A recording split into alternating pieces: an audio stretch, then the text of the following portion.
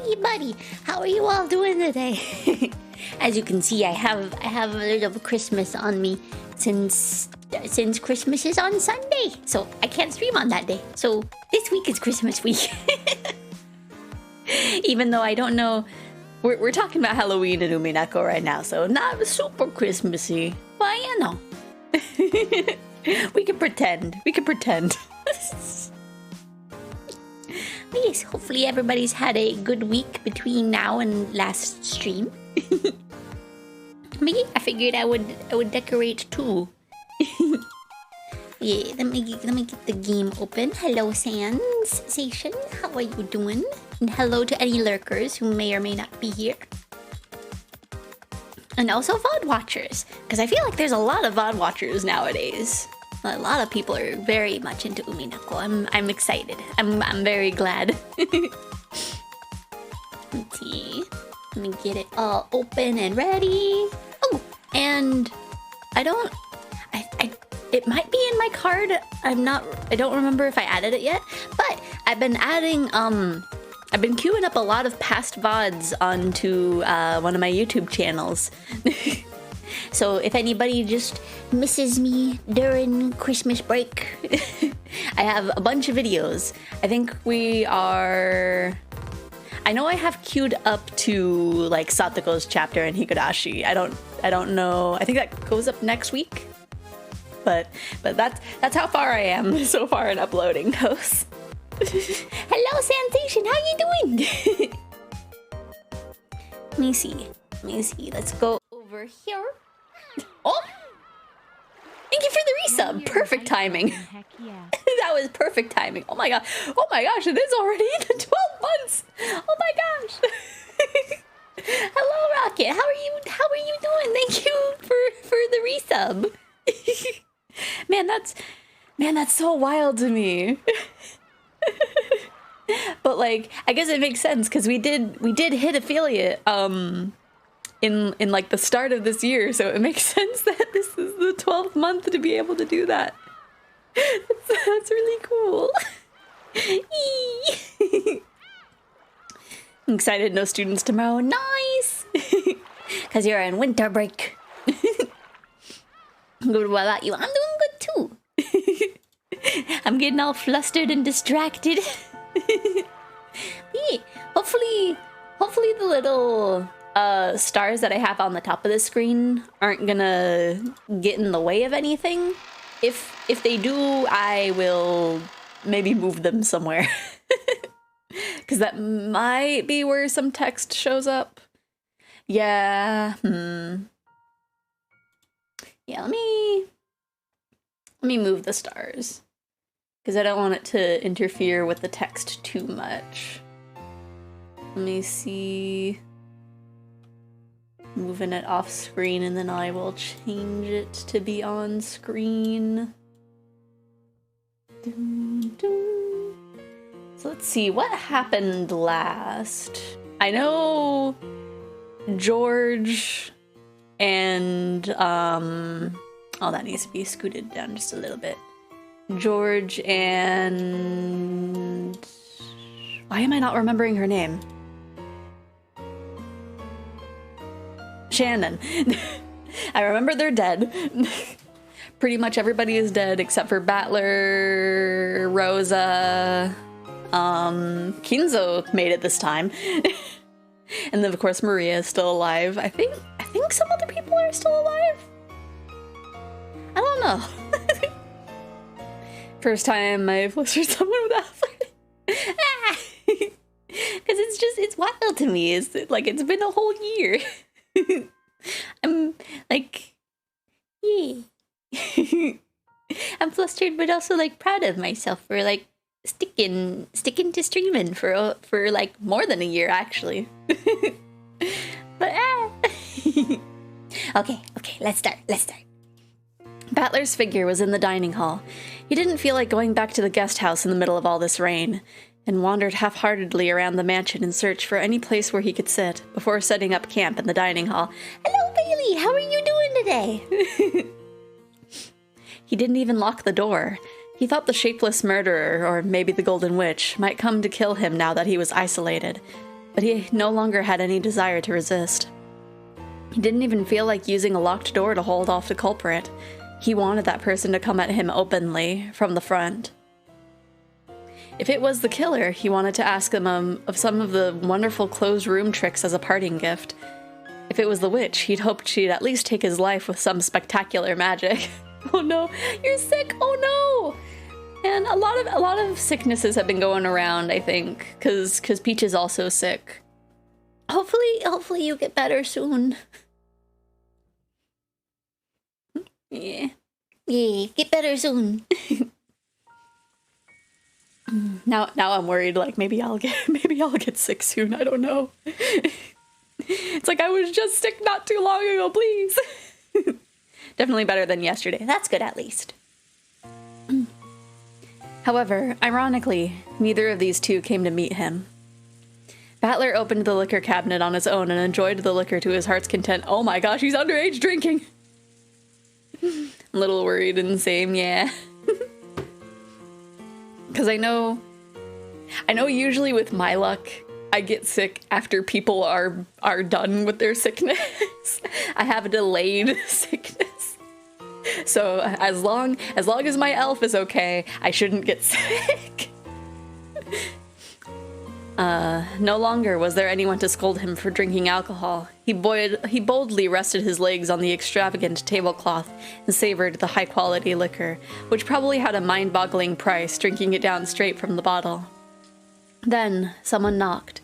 Battler realized that someone had finally come to greet him.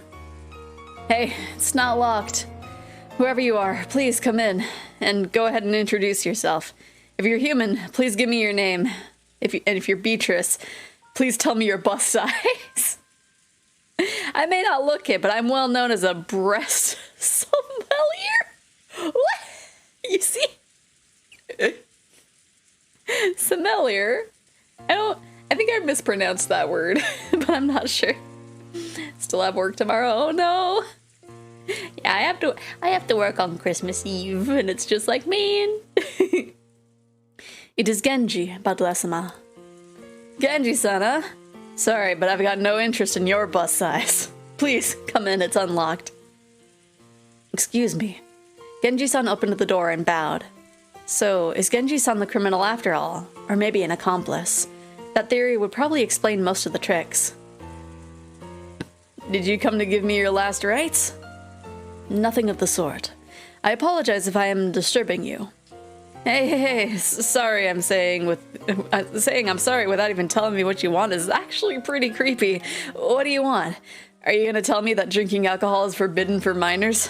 I'll just die anyway. Please, let me do what I want, now that it's all about to end. Battler-sama, do you love alcohol so much that you would spend the little time you have left drinking? Those words pierced me. That wasn't true. I just can't cope if I don't drink. I can't even taste the alcohol at all. You were just like the master. Indeed, you inherited the master's blood strongly. Mean grandfather, the heavy drinker, was drinking to drown his sorrows the whole time? First I've heard of it. After several sad incidents, the master's life was reduced to one of atonement alone. What is it you know? I have a gun. Beatrice's ceremony was completed when the 8th twilight ended. I believe I can tell you everything now. What did you say? My drunkenness was completely blown away. I lowered my feet from the table and listened carefully to hear what Genji would say next. Battler-sama, I shall guide you to the master's study. It would probably be best to hear it directly from both the master and from both grandfather and... Hey, what in the world do you mean by that? You just open the study and they're just making out. Come this way. I shall guide you, Battler-sama.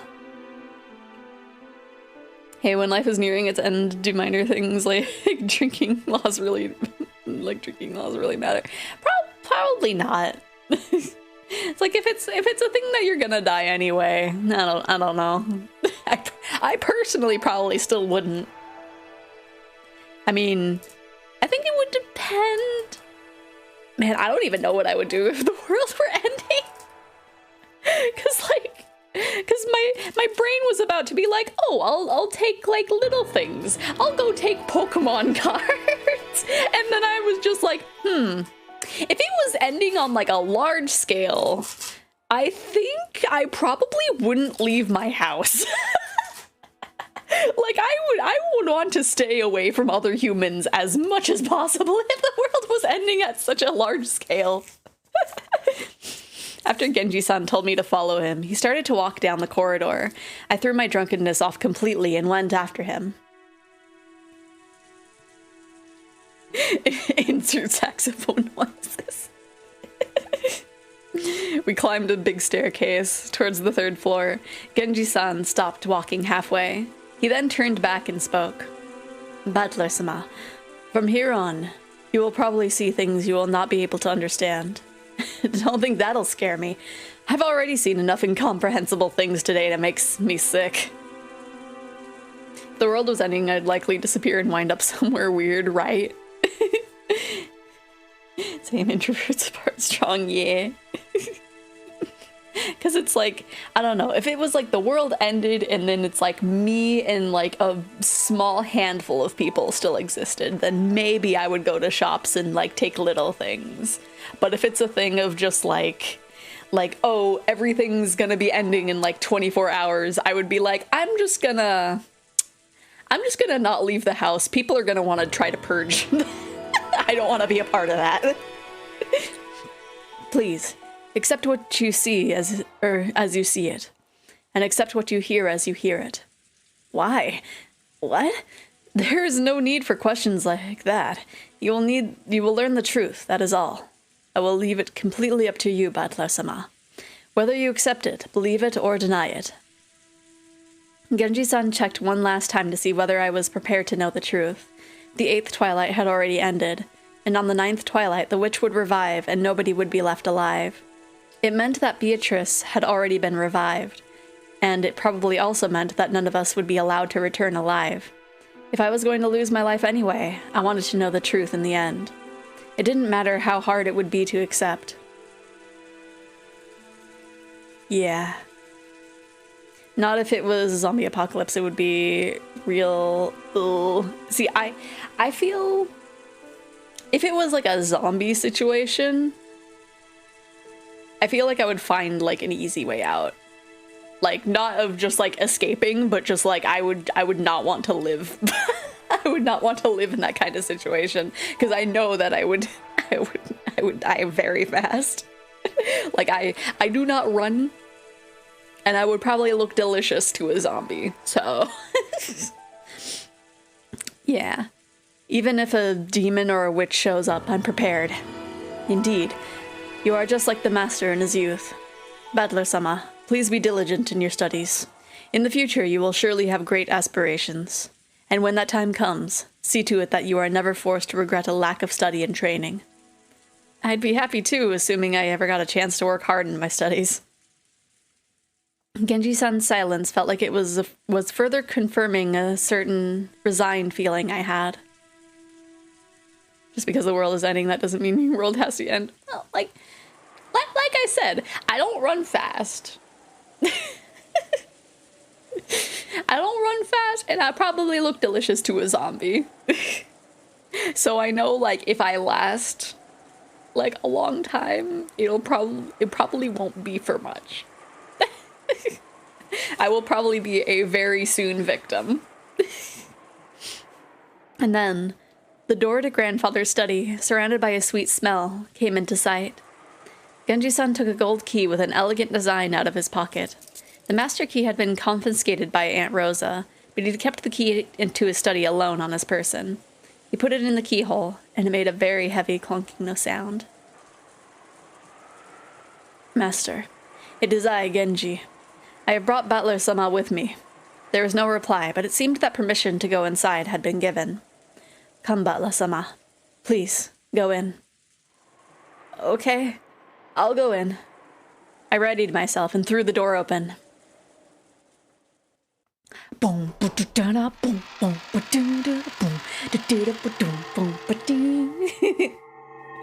At that moment, I got slightly disoriented by the dazzling golden glow.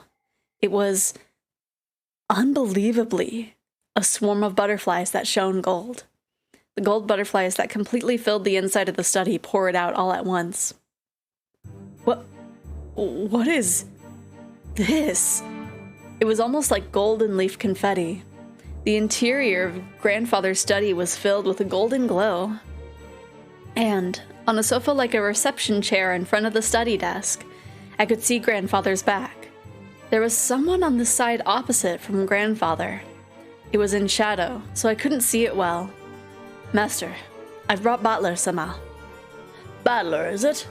I'm busy thinking now. Be silent for a while. Kinzo declared that unhappily, his back still turned. It seemed he was enjoying a chess game with a visitor. Apparently, the opponent had counterattacked with a superb move. Kinzo seemed to be enjoying himself as he thought deeply, while occasionally laughing and groaning. I have thought for 30 years. I have thought for 30 years about how to counter this move. Have fun with the move I have fermented for 30 years. Indeed, this is a deeply matured move. What fun, what fun! I see I'm no match for you. What is this? So, you came, Battler. I've been waiting for a while. Be silent for Kinzo's sake. Isn't it too early to resign, Kinzo? I could have countered that move in several ways already.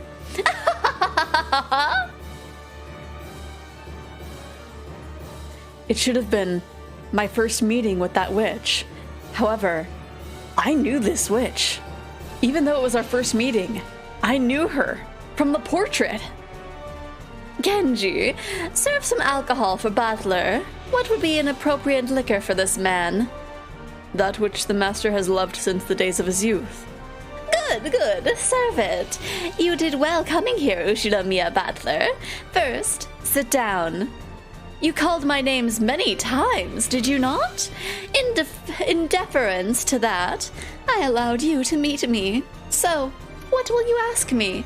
What will you inquire? The door of the Golden Land will soon be opened. Soon we will have a banquet to celebrate my revival, at which I will be welcoming in the witches. In the meantime, I'll answer your questions, as many as you like. I've got a bunch of cool things I want to ask. What happened on this island? And why did incidents like these occur? I want to ask about the closed rooms, too. What about the chapel? What about Jessica's room? And the servant room? And Atsuhi's room? And the parlor? There's so much more I want to ask about the witch's true nature. Is Beatrice really a witch? What's your goal? What do you want us to make us do? And why did you call us here? Or why did you call me here, I guess? Answer me, everything!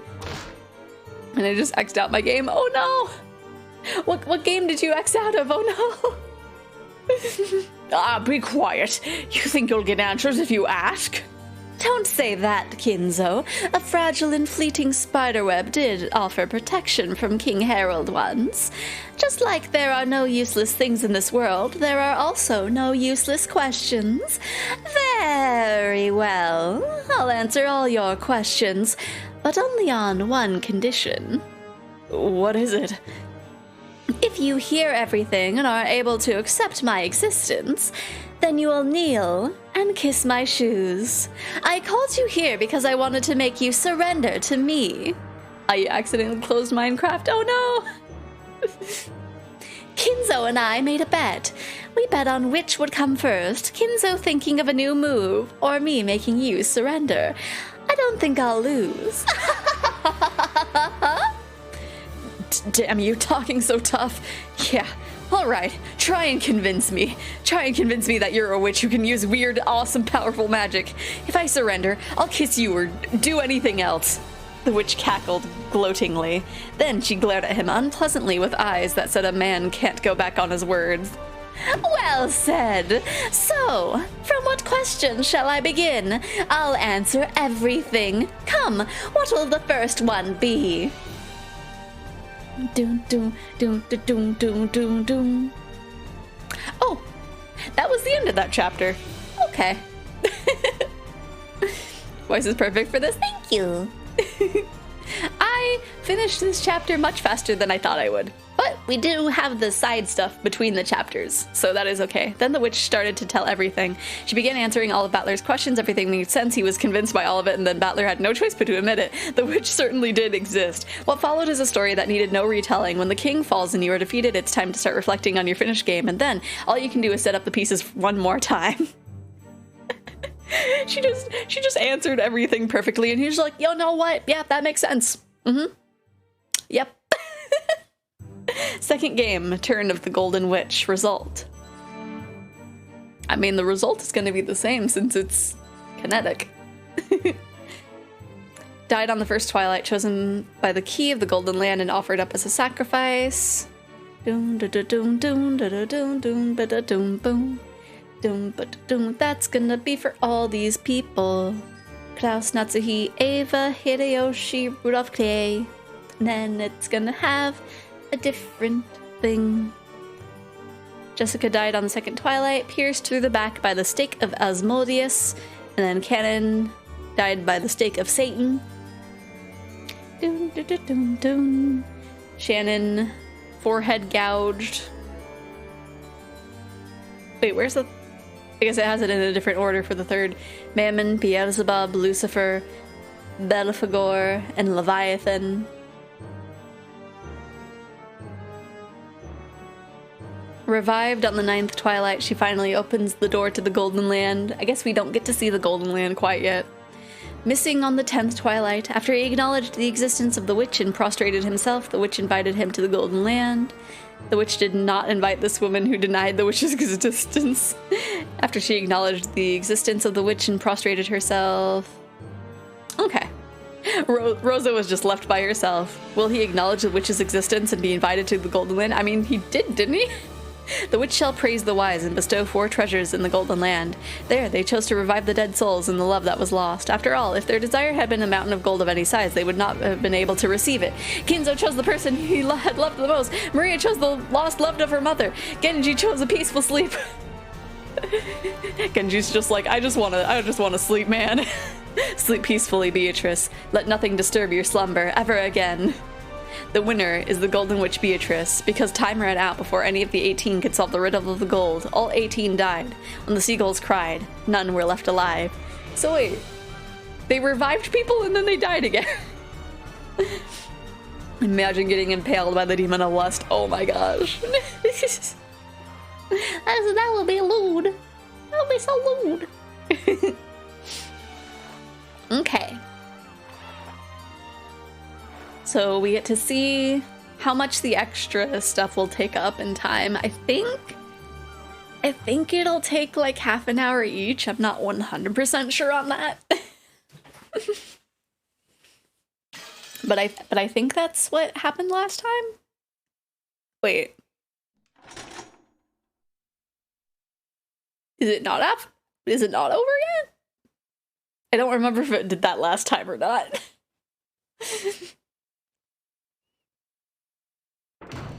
Oh! Where are you, Beatrice? Show yourself! Beatrice! Rosa finally arrived at the chapel. She pointed her gun around her, screaming the witch's name, but there was no way she would receive an answer. After grimacing slightly, she noisily approached the table where her siblings' corpses still lay exposed, and stretched out her arm towards a gold ingot. It was very heavy, but Rosa didn't mind. She wrapped that one in a blanket and threw it over her shoulder. At least... just this one. This alone should be worth over 10 million. Without letting go of her gun, Rosa picked up the gold as well. Her shoulders were screaming, but Rosa didn't mind. It will happen very soon. Very soon the door to the Golden Land will open. Stop laughing with that creepy voice. Where is Beatrice? Yeah, I know. She's around here somewhere, right? You know where, right? Where is she? I don't know. Even if you don't search for her, you'll be able to see her in the Golden Land. Ow! Stop laughing like that. It almost makes me want to laugh. That's right. That was definitely a witch. Definitely a witch. I don't understand. I thought she was a human calling herself a witch, but I was wrong. That really was a witch. I won't be fooled by something like that. You're there, right? Come out. Show yourself. Beatrice! I told you, she'll appear very soon. The door to the Golden Land will be opened.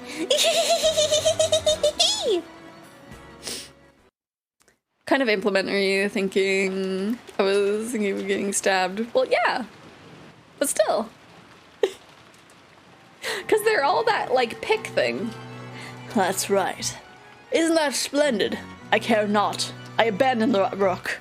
You, woman, are a king that cannot be reached without the resolve to lose everything one has. I'll corner you, Beatrice. Yeah. At least call me a queen. Oh, what a brilliant move. So you're a blood. No, the Ushinomiya blood is bad at giving up. How pleasant. Pardon me. What a truly elegant night. Master, Beatrice-sama, it will soon be time for the banquet. Already? That was fast. Every night I pass with you goes by swiftly. The moon falls like an apple, and the sun leaps out of the river like a small fish. That was very weird of you to say, Kinza. It is time, so let us go. Rise, battler. The banquet to celebrate my revival will now begin. I'll introduce you as my new furniture. No, as my toy. To the dignitaries among witches. The witch was relaxing elegantly, her feet thrown out from the sofa and resting on top of a footrest. However, that footrest wasn't a part of the sofa, but a human down on all fours. Did she make him be naked? Because I remember she brought that up previously. Beatrice-sama, your silk dress. You are the guest of honor, but I am the host. I will go out first. It would have been nice if Shannon were here to help dress you, but unfortunately, it seems she no longer remains. She's never around when I want to use her. An entirely useless person. However, you did well to remain here. I'm happy, my friend. I am grateful for your words. Good. Wait downstairs, you two. Genji, good work. Set the dress down over there. Certainly. Well then, master. We will go first. Beatrice, I will see you later. Indeed. Kinzo and Genji left the study. After that, the witch and the dress and the furniture remained. Do you know why I am not embarrassed to show myself to you naked? It's because you're furniture. Furniture. Understand? Furniture, just furniture. Who would feel shame at exposing their body to furniture? So there's no reason for me to feel shame in front of you. As long as you don't actually get naked, Beatrice.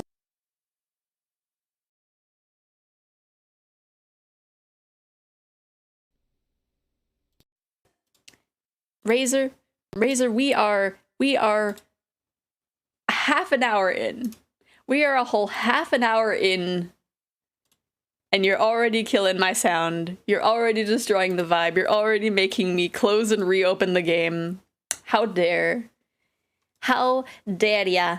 How dare ya? I know, that's why I'm closing and restarting the game. Because the sound is broken and that's the only way to fix it. Is to close and reopen the thing. Usually it only waits like if it must do that, it usually waits like until like the middle point of the stream, but this time it's just like, nope. We need to kill the sound right now. We need to kill the sound right now. Okay. It's nice seeing Beatrice have body confidence, right? The witch rose and her jacket slipped off, just from her shoulders. After that, the jacket fell to the ground with a thump. When the furniture respectfully approached to pick it up those clothes, the witch gave it a small kick, and it fell over. Furniture was afraid of what misconduct it might have shown. Do you, as Furniture, plan to force me to unbutton myself? Stand and undo the buttons. What kind of furniture? One by one, with care, quickly, gracefully, with no mistakes. The guests are being kept waiting, so change my clothes quickly. Yes.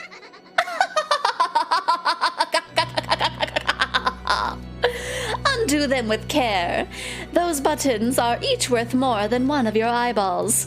If you make a mistake and break them, I'll sew your eyeballs in instead. Ow.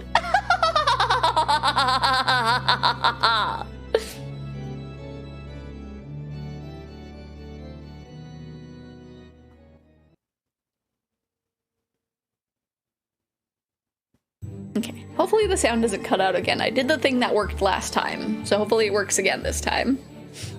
The entrance hall was bustling with a crowd of shadowy people, and it sparkled gold with the gold butterflies flying about. No joke, but I get embarrassed by my Roomba. Oh no! Yeah, I feel like it's normal to have, like... Because I know people will, like, have plushies and be like, okay, you can't see me indecently. But, like, in my room, it's just like, I have so many figures. Like, I would not be able to turn all of them around. The gentlemen in suits and tuxedos and ladies in dresses looked like they were having a great number of friendly chats. At a glance, it might have looked like a fabulous medieval ball. But they all had one thing in common, and that thing was exceedingly bizarre. I think that voice you have is spot on for Beatrice. Well, thank you! Thank you. Because all of them had goat heads. Was it a goat masquerade? Or did they really have goat heads? It probably couldn't be the latter, but in this bizarre world, I really didn't know which was true. Kinzo was amongst those goat nobles, greeting them. Kinzo's greetings were more respectful than would have been expected, as though these were all honored guests. At that time, Genji's voice rang out through the hall. It was a voice calling for silence. That voice stopped the idle chatter, and everyone turned to face Genji. Tonight, we celebrate the appearance of our Golden Witch, who has achieved her revival. The Lady Beatrice. Everyone, please welcome her with your applause.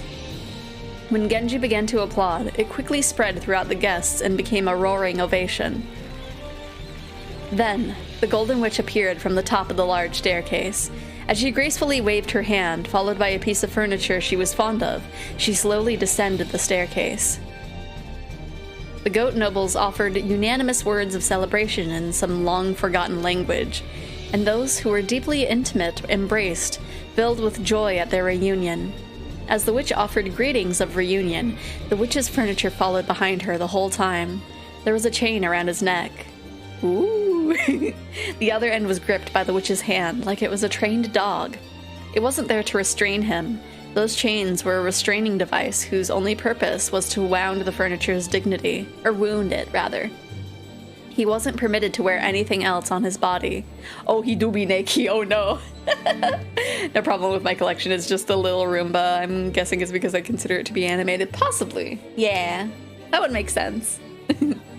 One of the young women goats, mixed in with the goat nobles, quickly removed her goat mask as the furniture passed in front of her, and she spoke with eyes that had no light in them. That face seemed to belong to a long-haired young girl. How pitiful. Oh, Lady Birkenstell, welcome! Do you like my furniture?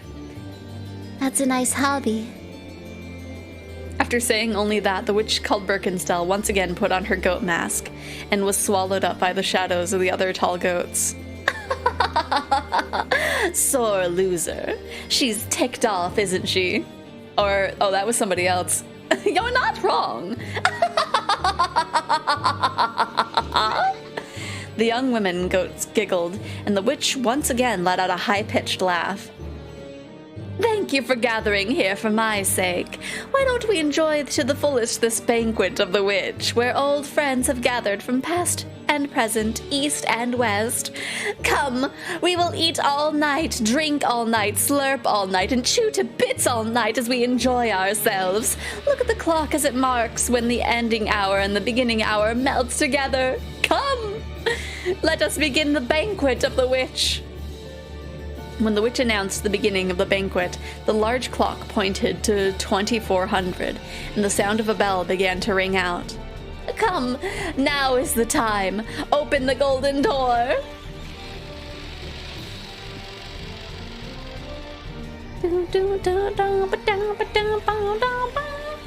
Wait, are we actually going to see it this time around?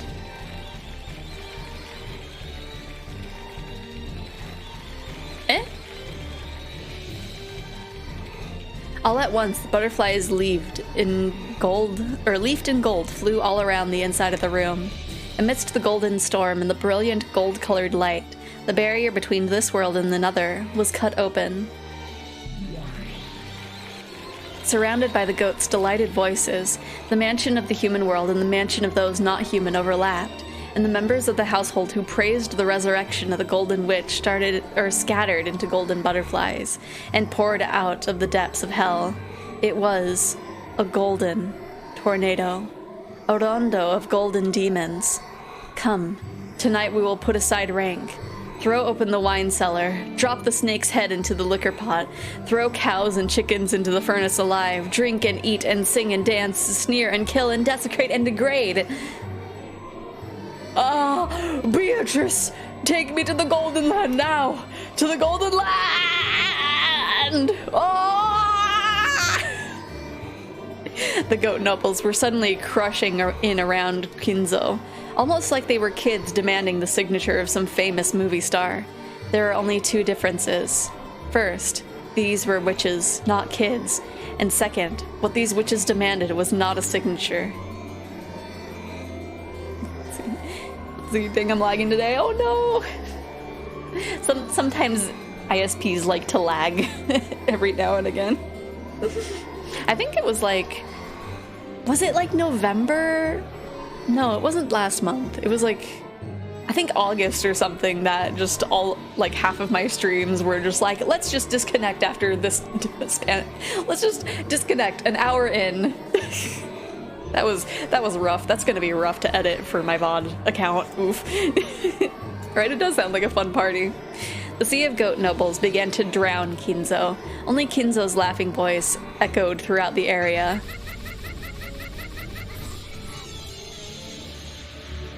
Well, dang. Those look like teeth. That's straight up a mouth. It was a grand mixture of laughter and his death throes. And Kinzo became wine and meat and bread, an aroma if slurped, a rich taste if gnawed, and pleasant to tear to bits. The sound of his death throes lingered on sweetly, and if adorned with melted chocolate and golden argent, it would make a wonderful dessert. If you took the bones home, you could also use them in a soup, and the remains could even become toys for the children to play with, and they could also become splendid tools for fortune-telling that always brought misfortune. My goodness, he's heckin' dead as heck. That entire scene was watched by the furniture. It was all fantastical. It was all demonic. Was the quaking of its supposedly paralyzed heart proof that it could still feel fear? At that time, its knees buckled and the furniture's body fell down in the middle of the carpet. After all, the witch had kicked those knees from behind. Kneel and show your respect. Rub your forehead against the carpet and show how vulgar you are. Put your hands behind your back and swear that you will offer all your flesh and blood to me. The furniture let out a painful voice. Fear is the most basic emotion humans have. Was that emotion reviving his sense of self, which could already have been slain? So, you are still far from suitable for my furniture. Very well. I will carefully finish you, making you into the kind of furniture I like. The kind fitting only for me. As you are now, I doubt you can offer more than entertainment for our guests. The goat nobles were surrounding the crouching furniture. It seemed their blazing, red-hot eyes couldn't hide their ecstasy as their new young food they've been given. And from the ugly teeth that struck out of countless mouths, saliva, or maybe the traces of meat and wine that they had just eaten, dribbled down. As the furniture let out a wild scream, it retreated, still sitting on its backside, but the circle of goat nobles was closing in. Then the furniture looked up at the witch's face. It had surrendered to the witch, so believing that the witch would show some compassion, it stared at her face in the end. But there was nothing but scorn on the witch's face, and she wasn't even facing the furniture anymore. The witch went off to greet an honored guest with whom she had crossed gazes. The goat nobles looked down upon the furniture. Actually, they had been waiting. Just like how one must remove the cork in order to drink champagne, they had to wait for one thing before partaking of the offering served at this banquet. Of course, the furniture didn't know about this thing, but it came out of its mouth all by itself. Just like the unavoidable pop of a cork, it inevitably came out of his mouth. It was a scream. It was a sign that marked the beginning of the modest banquet at which he was to be served. Gabu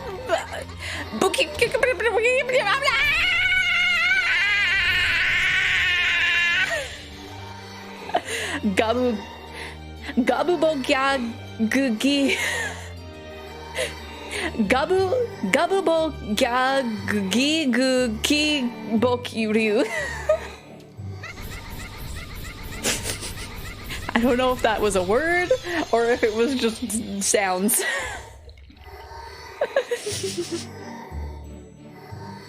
Do do do do.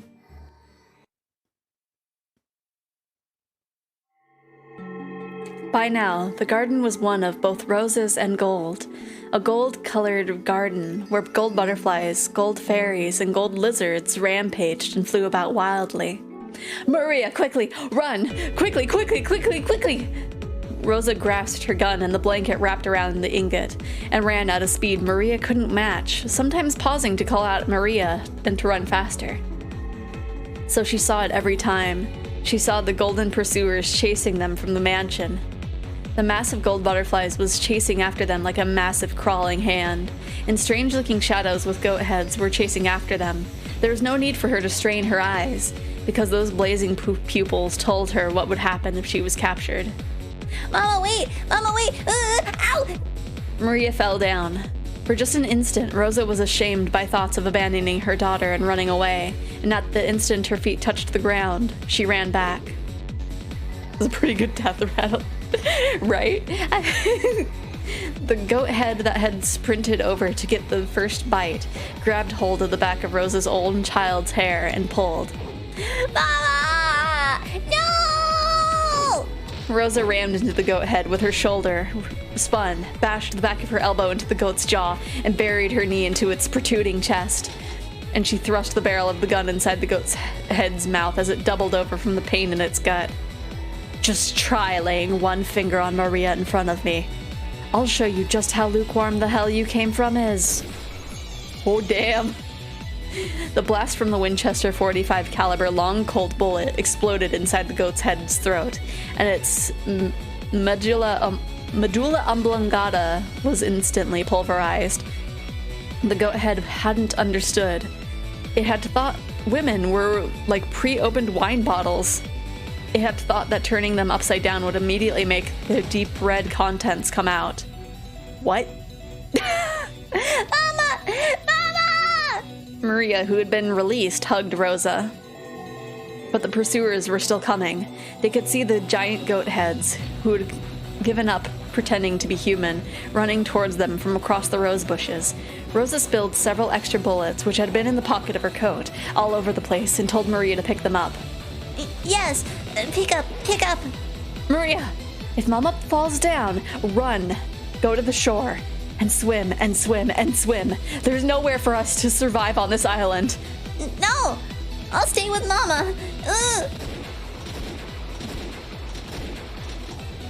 Rosa's gun roared 4 times, but even though 4 shots really did hit the massive approaching goats in the chest, they didn't even flinch.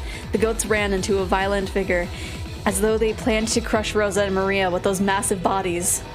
"Put the bullet in! Quickly!" Rosa grasped the blanket with the ingot in both hands, and she herself sprinted, pulling it along, without even an ounce of fear in those strange-looking giants. "If it's to protect my daughter, I'll overcome even hell. I'll show you. This golden dream!" Rosa roared. The goat heads roared. That terribly heavy ingot, after picking up the fearsome centrifugal force and speed, slammed into the head of the goat head. Rosa pulled a fountain pen from her pocket, but she held it crooked. She placed it in her palm, in the gap between her middle finger and her ring finger, so it stuck out when she made a fist, almost like a stinger was growing out of it. That stinger sliced into the left eye of the goat head as it fell over. Was the goat head's roar a scream? But Rosa's roar was different. She pulled back her fist and slammed it into the fountain pen that was still sticking into the goat head's eye, and the pointed tip was gouged into the depths of its head. Mama, the bullet went in. Good job. When Rosa grabbed the gun Maria had thrown, the giant finally tumbled onto the ground with a thunderous crash. However, at the same time, I saw the goat head pursuers on the other side of the rose bushes increase in number. I've gained enough distance for now. I held onto the blanket wrapped around the ingot and the gun, and once again ran with Maria. Why am I running with a gun in my right hand and the gold in my left? Why don't I let go with one hand and grasp Maria's hand? I can't let go of the gun that protects my body. I can't let go of the gold that protects my future. But even so, if I let go of the hand of my daughter, the one who is my future, I have let go of it. Well, just hand Maria the gold. It couldn't be that heavy, right? Run. Run, run. She got out of the rose garden and began to run down the staircase through a grove of trees. But Rosa knew.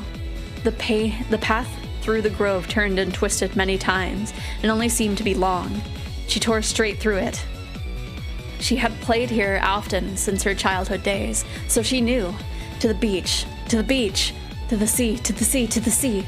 And after reaching the sea, nothing to do but swim, swim, swim. And if Maria can't swim, I'll carry her as I swim. There's nothing but death on this island. Ka! Mama! As she raced down the stairs, she took a bad step. A violent pain ran up her left ankle and her mind went completely blank. Rosa fell down several stairs, shocked by her ankle, which was bent at an odd angle. Oh no! And the blanket with the ingot wasn't there.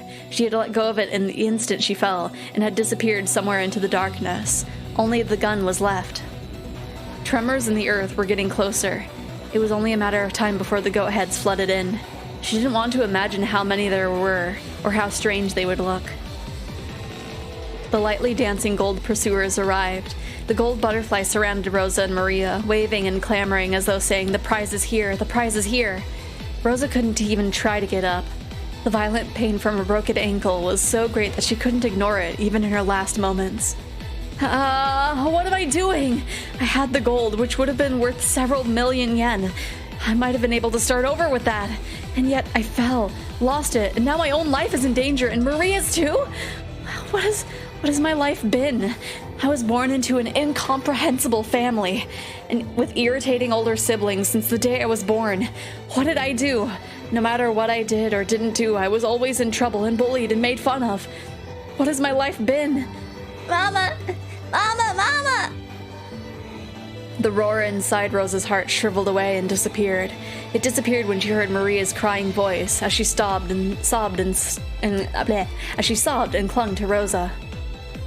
Maria, Mama remembered something she's got to do. Please go on ahead. No! No, no, no, no! I want to stay with Mama. I don't want Mama to die.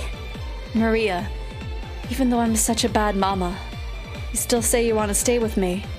Yeah! I want to stay with you. I want to stay with Mama.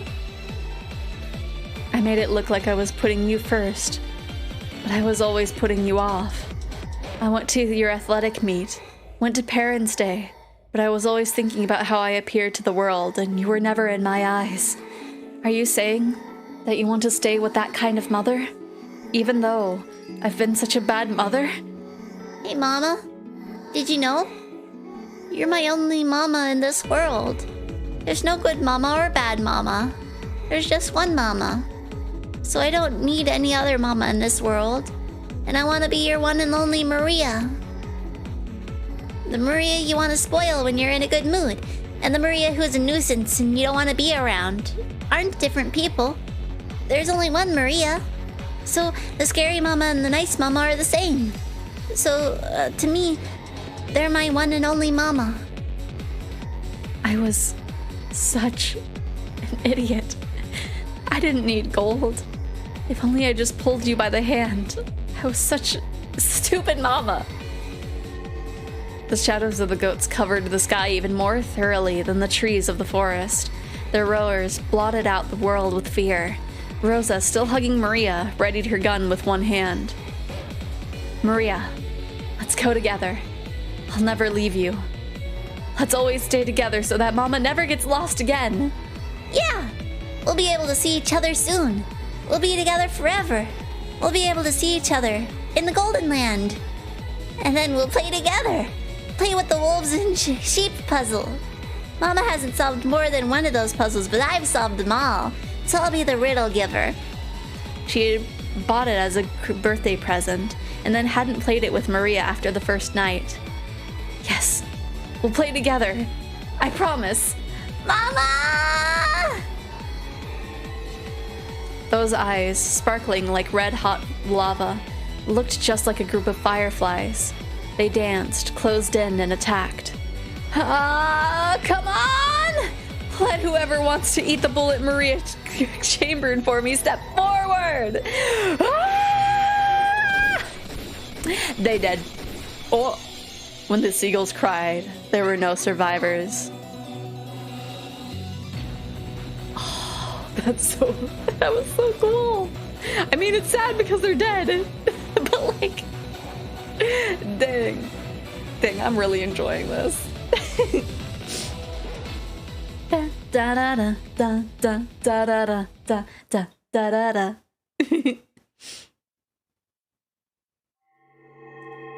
Okay. Okay. So now we got the extra scenes that are just as important. Okay, so I believe we do the tea party next? Yes. I have to take a pause because I realized I said it like, yes. Purgatorio.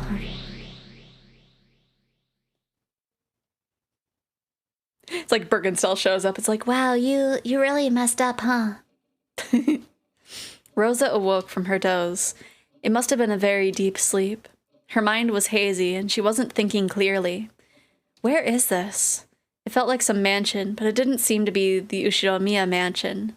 She could see a room that looked like a parlor. And there was some tea that had been prepared. It had probably been made for her. Around the room, some glitter that looked like gold leaf drifted about, making the scene look quite fantastical. When she eventually realized that there were gold butterflies, it further strengthened that impression. There was someone across from her, a woman, a lady. It was the portrait's witch. She seemed to be having a one-sided conversation. She was probably talking to Rosa, but Rosa, whose mind was clouded up by a deep fog, didn't have a clue what was being said. Choose whatever you please. If there is anything you want, I'll give it all to you. You can think of it as a reward for your good luck, or else as proper compensation for how you've answered to my demands. It may have been truly a trivial matter from your perspective. However, the deal was important enough to me that to be deserving of this reward. What is she talking about? I don't know. It's just that I am very much a witch. Perhaps you'd best ask something only a witch can give you. What a rare chance this is to actually receive the favor of Beatrice the Golden, me. Finally, Rosa started to feel the blood flowing through her body. Her movements were still sluggish, and she couldn't even voice the words she was thinking. I am commonly called the Golden Witch. Bestowing a mountain of gold like the one I gave Kinzo is trivial to me. After all, you can measure all the pleasures of the human world with money. Therefore, gold is no more or less the manifestation of the human world's pleasures. Can you imagine it? A mountain of gold that you couldn't use up as long as you lived. As the witch blew on her pipe, multicolored smoke enshrouded their surroundings.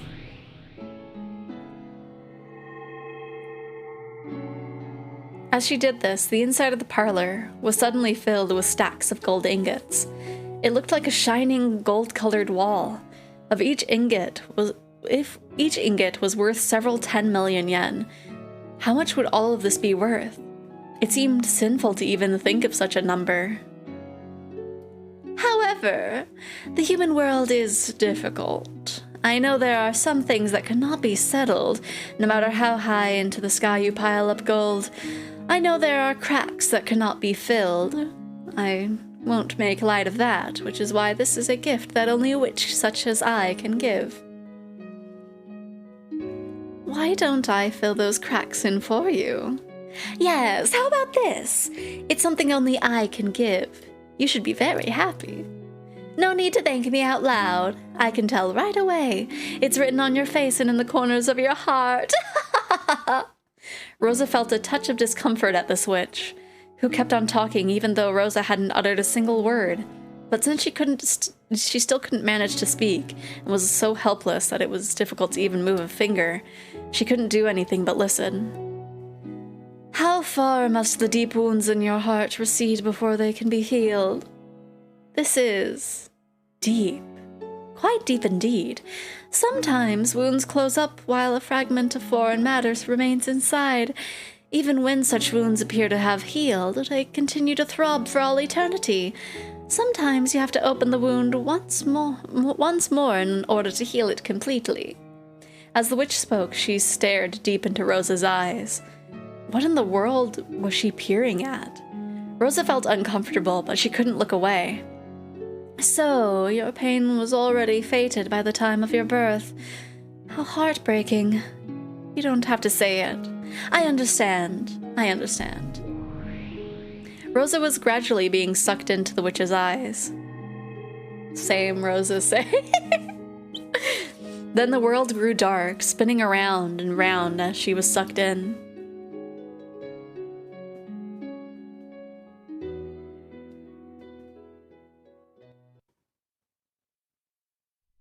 Rosa, why are you such an idiot? Oh, that's Klaus Nissan's voice. Klaus Nissan is a real adult, so he's very smart. So he hated that stupid kid, Rosa. He was a very scary person. I was often hit, and my toys were taken from me and broken. I was apparently being punished for something bad I'd done, but I never really understood what it was, or why I was being punished.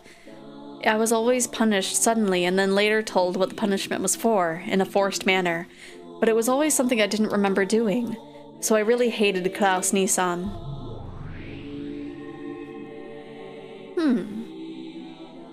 What exactly is she offering her?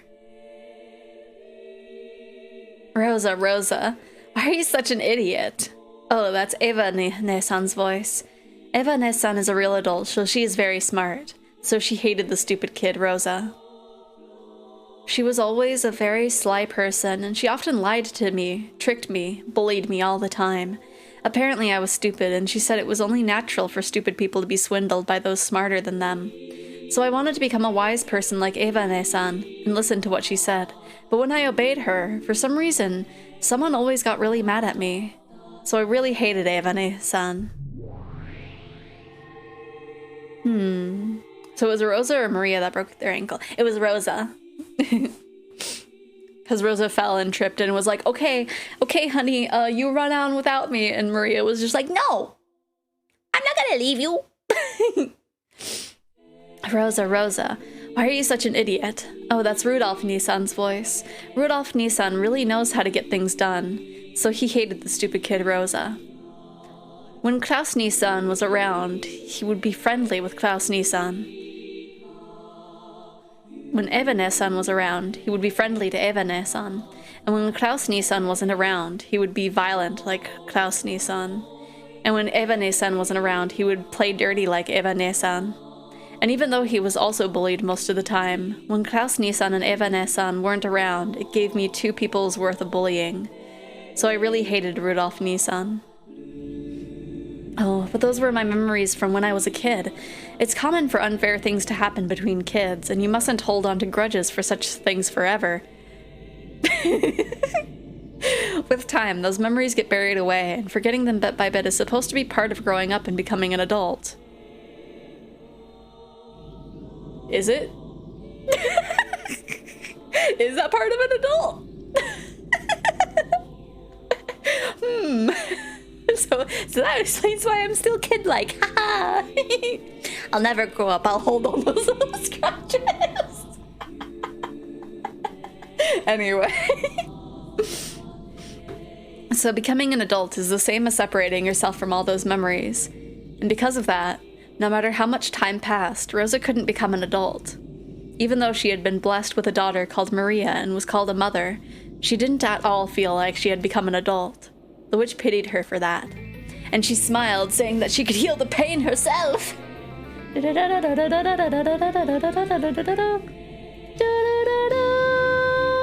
the pain on my face. My goodness. Oh man, I'm very curious on how the scans are gonna look for my 2.0 model. Hopefully soon I will finish it. And she smiled, saying that she could heal the pain herself. Screw letting go of grudges. I'm still mad at the man that stole my movie tickets 13 years ago. Oh no. Oh no. I mean, I feel like that's understandable because like movie tickets can be expensive. I'm still mad at like, okay, so I went speaking of being mad at the movies, I went to the movie theater and I was like, okay, I want to buy a ticket. I have a gift card and then some leftover money. And I handed them both to the person. They used the money and then used the gift card for the remainder. And it's just like, who does that? Who the does that? I was so mad and I'm still mad. Because it's like, you know, you spend the gift card first and then use the money. Who?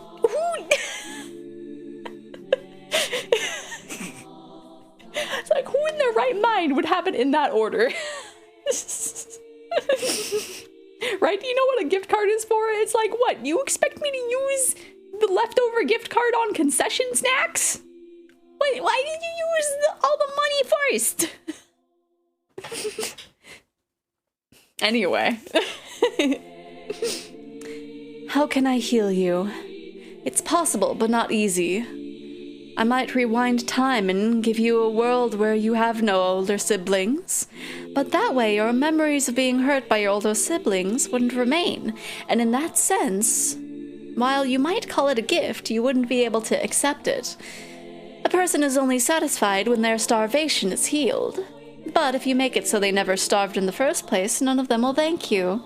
Just like how there are no young people who give thanks to their daily gluttony. Understand? I think she's telling me something really complicated. In short, even if she makes it so I never had older siblings, that wouldn't remove my pain. Maybe that's what she's saying. Strictly speaking, that's not quite right. Healing isn't the same thing as removing pain.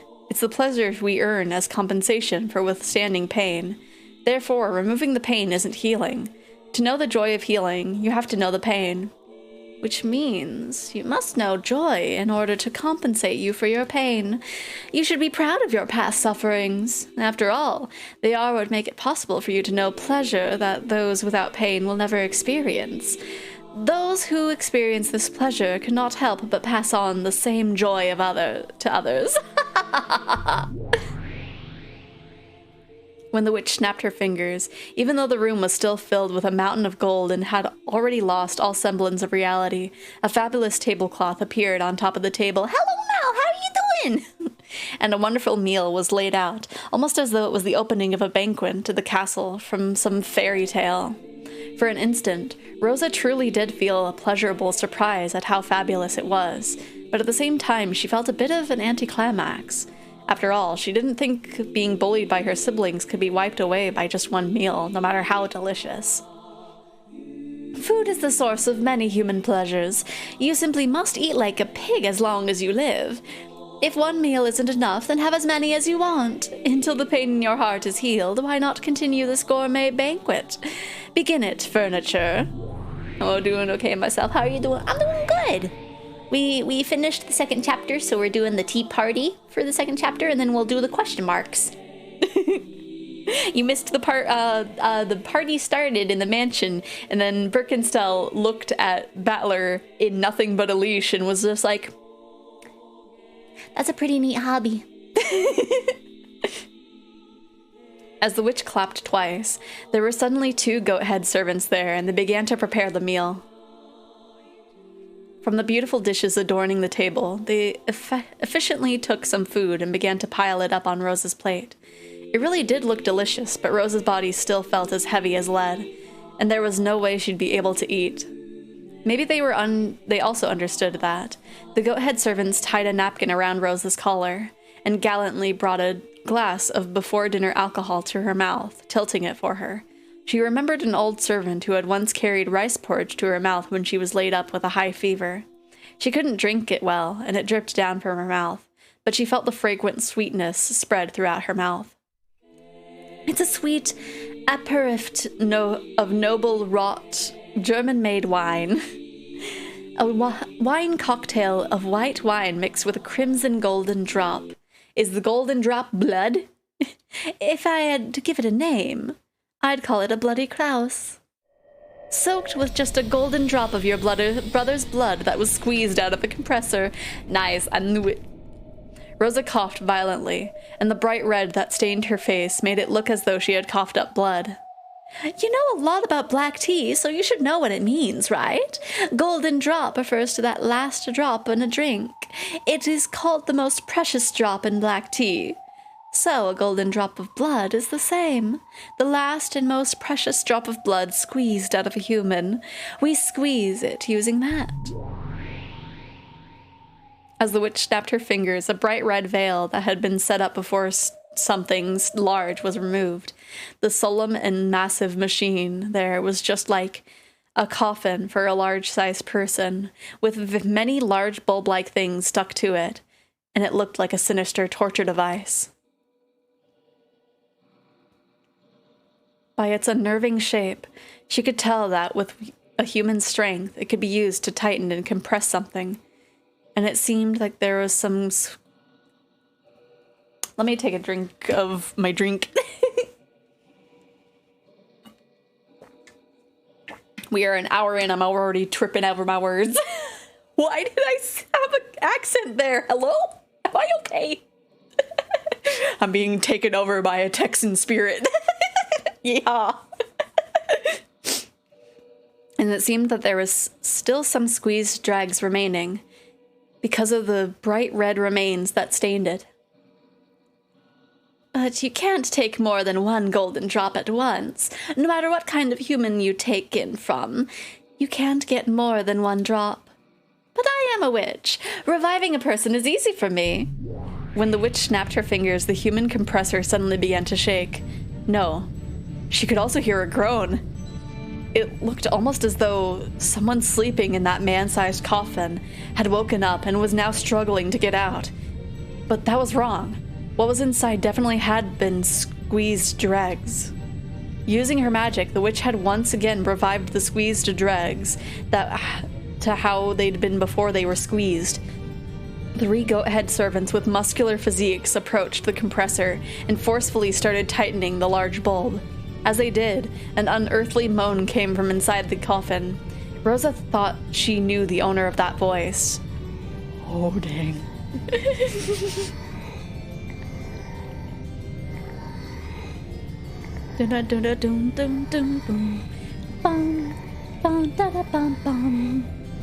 Right.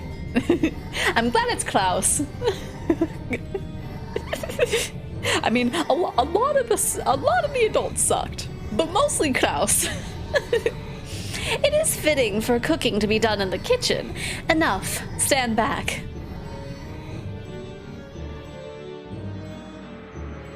you understand how precious a golden drop is?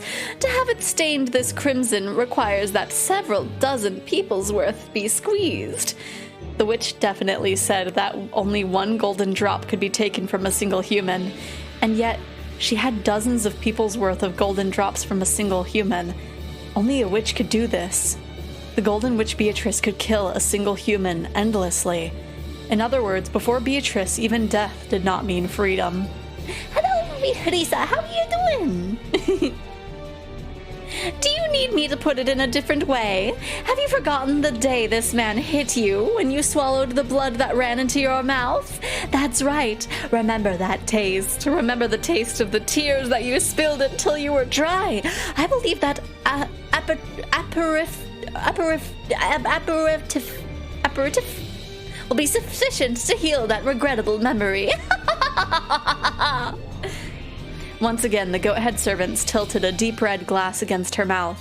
Rosa tried resisting by closing her lips, but the deep red liquid was relentlessly poured into her mouth, which hung open with shock, and the inside of her mouth was filled with a ghastly sweetness. Really can't wait for her to, which is, yeah, I want them to show up. I know there's more. Doing well, got that Padoru energy, nice. Oh, I think I have a toggle for Padoru. I'll check after it because it might be turned off. I don't remember. No, in this type of situation, it would be more impactful if you throw the pure in the crushers. Maybe like, oh right, oh gosh, that would make her just get destroyed. Who knows? Maybe that will be the last person to get smooshed. It definitely was a fragrant sweetness.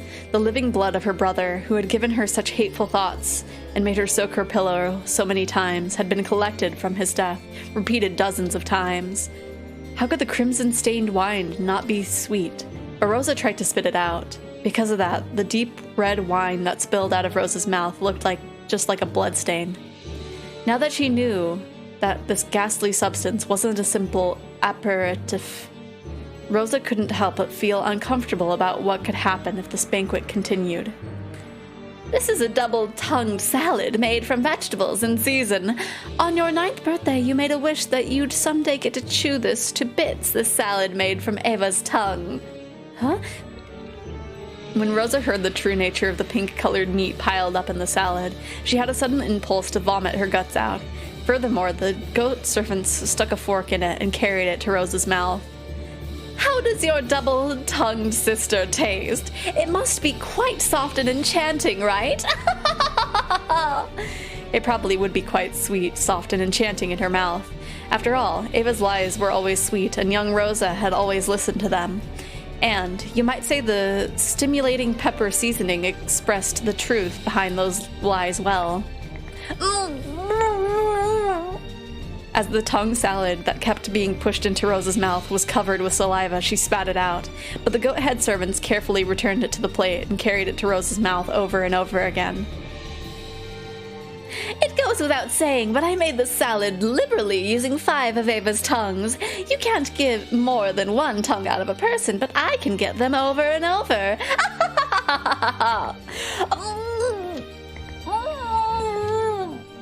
As Rosa's tears dripped down, she resisted frantically. However, the only way she could resist was by refusing to swallow. Even if she didn't swallow it, the taste of the French dressing increasingly permeated Rosa's mouth. Does it not please you? There's lots more. Sea bass pie wrapped in the skin of Rudolph's face. Oh my gosh. Soup with boiled brains, liver, pate, and look forward to dessert. It's not just your siblings, see? I have lavishly assembled all of those you've trusted and yet by whom were betrayed. Why don't we continue this banquet for all eternity until your heart is satisfied? For all eternity. I feel like the dessert is probably Maria.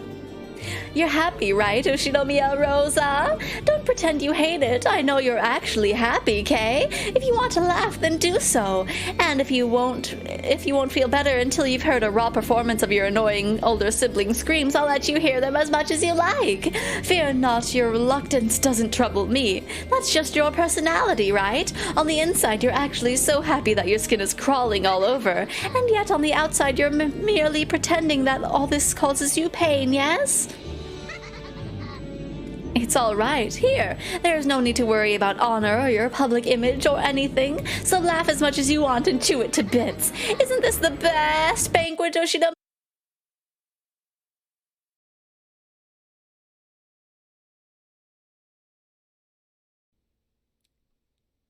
How dare my sound? How dare my sound do this to me? How dare?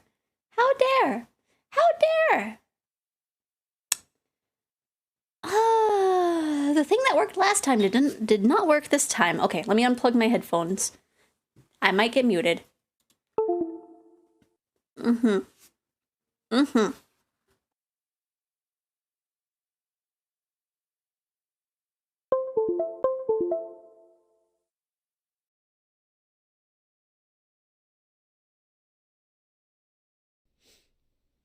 I don't even know if that sound of that redeem played. It probably didn't. Okay. Can I save?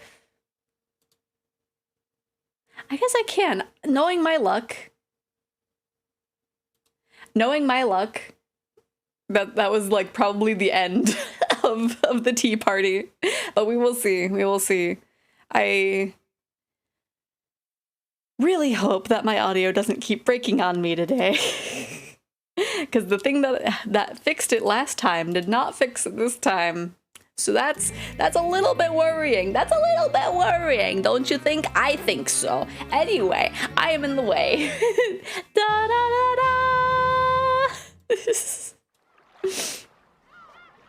Right? I want to see the Maria cake. I feel like if it was Battler, she probably wouldn't like care too much. I feel like she's pretty neutral on Battler. Let's see. Okay. The best banquet Ushinomiya Rosa!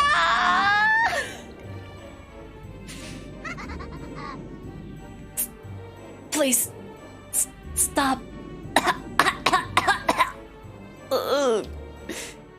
Oh, I'm sorry. I wanted to leave dessert as a surprise, but let me reveal it now anyways. Maybe that would be enough incentive for you to eat up the full course. Your dessert is that beloved daughter that you had to keep pretending to love. We knew it! Oven-baked Maria with apples. Doesn't that sound yummy? Once you eat this, you will be released from everything. Freedom, you see, freedom. Finally, Rosa will gain freedom as an individual person. Aren't you happy? You should be happy, droolers hanging from your mouth. Just try looking in the mirror.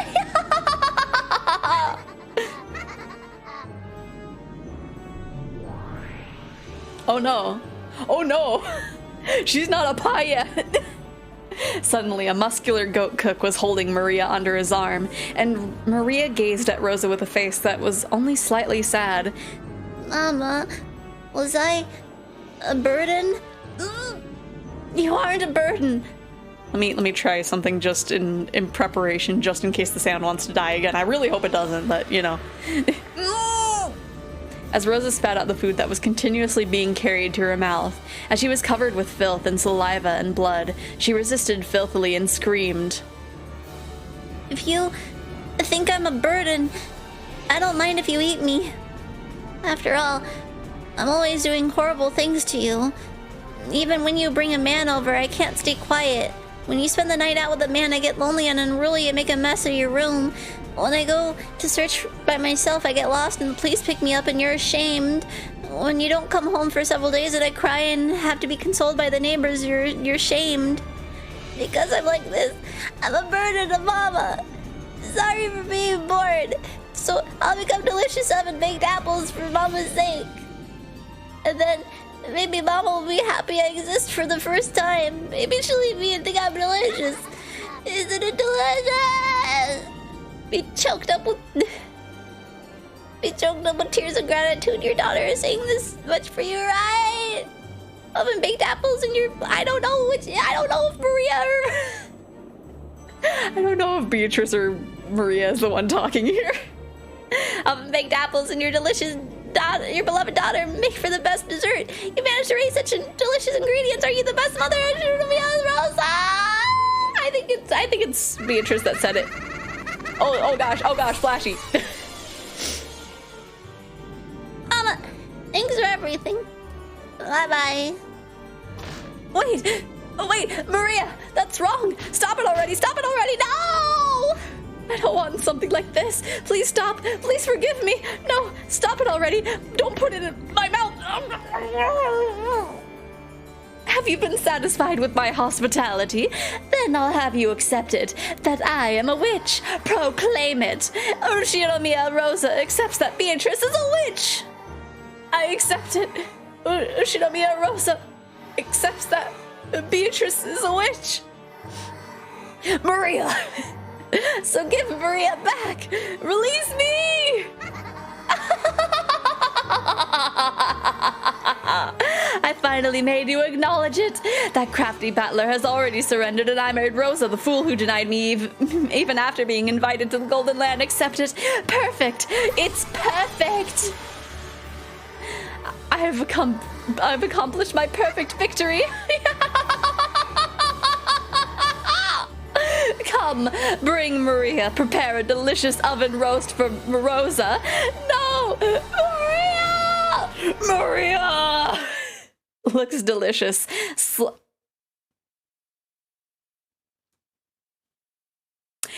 Hey, viewer bot. Now is not the time.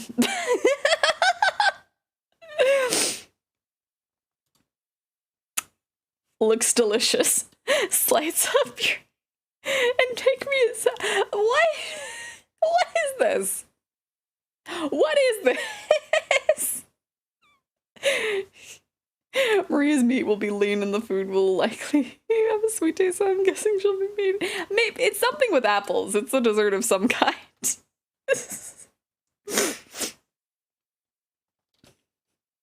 What? That voice! Oof! An arm grabbed the back of the witch's head and smashed her face into the table. As it did, the witch broke into pieces, turned into a cloud of gold butterflies, and reformed into her body as a short distance away. Battler! You bastard! I thought you'd surrendered so far that even your soul was furniture! Me too. But while I was listening to that gross recipe, I started to get a little hungry. Now I feel like eating a whole roast witch! And Maria. It's 10 years too early for you to talk about having someone eat you up. But in 10 years, you'd better say that to... Battler? Battler? Battler?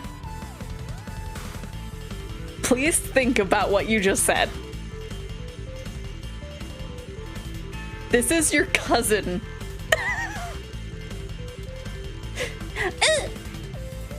Maria, don't promise that.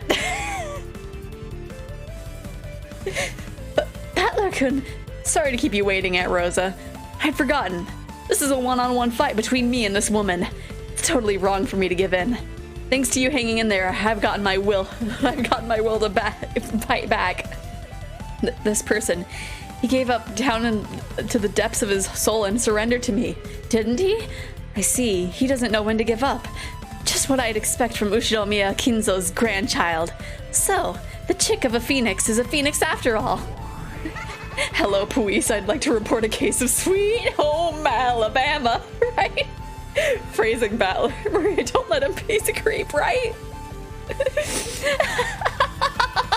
How dashing. How amusing. I wouldn't have it any other way. I wouldn't have you any other way, Battler. Try to deny me. I'll completely and thoroughly smash you to bits. Let me make you surrender over and over again. I'll teach you, one who has licked my shoes, the taste of defeat over and over again. No problem. I'll teach you that I, Ushinomiya Battler, am a man who can stand back even after crawling through the mud, and also am sweet home Alabama. No, I won't go that far in the joke. I've never been invincible in a fight. I've lost loads of times, but I'll definitely crawl through the mud and stand up again. And then I'll finish this. In a man's fight, you don't lose until you accept defeat, no matter how much you get beat up. Don't think I'm out just because you took a shot at me. I'll give you a good show, Beatrice! I'll accept your challenge, Ushinomiya Battler. Furniture, begin preparations for the next game. While we're waiting, why don't you tell me all about it? Where there are a lot of closed rooms in this game. Using red, I've smashed to bits most of the methods, which you tried to talk yourself out of them. What other evasive quibbles will you show me now? The lock to the chapel, the lock to Jessica's room, the lock to the servant room, the lock to Natsuhi's room, the lock to the parlor? Use your bizarre specialty. Those delusions, rantings, daydreams, and bluffs all slanted with ridiculous, incredible turns of events, and show how you can thoroughly deny me! It's useless. It's all useless!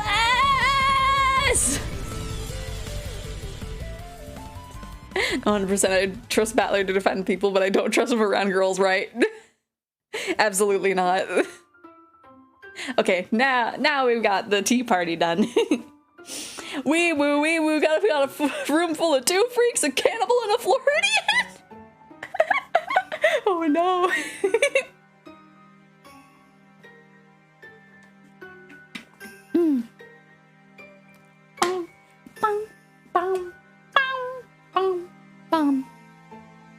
Oh man, my Sora Tamagotchi didn't turn into the one I wanted. Okay. Bum bum bum bum bum bum bum.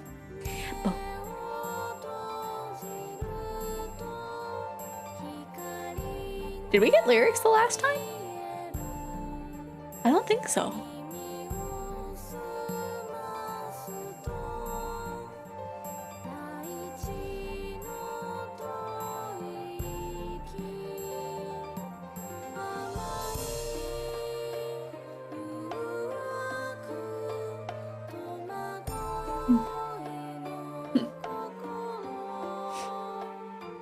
Man, going through this, like, I kind of want to... I'm so curious about, like, the newest When They Cry, but, like, I would only be able to stream it up to a certain, like, chapter from what I read. But I would want to stream the whole thing. I don't know.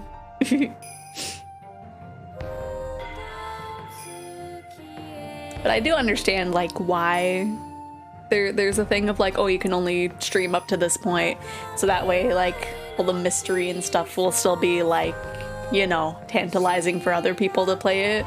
But it's just like, man, I wouldn't want to start something and then, like, not be allowed to continue it. I don't know. It'll be something to think about. Because, like, I would want to see the differences in writing between, like, all of them, and try to get, like, an idea of, like, what might be in Silent Hill F. Be like, okay, is there gonna be a sus character in Silent Hill F? Honestly, more than likely. Because, like, I've only played... Oh, nice! Oh yeah, because this was the chapter that, that had the Sudapeton. So it would make sense to credit Silver Forest.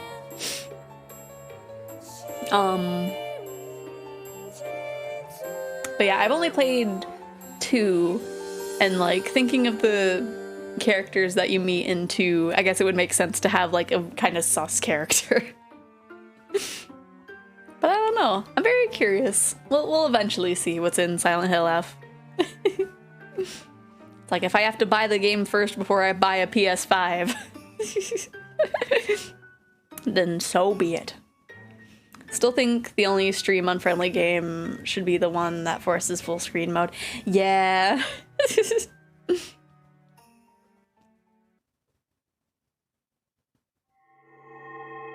Okay. So we got the question marks. Went to eat cereal, but the milk went bad. No.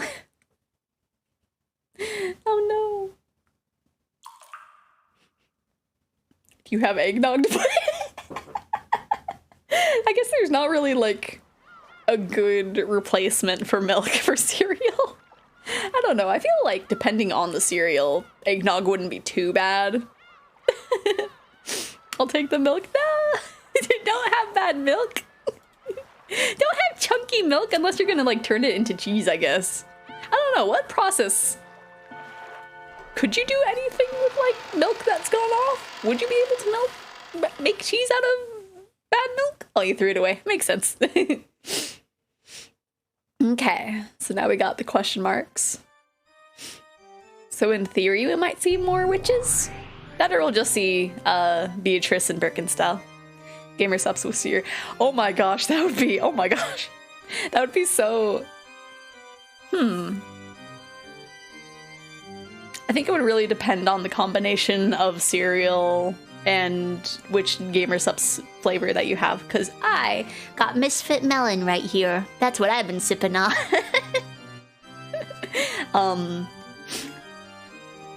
But like, I don't know, maybe like, I don't know how well like sugary cereals would go with it, but like I think like basic ones, like basic wheat ones would probably go. And I don't know, it's really watery, so probably not. I don't know. Well then, did you find that game enjoyable? When a game's that one-sided, it goes beyond riveting and becomes boring. My, but you're as harsh as always.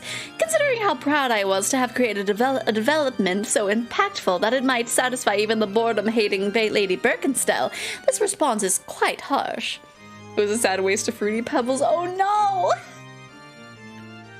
Fruity Pebbles at one point was my go-to, so no!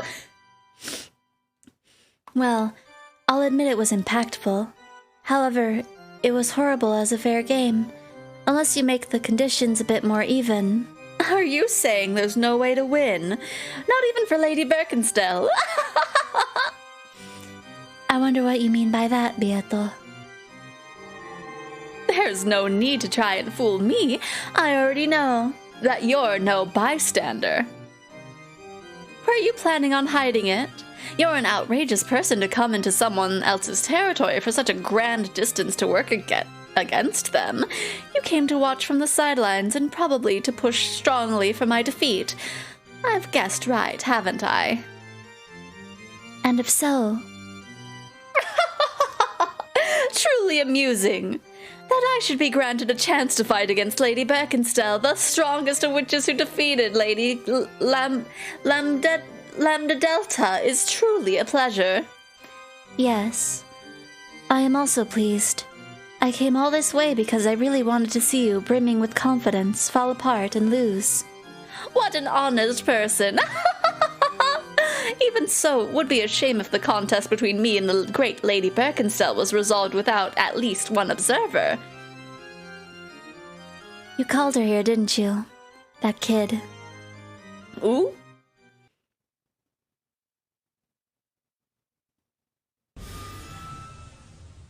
Ah! Not Satoko.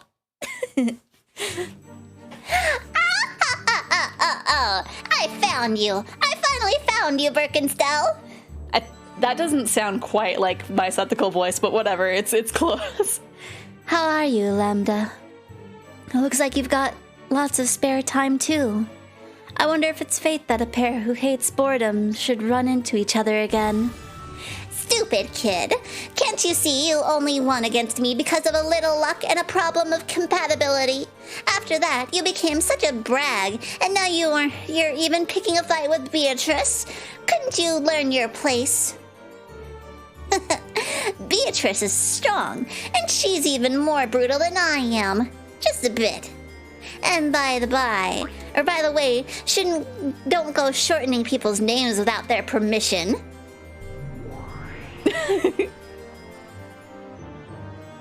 You're dumb too, Beato. If this kid's in your game, she'll make a mess of everything. I I certainly didn't just bring Lady Lambda Delta here to watch from the sidelines. After informing me that you were betting against me, she said that she would bet against you. You're still holding a grudge, aren't you? Because I'm the strongest witch in the universe. But I lost to you, which means I'm not the strongest. So any enemy of yours is my ally. Yeah, I feel like that's a little bit higher than my Sadako voice was previously, but ooh, oh well. And there you have it. With the great Lady Birkenstell as your opponent, this may not even count as a handicap, but it should make for good entertainment. Do as you like. Now that I have been exposed, allow me to get serious. That would be, well, going easy has never been written in my dictionary. Lady Lambda Delta, let us enjoy our precious time together. Yeah, I'll be counting on you, Lady Beatrice. I've been betrayed pretty hard by her, too. Until the two of us smash her up and pay her back double, I won't be able to rest. I'll be counting on you, Lamba. And you, Beato. No matter what we fight over, this will be a very significant battle for us all. That's right! Of course I don't plan on losing, but we've got to go beyond who wins and who loses. After all, we hate boredom. The three witches giggled, cackled, and guffawed. That's right. I should thank you, Beato. It looks like I'll finally be able to escape my boredom. Do your best to entertain me. Although along with Lambda Delta. Leave it to me. If we're decided, Beato, then let's start a strategy meeting right now. I know all of this girl's weak points, and I'll teach you all of them. And yet, Lady Lambda Delta, you were defeated by her. I won't tell you. I won't tell you. That's kind of cute. Just the well, you aren't the strongest, we'll be the strongest eventually. Ah, yes, yes. She's never boring, that Lady Lambda Delta. Isn't she? Take care of her. She gets lonely easily. I see. So she's one of those that are popular these days. As expected from Lady Lambda Delta. Quite cutting edge. Go already. That kid's waiting for you to chase after her. Then, if you'll excuse me, see you next game. Or, I don't know which order it was.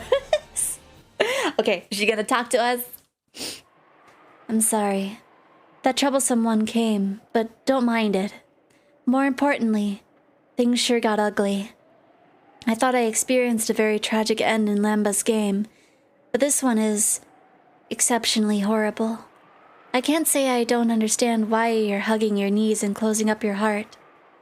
If you meet a fate like that a few more times, it'll take a lot less than 100 years to kill your heart. Beato saw through me, so I'll confess. You are now just like I was in the past, when I was imprisoned inside Lamba's world, shut inside a labyrinth of cruel fate, tormented by a witch, in a manner of speaking. I am a witch who was born from there, so maybe I'm like an older sister to you. So I decided that I'll lend you my power.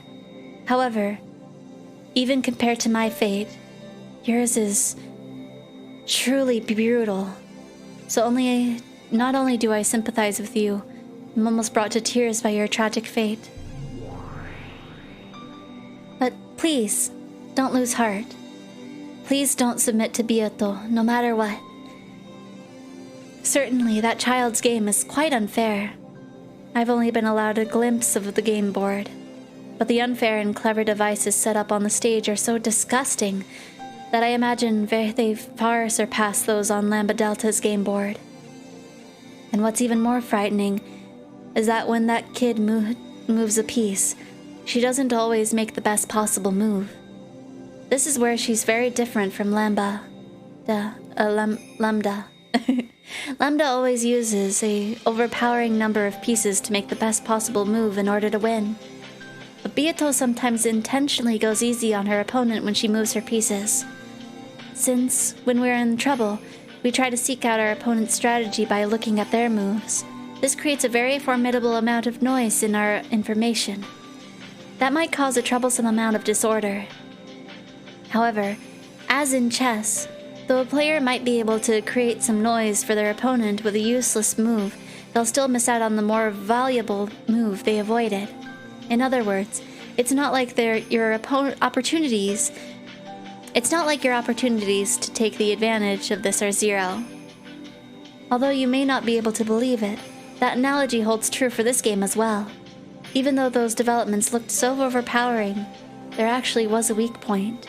A weak point that almost looks like she wanted you to take advantage of it. Though, I don't know if it's a trap or if she's testing us.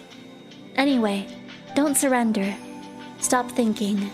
Don't deny any possibility. As long as you continue to hold the will to fight, Beato will not win. That's the most important element in defense during a witch's or what's the most important in the witch's battle? Rather than trying to win, try not to lose. Oh, thank you for the stretch and hydrate. I will do the stretch really quick.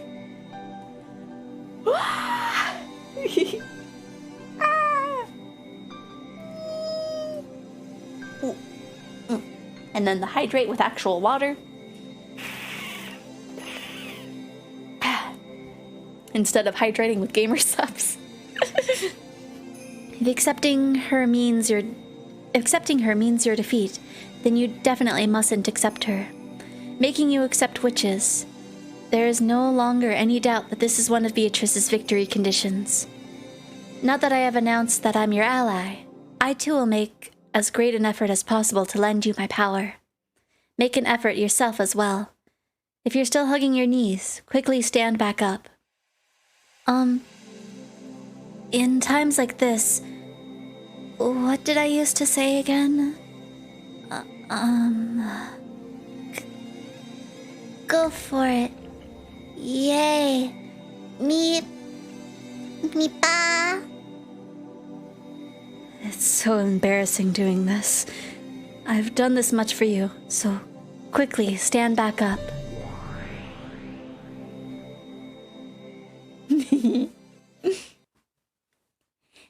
Me pa. Ah, there you are. I wonder where Burn shrank off to. Could she be any more lame? Even so, just like usual, the pieces Burn chooses are pretty shabby. It's the same with chess, right? If all your pieces were pawns, you'd have zero chance to win, right? If all your pieces were rooks or bishops, you definitely wouldn't lose. Well, last time, right when I felt just a little pity and said that she could start with her pieces anywhere she wanted, that idiot Burn, without taking notice of my compassion, started with all her pawns on my side of the board. What's up with that? That wasn't a loss or anything. Just remembering it makes me queasy. Because of that, I won't be able to rest until I see Burn's speechless face. And since you, Burn's piece, up so bad, I'm feeling just great. Plus, she may not look it, but that girl really hates to lose. So I'll bet she's off somewhere grinding her teeth and crying her eyes out right now. How totally lame. Come on, laugh with me.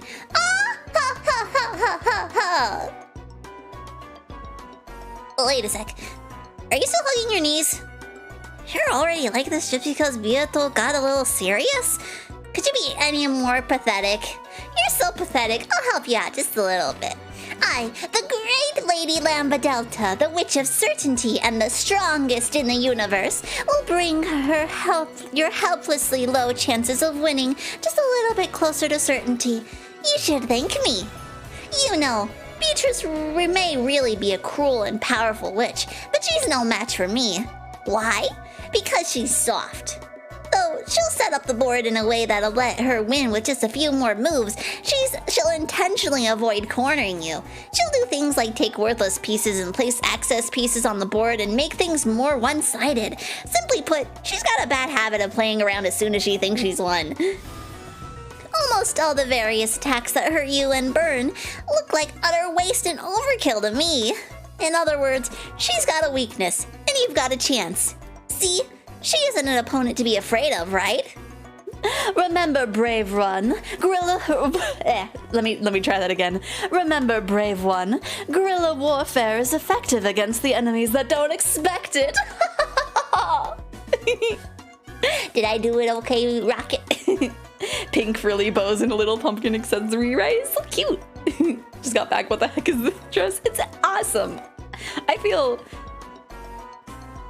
I was gonna say I would wear it, but it's just like, maybe not. But it is cute. She sometimes makes her mistakes for her ends, and she has too much dark fun. Sometimes that even ends up creating and exposing her own weak points. For a super powerful witch like me, it's hard to understand why she's able to act so tough. Why she lowers her own chances of winning.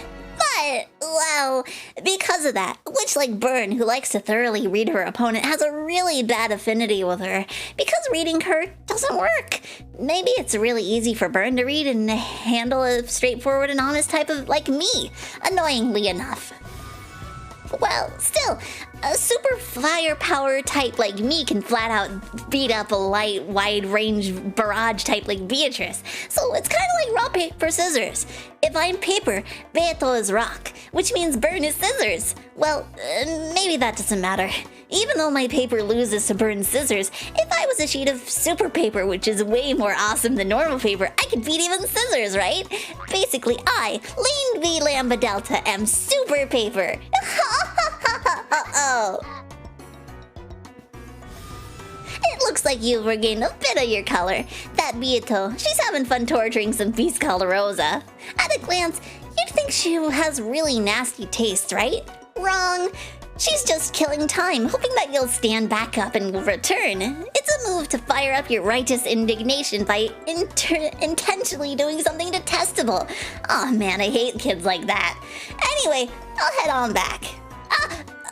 Don't tell anyone about me helping you out just a little bit. I mean, it's not like I helped you because I wanted to save you, okay?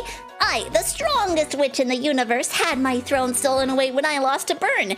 So I've got to take that throne back from her. But if she loses to Beato here, and then it's Beato who will get the position of the strongest next, right? Well, it's not like I'm complaining. It'd be easier to steal the throne back from Beato, but then I wouldn't be satisfied, you see? I will defeat Burn, and I'll take back my position as the strongest. It's not like I'm really in helping you, okay? I won't forgive you if you make Burn cry.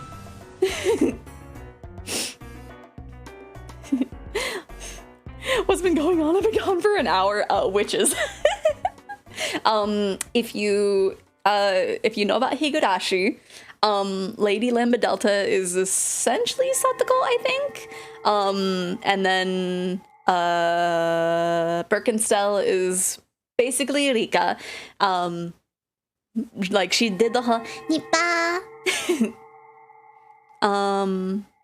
New features? Let's see. Bring out the sharp rock to rip the super paper, right? It's a small magic thing I can't read either. Oh no. The orca doesn't just kill the seal, they play it with it first, slapping it 30 feet in the water. They do it because they know they will win. Oh my gosh. I mean, in a way, that's kind of what's happening. It said that there was other stuff that was unlocked. Is it the... No? I don't know what else got unlocked. Would it just be in tips? Oh, it would be in tips. We didn't look at the first tips. I don't think. Did we? Okay, so it is like Higurashi where it's just kind of various things. Okay. So I was considering like doing a more Christmassy visual novel after we finished that chapter, but I don't know. I kind of do want to continue on to the next chapter. We could do Christmas tomorrow.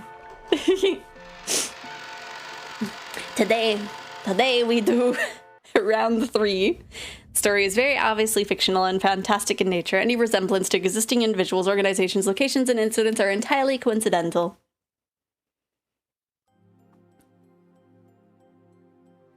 because I honestly, I doubt we'll see much of Lambda Delta in the beginning of this chapter, but I don't know. I want to get it started. Dun, dun, dun, dun, dun, dun, dun, dun, dun, dun, dun, dun, dun. The vase was very beautiful, rich with history and value. Even as young as I was, it still forced me to take a deep breath when I witnessed its beauty. Of course, it was a member of Grandfather's favorite collection, so that I didn't accidentally destroy its fragile beauty. I was always given strict orders never to touch it. But that just made me want to touch it. It looked light, and yet so elegant that I was just glancing at it gave it an indescribable sense of dignity. I wanted to see what it felt like to touch a vase like that. However, just as Grandfather had said, it was a thing that shouldn't be touched. Something this beautiful should never be touched. Such beauty could only dwell in something so easily broken. Because of that, just the brush of a finger by someone like me would... Just like how a fun dream disappears with a poof when you wake up. It disappeared, fell, and broke into pieces. I realized that, because of my own foolish curiosity, I had done something that couldn't be taken back. No matter how much I regretted it, no matter how much I apologized, the broken vase would not be returned to its original form. Grandfather would probably scold me, probably very harshly. I ended up breaking into tears and sobbing, frightened. Ah! There's butterflies! That faded much faster than I thought I would be. Touchy touchy, right? It's like this thing is so beautiful and so exquisite and so in the right of not being touched. Poke. As I did, I noticed something beautiful. Lightly dancing golden butterflies were coming towards me. As mysteriously glowing golden dots shone in the air, the butterflies began to gather, one at a time. Oh, it's Beatrice. Beatrice, that reliable golden witch, had arrived.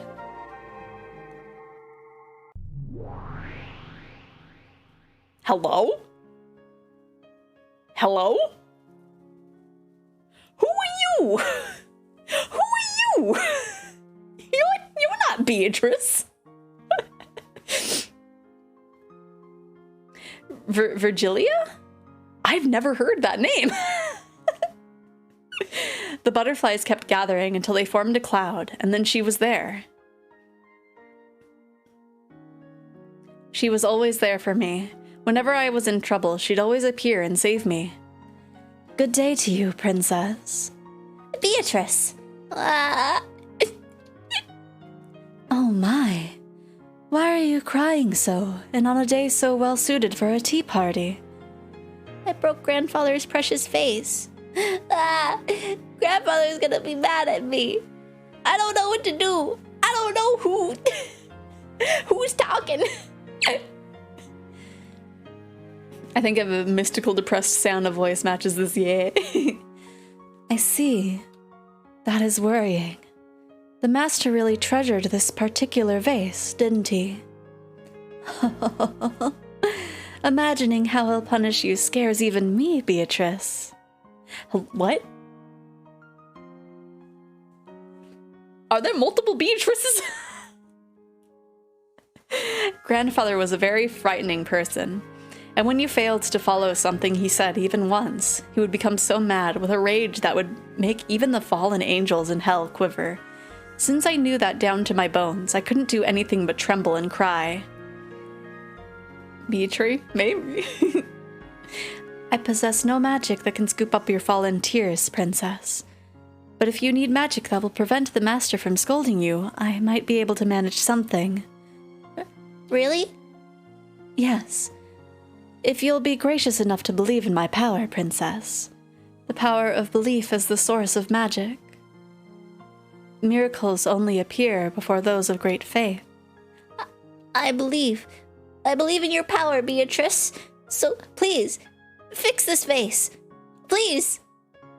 If that is what you want, princess, then leave it to me, Beatrice. Or leave it to me, Beatrice. I don't know if she's... both of these? Or is she, like, being like, leave it to me, Beatrice, the witch, in front of you? Or is she It'll become clear here in a moment, I'm sure. When she extended her index finger, a golden butterfly softly landed there and changed its form into her favorite cane. But even that was enough to give me a small glimpse at Beatrice's wonderful and awesome magic power. She pointed her cane at the broken vase, and, just like a child's lullaby, she began speaking the magic words. Come, try closing your eyes, and try to remember. What form did you have? It was surely a very, very beautiful form. Please, show me that form one more time. Were they words, or was it a song? No, it had to be magic. After all, can't you see? The pieces of the vase are rapidly gathering together, gently returning to the place where they had been on display, reassembling into their original form. Incredible.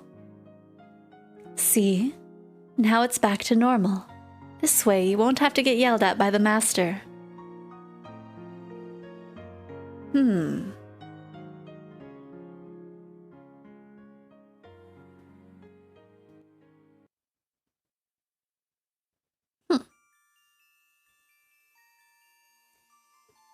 Beatrice, you really are amazing. You can fix faces like it's nothing. That's not true. Returning something broken to its original form is a very, very difficult thing to do. My magic can only make it remember what it once was for a short time. Huh?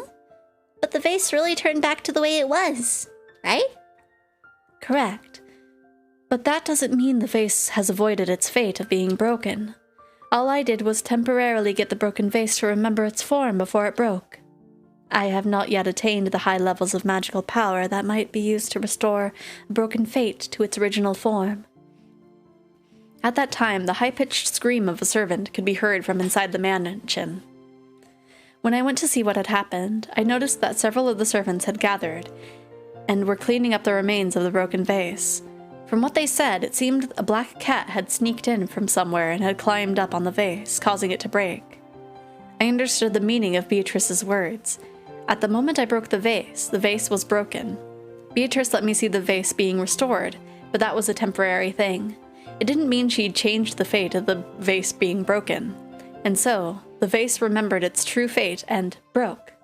However, the one who broke it wasn't me, but a cat that had snuck in. That's right. Beatrice never said, let's fix the vase. She said she'd prevent the master from scolding me. I see. The fate of the vase breaking hadn't changed, but the fact that I broke it entirely has. Beatrice cleverly saved me from danger with that magic. It is very easy to break something. After all, you didn't need magic to break that vase, Princess. Then, is fixing stuff really hard? It is. It's so hard that you broke down crying, unsure what to do. Does it mean magic is easier to use when doing terrifying things? That breaking and killing is really easy, but fixing and reviving things is really hard? That's right. With magic, it is far easier to break and kill. That's why weak witches lose temptation and become intoxicated with gathering easy power for themselves, neglecting their true magical training. Real magic is the power to repair, to revive, to summon happiness that has disappeared, to summon love that has grown cold. And it can even summon a smile to the face of a princess who has forgotten how. Then, Beatrice, since you managed to fix that vase, does that mean you're an incredible witch? My days of training are far from over. After all, I couldn't make the vase forget its fate for even an hour. I'm sure my teacher, who taught me magic, the third Beatrice, would be able to restore the vase to its original form forever. So, if it kept breaking and breaking, she'd be able to fix it over and over again? Yes. When one reaches that level, they are considered to be an endless witch. That is the endless levels that all witches ought to reach. We offer the utmost respect to those witches and call them by that title. An endless witch. That's right. To witches with the power to mend things endlessly, the concept of breaking doesn't even exist. They are released from all the sadness caused by losing things and are promised eternal bliss. Certainly, the human world is full of sadness caused by separation and loss. To escape that sadness, people pray to gods and ask for the power to withstand their sadness, believing it to be a test. In other words, a human's life is a journey searching for a way to withstand sadness. In that case, a witch could revive all things, would be freed from all sadness in the world. Simply put, that would mean eternal bliss. I wonder, if I could become a witch like you and gain eternal happiness. You, princess? It is a long, long, difficult path, you see? I want to become a witch. I want to find happiness. Beatrice, I want to become your disciple. Do you have even a trace of doubt in that feeling? No, I want to become a witch too. I understand. Then, until you get tired of me, I will make you my disciple. Will you call me teacher? Yes, teacher. That's a good answer. Then from now on, learn the depths of magic along with me. I am also in training. Let us both learn the proper use of magic, doing our best to reach that blissful level. Yes, teacher.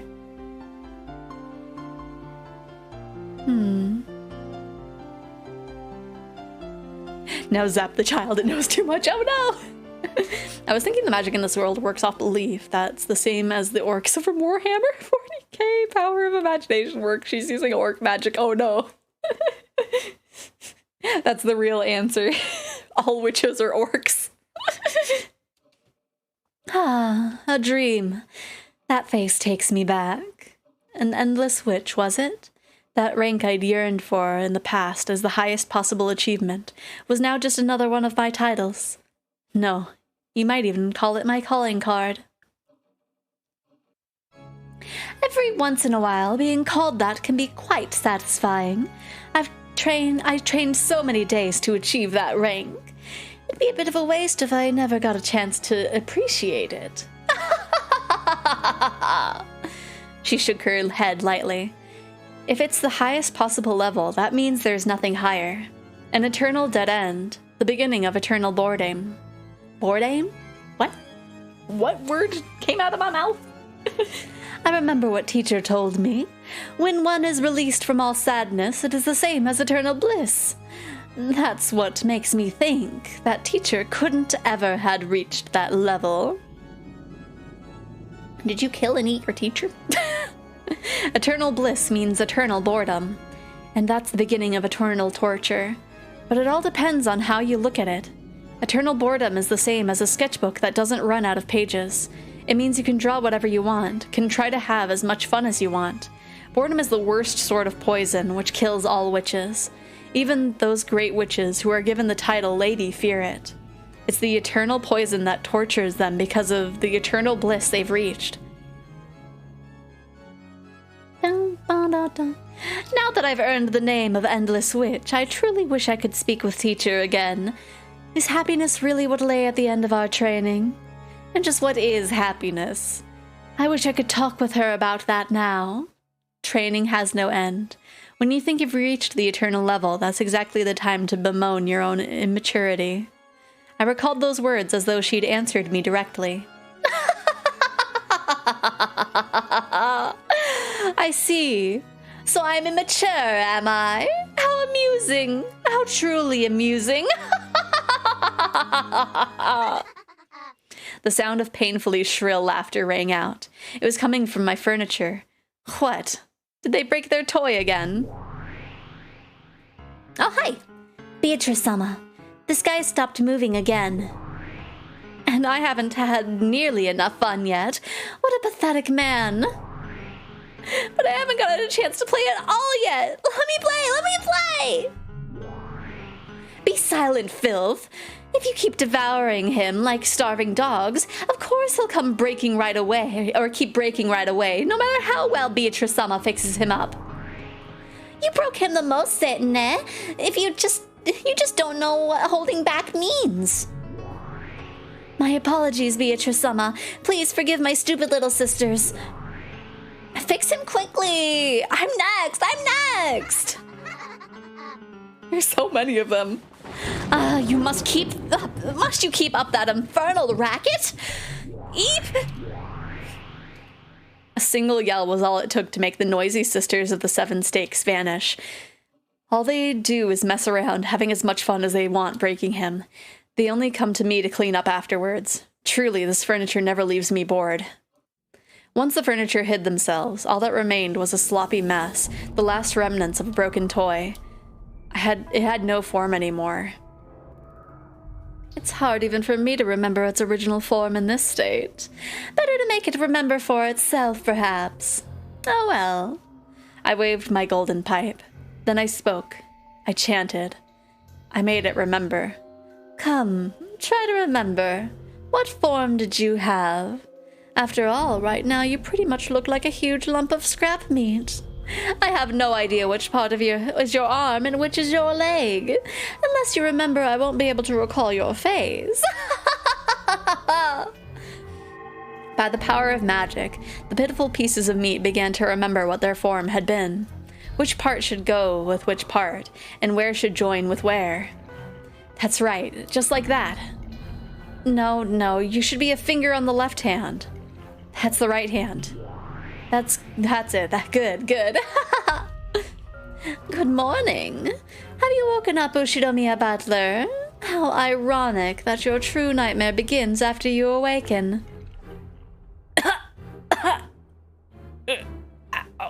Ow.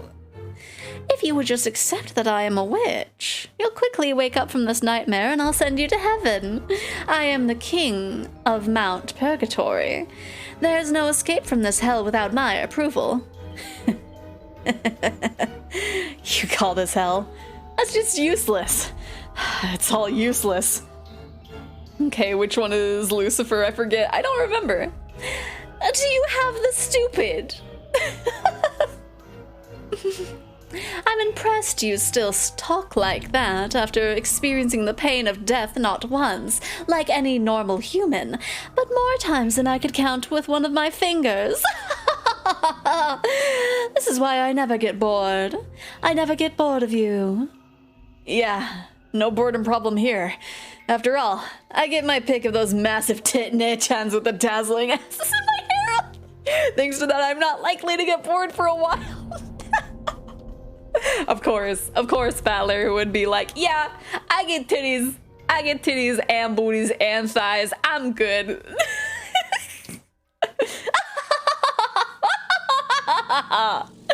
That's splendid. Otherwise, I would get bored too. So, my furniture, I fixed him so you could play as much as you want. I mean, hey, at least Battler isn't talking about his hecking cousin right now. He's talking about, Beelzebub and Lucifer and all that. He's talking about literal demons. Thank you very much. How mine? I told you your turn's over. I'm next. Get away from him. What? Wonderful, isn't it, Battler-kun? How popular you are. Popular guys have it rough. Get in line, freaks. If you just stayed obedient instead of acting tough, this would go much easier. Nah, he's good like this. His screams feel so much better. Okay, let's not break him so quickly this time. Did you all hear me? You aren't running the show. Battler-kun, let's continue where we left off, okay? After they locked Jessica-chan's room with the master key, how did they return the key to the corpse's pocket, which was inside the room? Oh, well, maybe... that's it. They used a fishing line or something, sending just the key into the room through the crack of the door. Wrong! So naive. Of all the doors that exist on Rokkenjima, none has a crack through which a key can slip. He was wrong, right? Right? Okay, this time it's me. It's my turn. Where should I strike? Me. Back of the hand. No fair! Okay, then I've got the back of his other hand. I'll take the tip of his nose. Why? Let me do it. Let me strike too. Don't be so slow, Leviane. We've always done first come, first serve. Okay, I'll take the top of his foot. Wow, me too. I'll take his shoulder, okay? Yeah. You're sisters, right? Play nice with each other, okay? I can't believe you're still resisting. Why haven't you realized your false courage always gets us fired up? Sorry, but false courage and being stubborn are my specialties. No matter how you all try to confuse the issues, I definitely won't accept witches and magic. Even though you can't explain anything with humans and tricks? Are you stupid? Know your place. It's okay. We don't have to force him to accept. Soon, he'll want to accept it so hard he'll start crying. Even now, he really wants to kneel down on the ground pitifully and beg our forgiveness.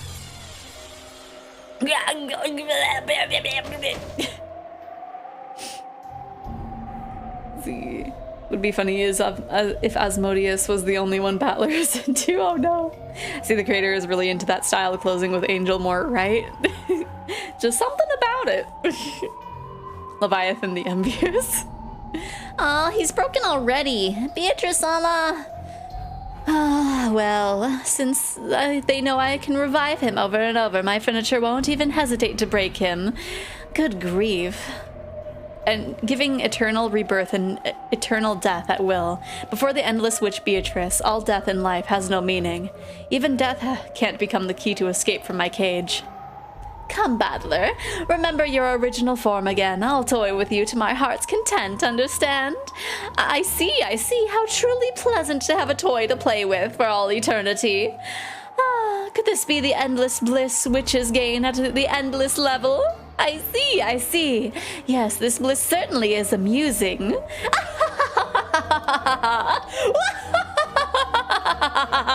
I'll revive you over and over, kill you over and over. Let's see, what kind of murder play will unfold on the next game board?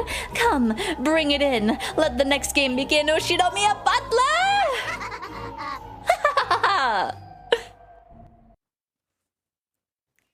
Do you think we'll see that outfit in Silent Hill F whenever we get it? Ah, my humor splashed me. No. I wonder when we'll get Silent Hill F. Because since we just got a teaser, I can imagine it'd be a few years. So probably not quite 2023, if I had to wager a guess. I would think 2024 at the earliest, but 2025 sounds like a good date for it to come out, but I'm not sure. Still waiting for the Medu, right? I think that would be a cute cup with Medu on it.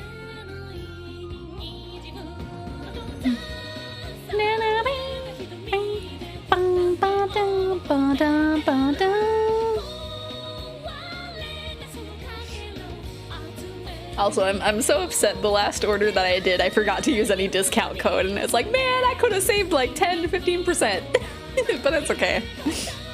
I at least got a free waifu cup with my order, so it's all good. Careful, Beatrice. This is how the Eldrin of 40k managed to birth a now chaos god. Oh, I see. I don't know much about Warhammer. I have no waifu cup. Yeah, I just got it because of the Black Friday one. It's the I think the Next Door Neighbor is what it was called. She has the it's kind of the Virgin Killer sweater, but like it has like an opening in the front as well. But it's cute. I just want the Medu one in the to be done. Oh no. Dang, too bad Anaki hates cigarettes so much. Sorry, she's pretty grumpy since last night. Please, don't hold it against her. Rudolph and Hideyoshi went out to the deck and took out some cigarettes. Ava had always hated the smell of cigarettes, but when she was in a bad mood, she got even more sensitive to them. When they decided to smoke casually until they reached the island, the two of them had gotten yelled at and chased out onto the deck. So is this like on the way to the island in the first place? Or is this a different time frame, I wonder? Yeah, I mean, done by not using Twitter anymore. Ah, oh, yeah. I'm still I'm still not sure exactly like where to go, because I do have a Tumblr vaguely set up, but like I haven't linked it anywhere, but also with the thing of like, hey, you might get suspended if you like direct stuff to another account. And I'm just like, I kind of only use Twitter for stream announcements. I might be in danger. Oh, I also mean by no more social media, it's bad for my... Yeah, understandable. It is definitely... that I think that's probably why I just use Twitter for, like, announcing when I do the streams. I don't know. Because, like, maybe in the new year I'll finally have my, my Discord open, because I feel like that would probably be the easiest method in sharing that I'm live. I don't know. I'm bad at social media. I've been online for, like, decades, but, like, I don't know how to do anything. Because I've just lurked for, like, the majority of my time. Hideyoshi tried to use his lighter, but the strong winds gave him some trouble. Rudolph took out a Zippo with a smooth gesture and let Hideyoshi borrow the flame. When did you start smoking cigarettes, Hideyoshi-niece, huh? Just after the war. In the beginning, I was rolling them, and then I started using what I sold. So you're already smoking when you met Anaki. Bet she's always telling you to stop. I never listened to her, so she's already completely given up on that. Men gotta be stubborn, times like these. Hideyoshi laughed heartily, but Rudolph snickered. After being scolded by Eva, they'd escaped to the deck together with their tails between their legs. There was little doubt who had gotten her way. There was little doubt who had gotten her way in that exchange.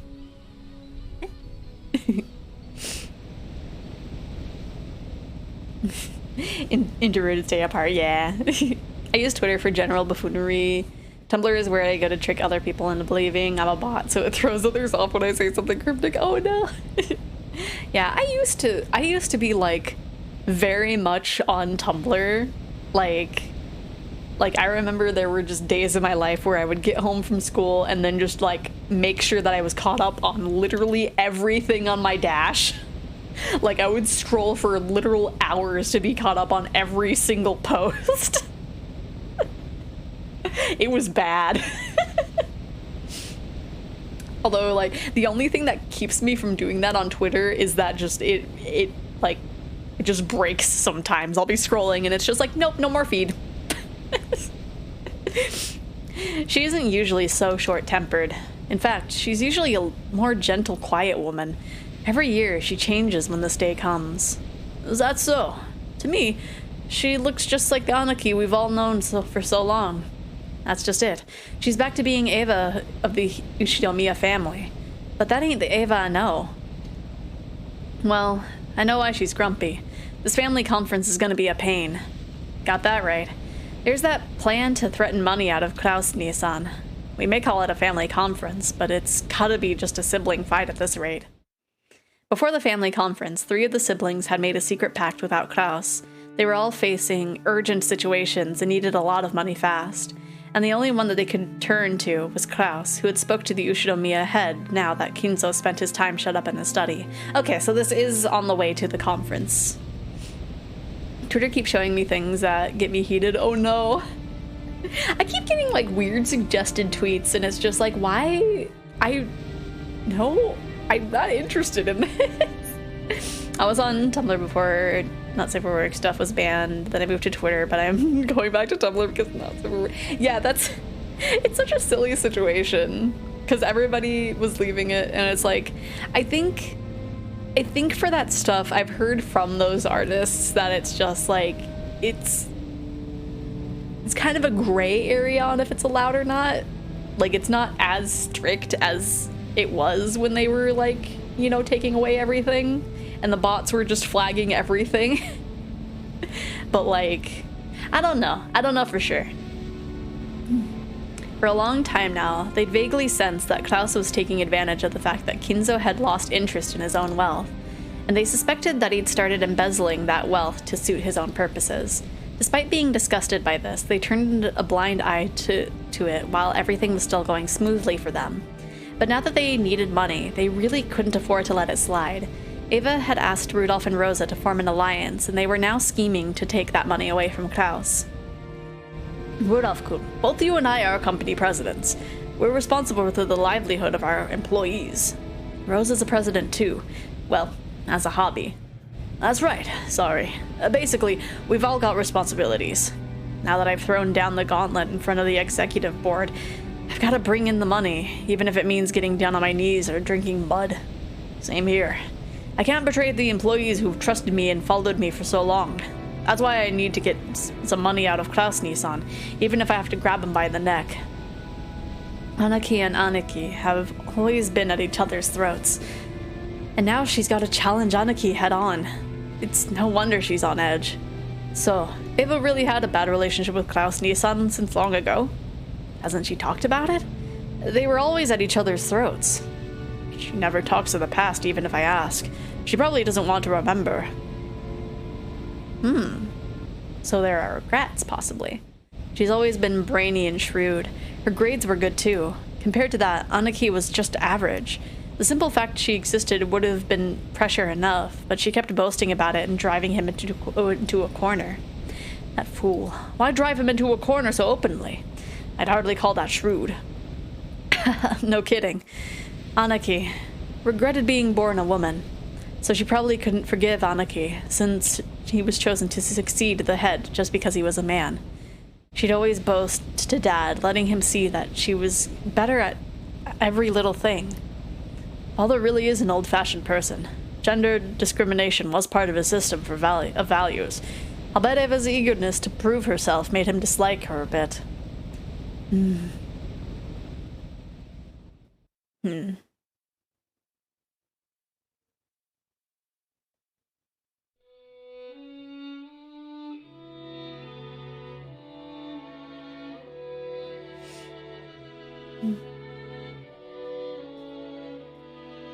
Wouldn't you say schooling for women is like sugar in black tea? The taste is dull and flat without it, but too much ruins the whole thing. Since you can still drink black tea without sugar, he was in effect saying that there was no need for women to study. Ugh. Those infuriating words were what Nissan hurled at me in despair. When I asked to go to college, only to be denied by Father. Let's see, Smut isn't allowed on Tumblr still, but that's not why I left. All the fun people left when yeah. I protested when I needed to build up proper dignity and an education as the oldest daughter in the Ushinomiya family, making college an essential next step. But when it came down to it, Father's and Nissan's answers were exactly the same. How conceited for a woman. I've never taken the Ushinomiya family name lightly, not once since I was born into it. And I've been even more careful not to take my father's name, Ushinomiya Kinzo, lightly. Our family is an old one with many traditions, but it lost its wealth and business in the Great Kanto earthquake, pushing it to the brink at one point. That was when Father took control of his ingenious talent, reviving it to be even greater than it had been before. Not once did I forget that I was the daughter of that great Ushinomiya Kinzo. That's why I always made every effort to become worthy of that name. I needed dignity worthy of the Ushinomiya family, schooling, manners, and leadership. Even if I couldn't quite reach Father's level, I deepened my own knowledge in economics and finance, trying to improve myself so I could be of use to him at any time. However, in the end, Father never acknowledged my efforts. To Father, a woman who was only meant to support a man, and nothing further than that was permissible. When was it that I came to understand that? It may have been as early as my childhood years, but I was going to have to wait until I grew up before I could truly accept it. Compared to me, you couldn't have said that Klaus, my older brother of 2 years, worked hard at all to become deserving of the Ushinomiya family name. He told me many times since my early childhood that he would naturally succeed Father, simply because he was born a man. He kept on repeating that, as though it formed an uncrossable gap between us. I couldn't stand it. Even though I always got better grades than Nissan, even though I became class president when he never managed more than vice president, even so, Nissan was considered to be the appropriate successor to the Ushinomiya family just because he was a man. Of course, you could find gender discrimination everywhere in those days. No, it was even considered a virtue in that era. During that despicable time, people said that when a woman is born, she obeys her parents. When she gets married, she obeys her husband, and when she gets old, she obeys her children. But that was exactly why I wanted to turn it on its head. Innocently, I kept trying to prove that I was the most fit. However, I eventually realized that all of my efforts had been doomed from the beginning. Wouldn't you say schooling for women is like sugar and black tea? The taste is dull and flat without it, but too much ruins the whole thing. What do you mean by that, Nisa? Just as there are roles that only men can fill, there are also roles that only can be filled by women, correct? I do believe giving birth to children, raising them, and supporting the master of the house are the roles that only can be filled by women. I'm glad you're getting crushed. I'm glad you got squeezed repeatedly. Are you trying to say that there's no need for a woman to work or study? I wouldn't go that far. Talking to an unschooled woman is tiring and nothing more. However, women are even more tiring when they're too smart. Again, you deserve to be squeezed more. I do believe that a woman as violently assertive as you would bring no end of hardship to her future husband. Are you trying to say that a woman has to marry and hide in the shadow of her husband? That's none of your business. Though you're my younger sister, I can look up to you for the respect you hold for father and your desire to become a daughter worthy of him. Even I am capable of feeling respect for such noble sentiments. That's just disgusting. What's this about noble sentiments? I'd call that flowery prose coming from you. Are you pretending to be the head already? The decision that I should succeed the headship has been established from the very beginning, and yet you seem to be laboring under the illusion that you might become the head, hence the useless and reckless efforts you expended thus far. Reckless efforts? Is it really that bizarre for me to say that I want to go to college? Yes, it is bizarre. You undoubtedly are the oldest daughter of the glorious Ushinomiya family. One day, you will support that family crest by being wed to the partner most valuable for father. However, excessive learning is not what's being asked of you.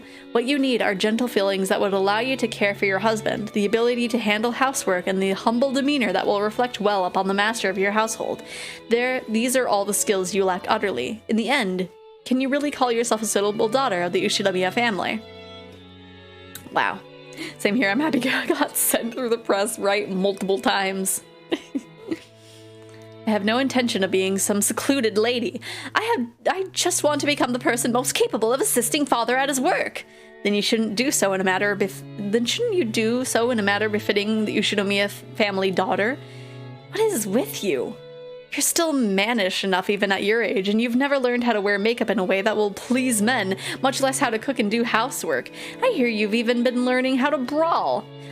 Just fist fight him. Just punch him right in the nose. I'll game end him before the witches do, right? That's rude! The martial arts aren't brawling. They're a perfect way to train and discipline the mind, and when it's needed, I take more than enough care to act as a woman should. What are you trying to say? That women should be slaves who work for men, so I mustn't be so forward? It isn't elegant to say it out loud, but I think a few unpleasant words are necessary in order to correct your mistake. So let me say it plainly. Women exist to serve men, and men exist to provide for women. A woman's job is to protect a man's back, to protect his house and raise his children. Your job is to drown in the ocean. Most women realize this without being told. They realize it on their own. But even after all these years, you still haven't realized that about yourself, so I've decided to clear away that misunderstanding for you before you leave this family. You ought to thank me. This is an insult to all women. No, wait. I've never thought of myself as a woman, and I've never depended on anyone because I'm a woman. How am I inferior to you, Nisan? In grades and accomplishments and everything? I'm better. So how can you look down on me when you have nothing I lack except the fact that you're a man? It's about knowing one's place. Every day I have been raised with the readiness of one who will be the head. In the future, that preparation will surely become essential. But you are different. Even though you will marry and lose the Ushinomiya family name, you're being trapped by this unnecessary illusion. What's your complaint? Even if you had been born a man, the successor of the headship will still probably have been you. Why are you so unsatisfied that you insist on attacking me even now? What's my complaint, you say?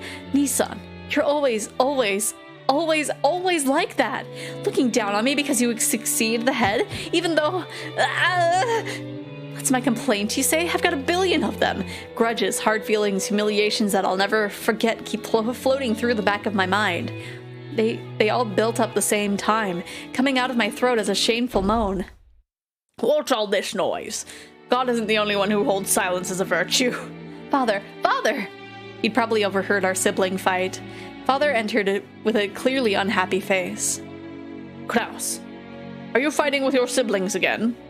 Why don't you have the dignity to act as a leader for your brother and sisters? How shameful. I'm embarrassed to hear this from my eldest son.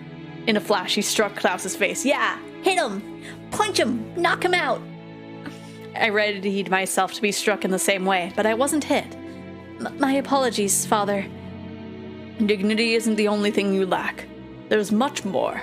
You're immature in everything, and even so you pretend like you're an adult. Realize that it's 100 years too early for you to talk like that and devote yourself to your studies. Don't make me lament my son's incompetence anymore. Yes, I will continue to strive so that I can become a person worthy of succeeding you, Father. It was as if those words were directed at me. Even when he was being yelled at by Father, he was still bragging to me about how he was special, about how he was the successor. I just couldn't stand it and finally spoke what was on my mind. Even though I realized that it would be important for a member of the Ushinomiya family to do such, or improper, not important. Father, please tell me how I'm inferior to him. I've tried so hard, studied so hard to become a person who wouldn't bring shame to your name. Please, tell me how I'm inferior. How can I improve myself even enough to earn your acknowledgement? That again? How many times do I have to say it before you'll understand? I expect nothing from you. Women should be women and just learn how to cook and sew. You aren't prepared at all as a woman. In you, I don't see a trace of the mindset needed to serve one's husband, to earnestly devote oneself to a man's needs. What good are you as a woman? Don't you realize that you're a daughter of the Ushinomiya family? And yet, you only want to learn things so that you can act like a man. Your duty is not to imitate Klaus. Don't you even understand your own duty? As a member of the Ushinomiya family, I won't bring shame to your... That's it. That's why you're already wrong. Your duty is to marry out of the family and bring me a man who is profitable to me. And then you will devote yourself to your husband, give birth to children, and multiply. Be a good wife who brings praise to your husband's family. I mean, we already knew that Kinzo sucked. Just what is it that you can do to please a man? Do you think you can make tea? Do you have any talent in cooking? You have nothing. All you have done is try and mimic Klaus, haven't you? Klaus will succeed the Ushinomiya family. You are unsatisfied. If you are unsatisfied with that, then you are disobeying me. Are you saying you refuse to listen to what I say, even though you're my daughter? Get out. You're disinherited. I won't let you call yourself an Ushinomiya. Disinherited! Disinherited! Oh. Right, Kinzo needs to get sent into the press as well, right?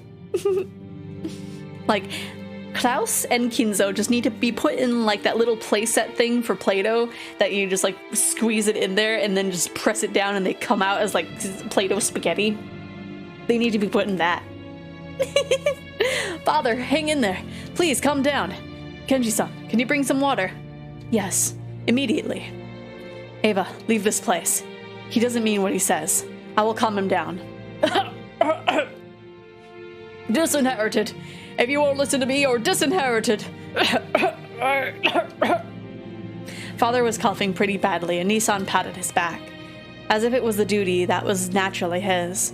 It was so vexing for me to let him take that duty for all himself right then. If I carelessly approached Father at that moment, then I would probably be the one to get hit next. However, I fearlessly tried to approach Father's back. Genji blocked me.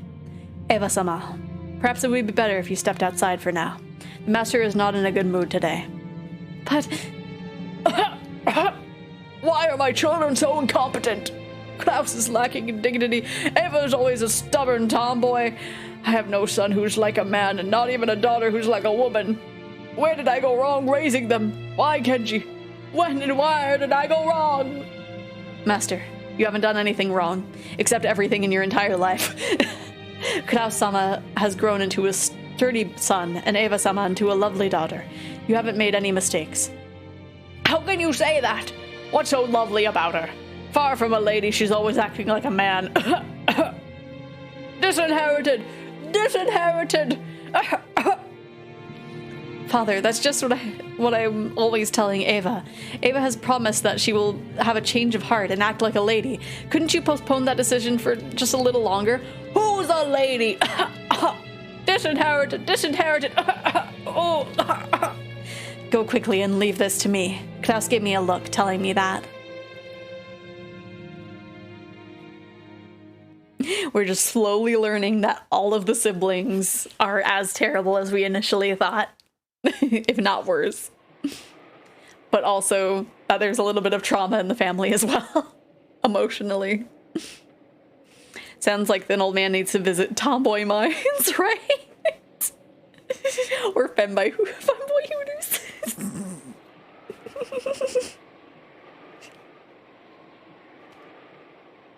What if we feminized Klaus? Just forcibly feminized. Did I take the wrong path, just like Father Anisan said? True, I never studied how to be a lady. Everything I've learned was done in the hopes that I could help Father someday. Fight! I hate that idea. I know it's cursed. But what if? But is that really true?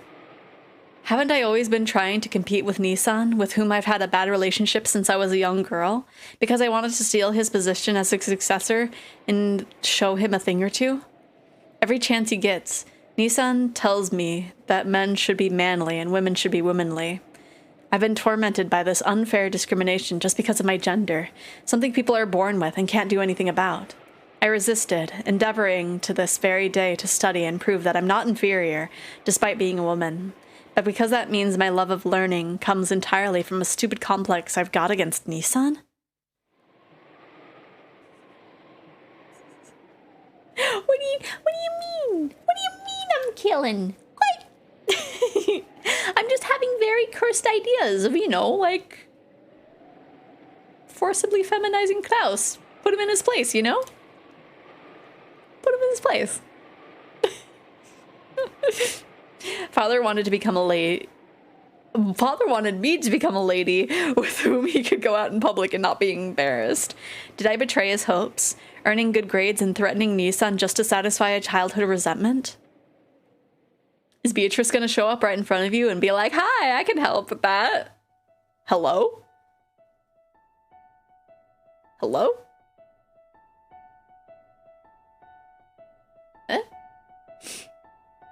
No, before we send him to Femboy Hooters, we send him to Monster Girl Fitness or on an island. Oh my gosh. That's true. Just give Kinzo a very early heart attack. That's not it. You swore to me, saying I'll become the successor to the Ushinomiya family. You, the one whispering to me, was the me of my years as a young girl, born inside my heart on the day I made that oath. Okay, that's right. She was my only ally.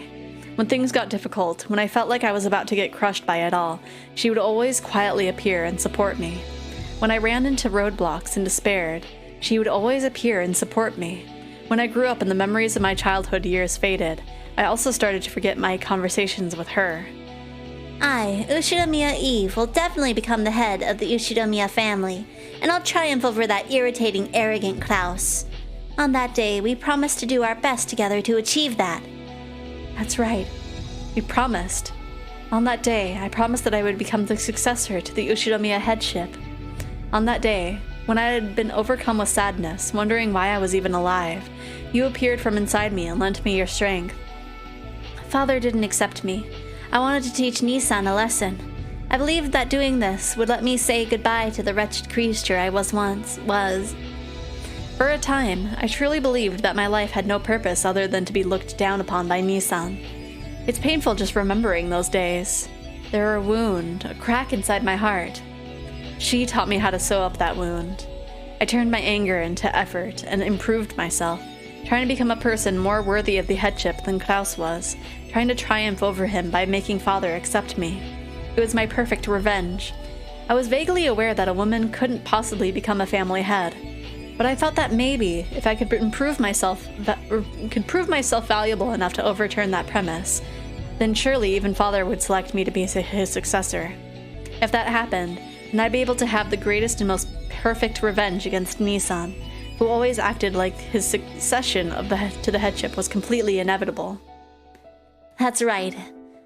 If we can manage that, the wounds in our heart will be healed. We promised each other to do our best until that day comes. And now you're saying you're gonna break that promise? Scum. Coward. If only you just give up and die. Even though she looked like me as a kid, she was still another me.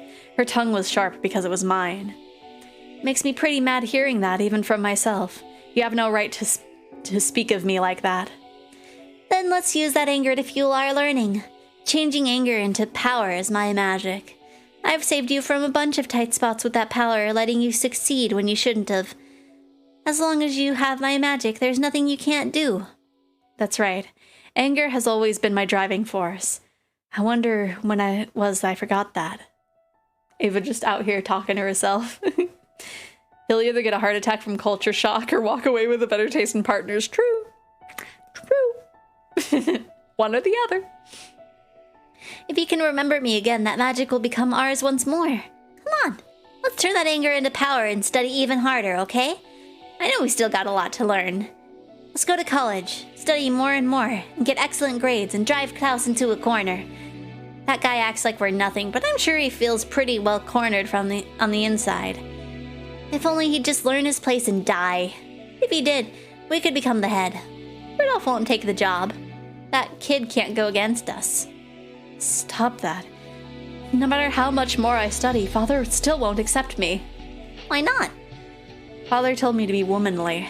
Because I'm a woman, no matter how hard I tried, Father wouldn't have passed the headship on to me, even if I had been born before a Nissan. No matter how much effort I put in, I can't become anything more than a woman. I won't be acknowledged. Nissan doesn't try at all, but I can't surpass him. He'll look down on me forever. Father and Klaus are the worst kind of male supremacists. If only they just die. She cursed them for my sake. Words that I couldn't say so easily. She said for me. Even though I understand that she's just another part of myself inside of me. I feel like she's the only ally I have who can sympathize with me. However, while sympathy might do a lot to calm my heart, it won't do anything to improve my current situation. In the end, she can only console me for however long it takes me to be dejected by reality before I accept it. Thank you. You've done enough. Now that it's come to this, I'll become such a good lady that it'll shock even Father. I'll find an excellent man that Nissan can't even compare to. You can't do that. She rejected my timid thoughts. I understand. Because she is me, I understand. All Father said was that he won't let a woman succeed the headship now. But even that's just a rule Father made up. Since he made it, he can get rid of it. Human feelings can change far more often than the number of grains of sand on a beach. Klaus is such a stupid man that Father is eventually going to realize it, even if he won't prove it to him. When that happens, the wall that separates man from woman will be demolished by Father himself, who set it up in the first place. That day will surely come. How can you be so sure? Because that's my magic. If you just believe, this magic will surely summon a miracle. The basis of my magic is nothing more than your believing heart. If I use this magic, then surely I'll never have to doubt until the day I die that I'll eventually become the head. But I don't know if that's the right thing for Ushiromiya Eva. Maybe I should aim to become the kind of lady Father wants, someone who could proudly participate in high society. If I'm reborn, maybe Father will change his opinion of me. Maybe I could find my own lifestyle, just as Nissan has found his. And anyway, I can't just imagine my stubborn father choosing a woman like me as the head, especially if it means skipping over Klaus. You don't believe? I was just thinking, maybe I can't succeed the headship, but as a woman, I can have a child. And Nissan still isn't engaged. If Nissan isn't able to father a child and I give birth to one, then wouldn't that make my child the next head after Nissan? In other words, wouldn't that mean the same thing as stealing the headship from Nissan? Are you serious? Yes, I'm serious. Sure, it'll be very sad to abandon the resolve I've had since childhood. It pains my heart to betray you, my younger self. But this is my most realistic option. Are you throwing away your dreams? And me as well? I'm not throwing anything away. I'm an adult, and the day has come for me to part ways with you. That's right. Ava's already become an adult. She's even forgotten how to use magic. And now she's the mother of a single child. She forgot all about how magic can grant one's own desires, and now she's forcing some dreams onto her son. Even though Father and Klaus ruined your life, you're trying to push your dreams onto your son, ruining his life. Is that what you call being an adult? George is a son I'm proud of. One who won't embarrass himself no matter where he goes. The dream I wasn't granted might come true for George. Jessica's a delinquent in both her grades and her behavior. And she's a woman.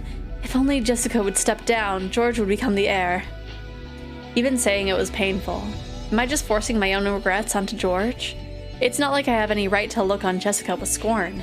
Wasn't I just horrible for hitting her with the same words that had caused me so much suffering? I understand. I understand. The desire to triumph over my brother is part of my own personal revenge. I can't use George for that. So I'll take revenge myself. I have a plan to cheat Nissan out of some of his money, with Rudolph and Rosa as my allies. I'll surely be able to get back at him. In any case, I'm sure that Nissan is embezzling Father's assets. What a boring plan. Why don't you just give up on that and cry yourself to sleep? We'll become the Ushidamiya family head. Don't mistake what your dream is. And believe me when I say it'll definitely come true. Believe in my magic. If I believe, I wonder if any power will dwell in that magic. It will.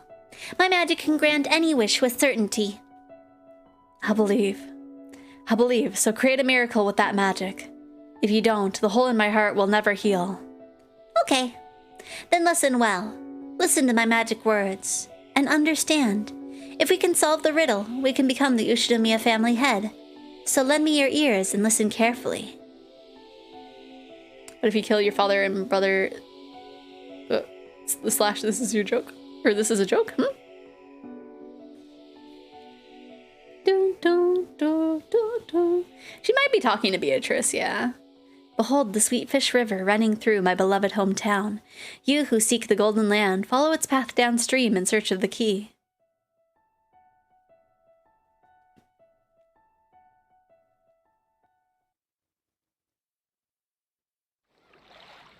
Eva Nissan, it looks like we're about to arrive. And Kay shook her shoulders. Eva jumped and woke up from her doze. I'm sorry. I was half asleep. Sorry to scare you. And Ava, you were out cold. Did you get up early this morning? Maybe. I let you all see something embarrassing. I'm sorry. Well, I'd say it's pretty impressive you relaxed enough to sleep. Battler kept yelling, "We're gonna fall! We're gonna drown!" Can't get bored with this guy around. Shut up. All humans have at least one thing they're weak against. Battler and Jessica came in, messing around. Rudolph also made a face, as if asking, "Are you okay?" Get a hold of yourself. When you see Dad and the rest, all that sleepiness will go right out the window. Let's all give it our best, okay? That's right. We have to keep it together, especially this year. Hold up, is this all different timelines? Yes! I don't know, like, in what way they are. Like, if they're fragments, like in Higurashi, or if they're they're probably not timelines, like in Isomnium Files, but maybe. But, you know, these are different realities, I believe. I don't have an angel and devil on my shoulders. I have an angry toddler and a Viking. You must fear, and you must fear because they agree on your fate. Oh no! I feel like you've mentioned that before. I could be wrong, but that sounds vaguely familiar. That's it. Let's all tighten our booties and go. Rudolph said those strict words in a small voice that only Ava could hear. Failure would not be tolerated in this year's family conference. All of their companies were hanging in the balance. Even Rudolph's face looked a little tense. Ava's expression probably looked tense as well. Mom, I have our luggage. Let's go up on the deck. Thank you. You really are considerate, George. Why are you thanking me so suddenly? It's not like you, Mother. Ava! George! We're here. Grab our luggage. We're here! We're here! Hey, Maria, stop running or you'll trip. It seemed Maria was already getting excited. She ran circles around Hideyoshi, escaping from Rosa, who was trying to catch her. What is it, Mother? Do you feel sick? George, take our luggage and go on ahead. Your mother's probably feeling anemic, so I'll lend her a hand. Really? Okay, I'll head out first. Something odd in Ava's expression told Hideyoshi that it hadn't been a pleasant awakening, so he made George go on ahead. Rudolph's family and Rose's family also went up onto the deck, leaving only Ava and Hideyoshi inside the boat. Ava had a vague expression on her face, as though she still hadn't been able to escape from her daydream. I'm good with timelines and possibilities, yeah. I am too. What's wrong? Why the meek face? I wonder if I'm using George as a tool for my own revenge. I wonder if my childish hostility towards Nissan has cursed me to treat that child's life like a toy. What have I done? What have I... It isn't true. George is our wonderful son, and he'll always perform admirably wherever he goes. Ava, even if you let your own hopes get in the way a bit, everything turned out okay in the end, hasn't it? You haven't done anything wrong. In fact, George is grateful for the strict discipline you gave him, right? Really? Hey, really? George doesn't think I'm a terrible mother. Does he? Does he? He's never said anything like that, not even once. You're just worrying too much. Hideyoshi-sama, everyone has left the boat. Oh, did you lose something? Do you need a hand? Kumasawa had come to check on them when they hadn't gone up to the deck. Hideyoshi hid Ava behind his back so that her expression wouldn't be seen. Yeah, sorry. My necktie pin got a bit crooked. We're fine, and we'll be out in a sec. Wait outside for us. Is that so? Then I'll wait outside. What if the twist is that Kumasawa is Lambda Delta? Because they both go. Let's see. This seems like timeline's a lot more than it should, yeah. Thinking about it, the one Halloween one where candy spilled out of the people and the one where they all died when they first did are different timelines. Yeah, this is all timelines, yeah. This is the prologue, probably. This is chapter 3 of 4 chapters of the questions arc, so I think there's also the answers arc, which so in theory, we're only seeing like 4 timelines, depending on how the answers arc works. I'm not sure. Even though she didn't really understand, Kumasawa realized that something had come up and disappeared so that she didn't trouble them further. It's like we'll either get like 4 or 8 timelines. Or more if there's more chapters in the answers arc. I'm not too sure. If they stayed here any longer, they would probably make everyone else worry too. It's about time to go. We'll make George and the rest worry. George really doesn't despise me? Yeah, nothing of the sort. In fact, he's very grateful. Did you have a nightmare? Again? Yes. Hideyoshi knew that Ava was often tormented by nightmares, and they always grew more marked on the days leading up to the family conference. Hideyoshi knew that Ava's relationship with Klaus was still full of antagonism to the point of being traumatic, and that she still couldn't let go of the feelings she had as a child. That was a dream. I'm with you now. If I grasp your hand like this, that dream will go away.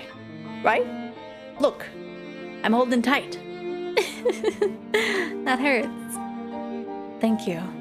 I'm fine now. Let's get off the boat. Yeah, let's get off the boat. Everyone's waiting for us. I'm sorry. I'm sorry that I yelled at you about the smoke from your cigarettes just now. Come on, you normally wouldn't apologize for that sort of thing. You're all frail after having that dream. Don't worry about it. I was wrong for not realizing that the smoke was affecting you. Have you started to hate me? No way, no way. If I hated you after something like that, we wouldn't have lasted 3 days. Come on, stand up, stand up. Let's get off the boat. Honestly, man, I really hope that they don't like do a redemption thing for heckin' Klaus. Because, like, they definitely made it seem that Hideyoshi and Ava aren't all that bad. I mean, Hideyoshi was never quite that bad. But, like, Ava was just, like, you know, she had a very harsh way of speaking. Man. Let's see. This is a multiverse, possibly, if they have different stories, same people, yeah. Screw answers, plant seeds of doubt and distrust, right? That's what's been going on. Hideyoshi-sama, Eva-sama, is everything alright? Are you not feeling well? This time it was Goda. It looked like they'd kept everyone waiting too long after all. Even Ava had to stand up without grumbling now. She had to stop forcing her bad mood onto her husband and causing him any more trouble, because that wasn't something a good wife would do. Is everything okay? If it's a matter concerning your health, shall I call Dr. Nanjo? Thanks, but I'm just feeling a little anemic. I'm fine now. It's a woman's disease. Don't worry about it. Come on. Don't say stuff like that in front of people. It's embarrassing. Oh, sorry. Ava elbowed Hideyoshi in the gut. By that time, her expression had returned, which allowed Hideyoshi to relax a little. Rosa at least loves Maria. Yeah. I wonder... I wonder if the way the tea party went with Ava having to eat people, if that's changed anything for this timeline.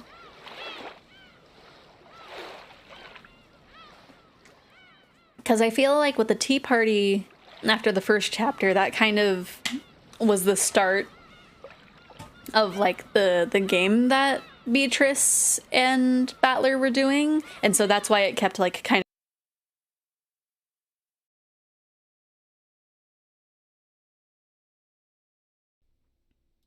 I can't go one stream without my audio breaking. I can't go 2 minutes without my audio breaking.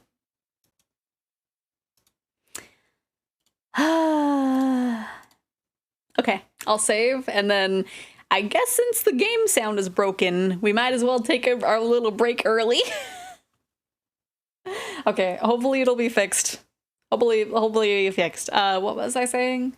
Oh yeah, I was saying like the tea party kind of gave a thing of like, oh, these two are like essentially doing a chess game, and that's kind of the overarching thing of what the second chapter was. So I'm wondering if Rose is going to act any different in this one because of having to eat everybody. I don't know. Well, I guess we'll see. Well, let me go ahead and get the BRB screen ready and hope that the audio doesn't break again when we come back. I'll be back in 10 minutes. May or may not do me much. I'm not sure. It depends on what I grab for an in-between snack. But we'll be back in 10 minutes. Okay? Okay. Bye-bye.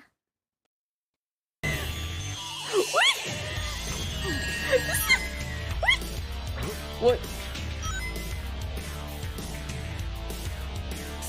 Yeah. I don't know.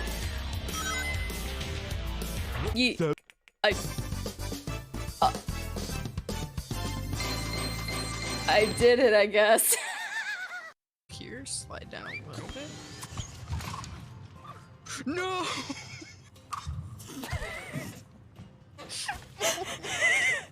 We're gonna be stuck. I'm going. I'm sorry. I'm so sorry. Everyone's almost there. I panicked.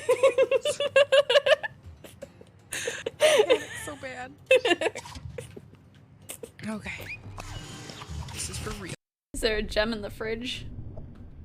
No? Hello?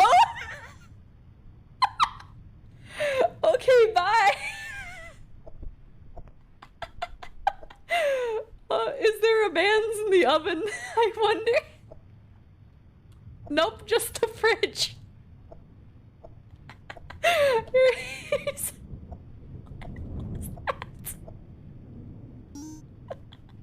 Why was there a man's in the fridge? Why was he in there? They ate my midnight snackies. Oh no. Wait, that's a sixth one. Where's the five? wonder if he knows the man bear pig. You know it's dangerous to go outside. Did you want to leave that badly? Did you want to run away from me that much?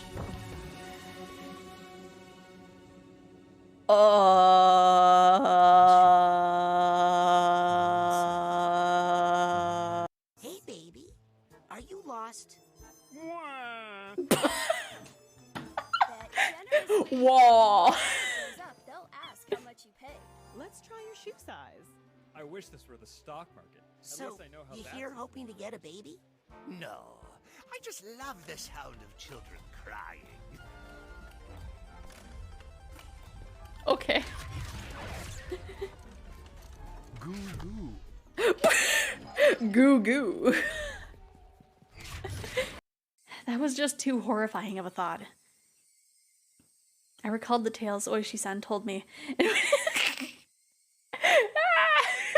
You guys are being sus.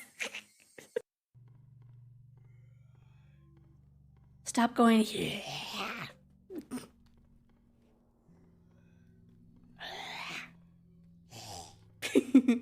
I can be spooky too.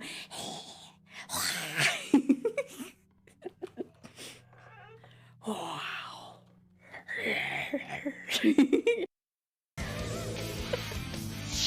Come on, Sonic, you have to match my energy.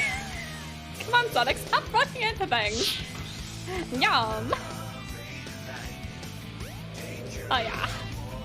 What am I doing? Hello? Is that supposed to happen? Take that. Yes, very happy. I'm glad you're happy about this, nobody. Hello? Oh, okay. Then, are you Mom? What? There we go. Yeah. Another tracking device? Yes, another tracking device just for you, sir. Give me your milk. Give me the milk. Didn't hear boots. Alright, we're good. This is starting off as a great How street. dare you? Oh, I have made a mistake. Forgive me, Father. Mission failed. Wow. Wow. If it isn't the consequence for my own actions. Amen. He got you fooled. Don't leave me. Oh, Wait. Yes. I have Unbreakable. I can pick myself up. Oh my God. gosh. The fool. The foolish fool. He doesn't know.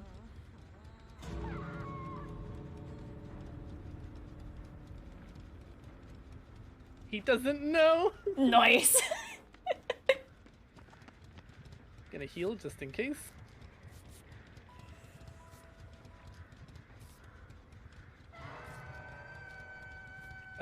Yeah, I can heal just in time. Yeah. Perfect, perfect. This all worked out great. And then I go up here silently.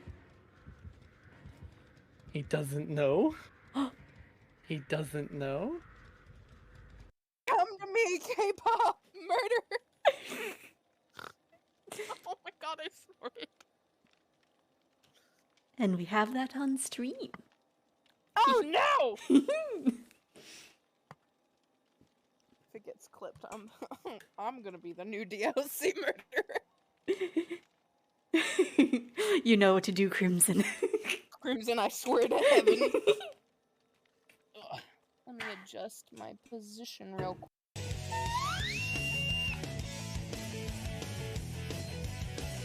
That's rigged. That is rigged, Dad.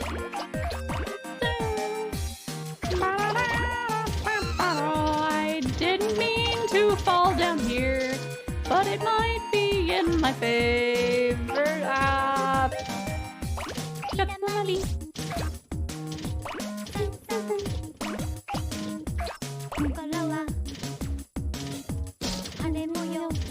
I don't think I'm big enough for these mice. So I'm just gonna grab. Come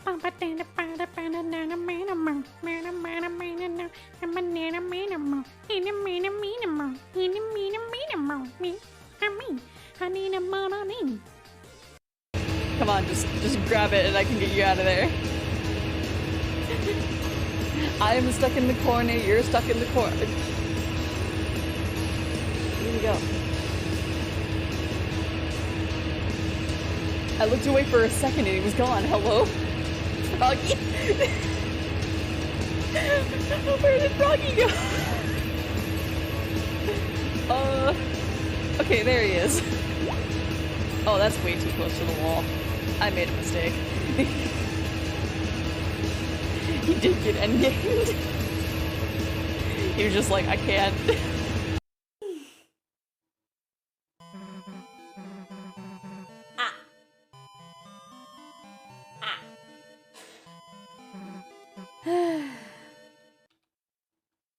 I think. Oh, they're right next to me.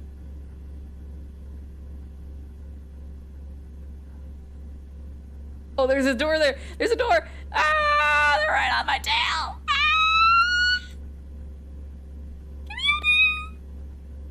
Get me out. Get me out. Get me out. Get me out. Woo. Ow.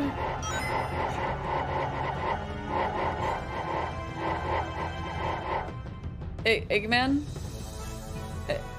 Hey, Eggman. We're kind of in a fight. Should I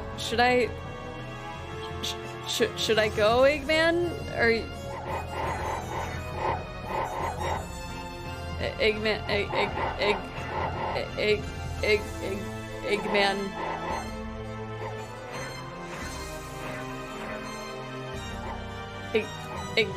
Eggman. Guys, he's broken. I broke him. I guess we gotta restart the fight because if he's impervious, I can't do anything.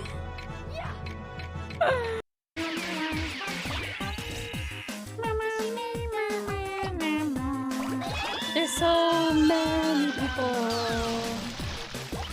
But still not enough for my calamari. Have 2 more minutes to only stop. There's still some girls here. Come back.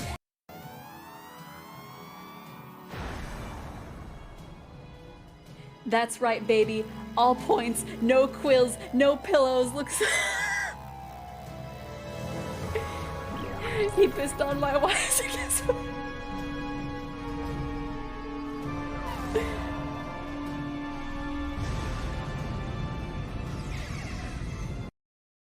And we are back. I see a lot of people wanted to do a meme compilation, so I will. Let me see, do I don't know how to end a poll. I don't know how to end it early. But let me go ahead and put us in the right category. Put food break in the title. All that good stuff. So that way people don't show up and being like, where is Beatrice? Where is she? And hopefully, my sound card will stop bullying me. I hope. Okay, let me make sure everything is good. And okay. I reheated some pizza. Oh gosh, I was gonna grab my popcorn. Oh no! Okay. I may or may not grab it. I don't know. Memes. Oh, these are gonna be quiet. Let me turn it up a little bit. I think 12 should be fine. Beep beep.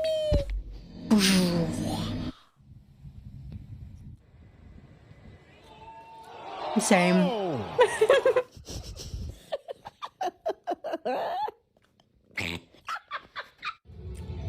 Was that the laugh or was that the cat? That was the cat! Oh my god. Oh no. Me. Bonk. Oh. You've been betrayed. Absolutely not. Absolutely. Oh. Why? Okay, let's go. Let's go. Oh gosh.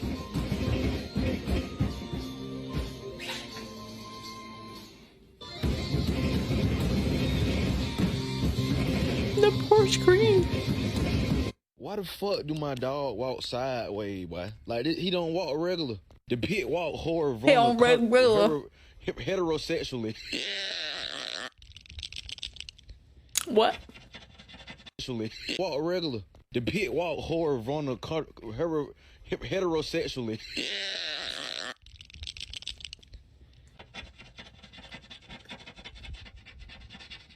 I mean, you gotta do what you gotta do, I guess. Oh. Yo, look at this shit, man. What the fuck? Oh my gosh. Censored.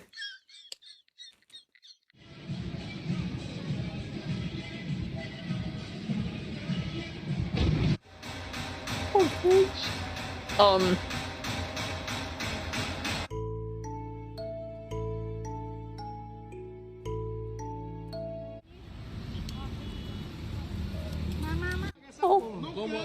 Não vai quebrar, Renato? Não vai. Se bater aí... Se eu quebrar, não quebra, doido. De verdade. Ei, caralho. Bate, doido. Broken phone. What? 8, 29. I don't know if that broke it or not. Ебать, голова, сука. Oh dang.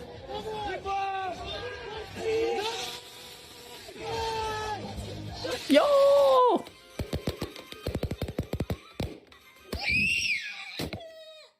Oh. God damn, motherfucker. Hit this fucking pothole, man. Damn.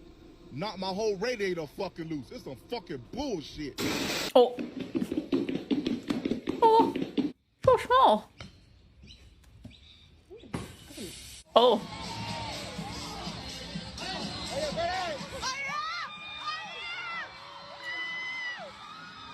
What the putain de Saint-Simonac of Jelly Bean of Sainte Moufette of fucking Fruit Loop Calice is this, tabarnak?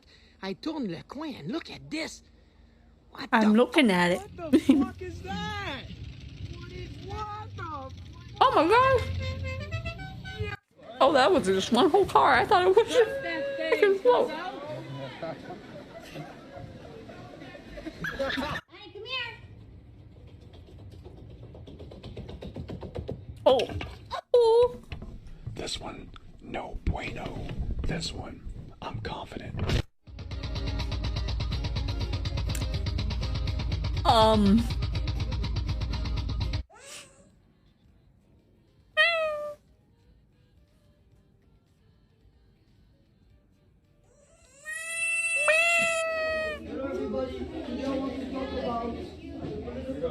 Wait, what? Oh my gosh, that is the kid. Was that before?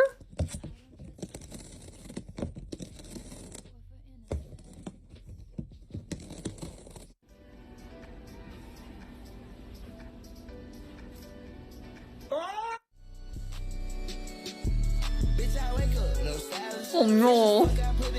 No, that poor puppy. Oh no. Oh no, that's gonna hit the camera person. Oh.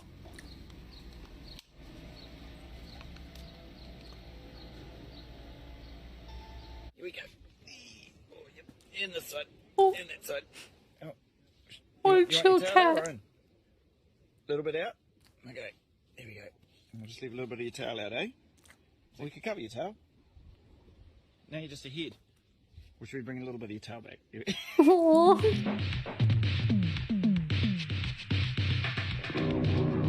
Oh. Oh.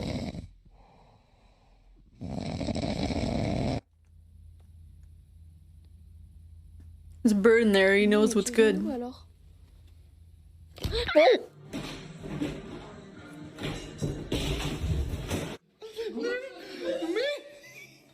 Oh! Oh, baby! Oh! Oh! Oh no.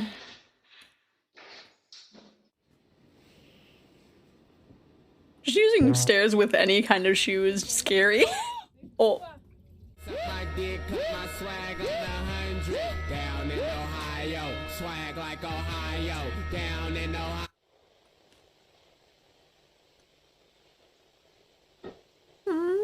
Oh no, baby! Oh no! Look at the fucking state of this, lads. Fucking sausage sandwich. Who the fuck? My goodness. Oh!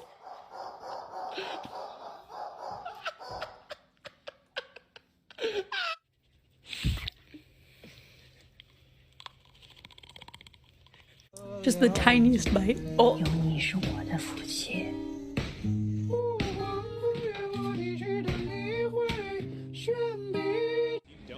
What even was that? Oh. Sabotage. Oh wait, that's what they were. That's what they're supposed to do.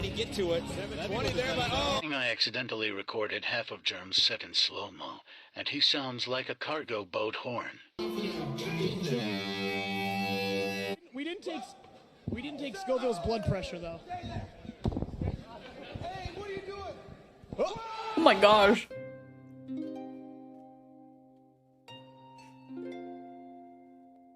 Okay, I have one more slice of pizza to eat, so we will watch one more.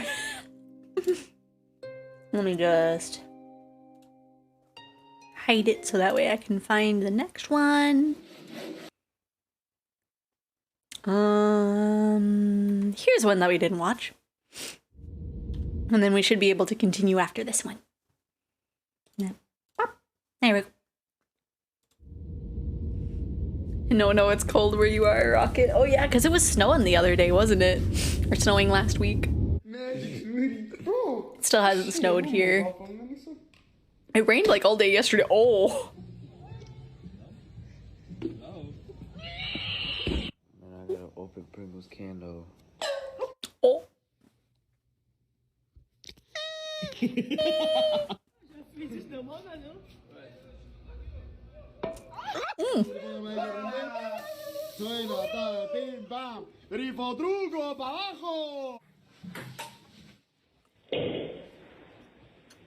kind of hope someone's just down there. No. Oh. Adik saya baru beli gini dari akak.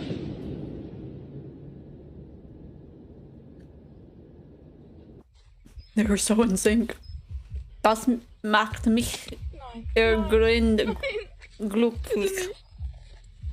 Oh no!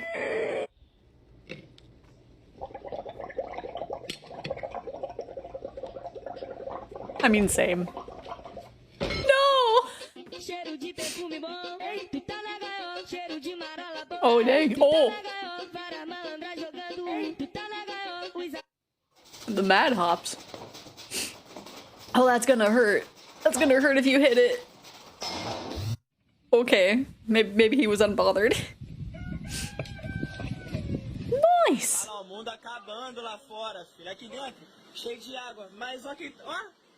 Wait. Oh, okay, they're playing League. I was like, are they playing Genshin? Oh, okay. There's a little frog.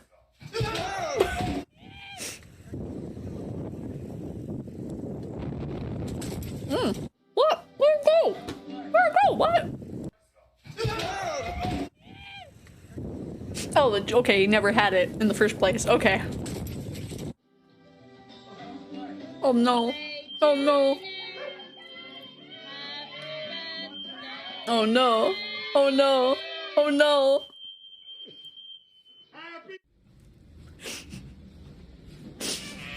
Look at this. It took everybody by surprise, even the fire alarm toned down. Wait, what? They even have your bedroom window up there. You got a tree in the living room. a tree in a damn kitchen. But a damn pumpkin. Mouth on that kid.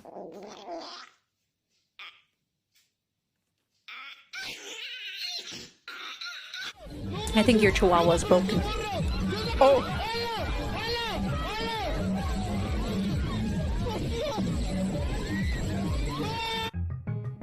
Do-do-do-do.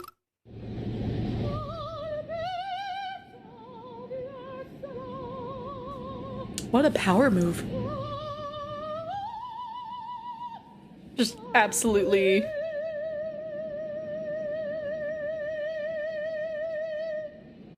Cai não, isso é fácil, pô, vai por mim. Sobe de novo, bota outro pé. Isso, muito bem. Olha aí, rapaz. Peanut butter jelly the long way. Peanut butter jelly the long way. Aqui agora vai ser desse modelo aqui, vai, começa tu. Damn.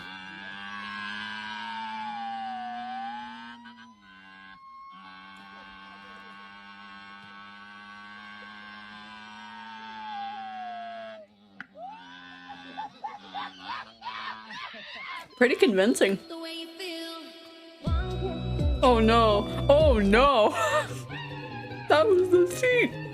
Oh no.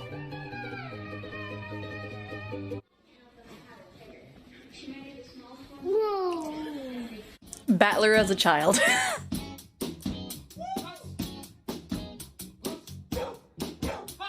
Nice. I was gonna try hold this with one hand, but it's gonna blow back. Bro, do the handshake, bro. Why was it pointed down like that? That shit cold. And here's the truth is, God doesn't love you just the way you are. Oh. This is the harsh reality. God does not love you just the way you are. The Bible... Oh no.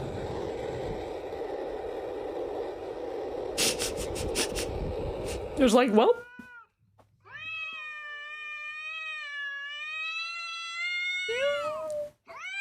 Dotle da te ubijem. Eto dotle, opa, dotle. Do a cool trick. Whoa, whoa, whoa.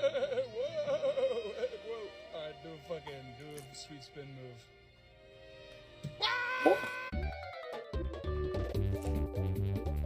I would absolutely mess that up. I would absolutely mess it up. Like, I would be that last kid. Like cockroach in a bottle. I can't let you go now that I got it. And She was just singing an entirely different song than him.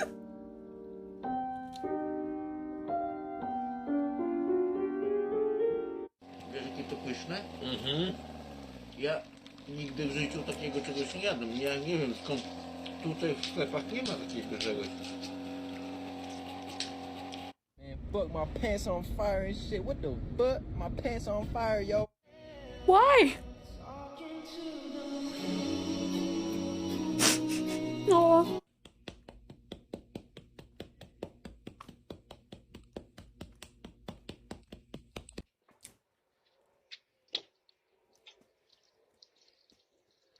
Oh no. No, my glass. No glasses. That would be my luck too. Oh.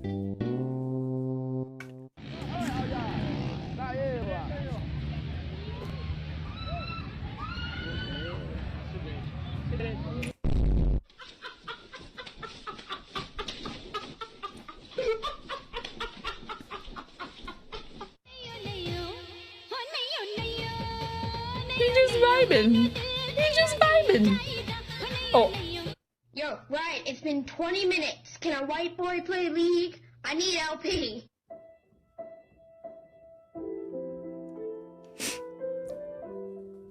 Okay.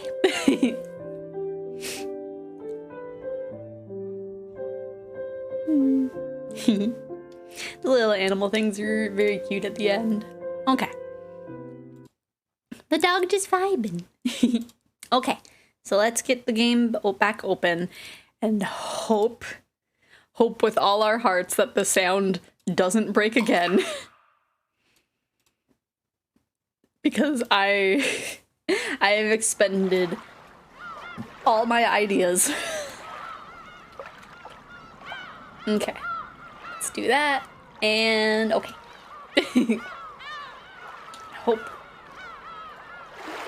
Hope that it stays. Okay. Especially considering the fact that we stopped like in the middle of a scene. So it was cicadas. Yes. Now it's seagulls. Yes. I don't know what the third one is, because it still has the Nonako Koro ni title, but like I don't know what it is, because it doesn't look like a Japanese word, but I'm not 100% on that. The bright sunlight outside almost made her dizzy. A small plank for getting off the boat was lowered, and Goda was waiting there, smiling and ready to lend them a hand. And install a reassign your stall driver. I might have to. But like, I don't know the best way of doing that. Cause like, I think the last time I looked at the steps of that, I like looked at it and I was just like, When it comes to Razer and any other headset program, they just don't work. Why? Why is that the case then? Updates can completely ruin a whole program. Yeah, but this was like, I think from the start, I think. But man, okay, so I'll probably have to do that. Cause I uninstalled and reinstalled the Razer Snaps thing because a guide was like, this might work, but it did not. Please, Eva-sama, your hand. Thank you. Welcome to Rokenjima. Welcome back. Huh? When she left the boat, it seemed that to Eva as though she'd heard the voice of her young self. No, it hadn't seemed that way. Someone had told her welcome back. After becoming a shameless adult, the voice of her young self was distant.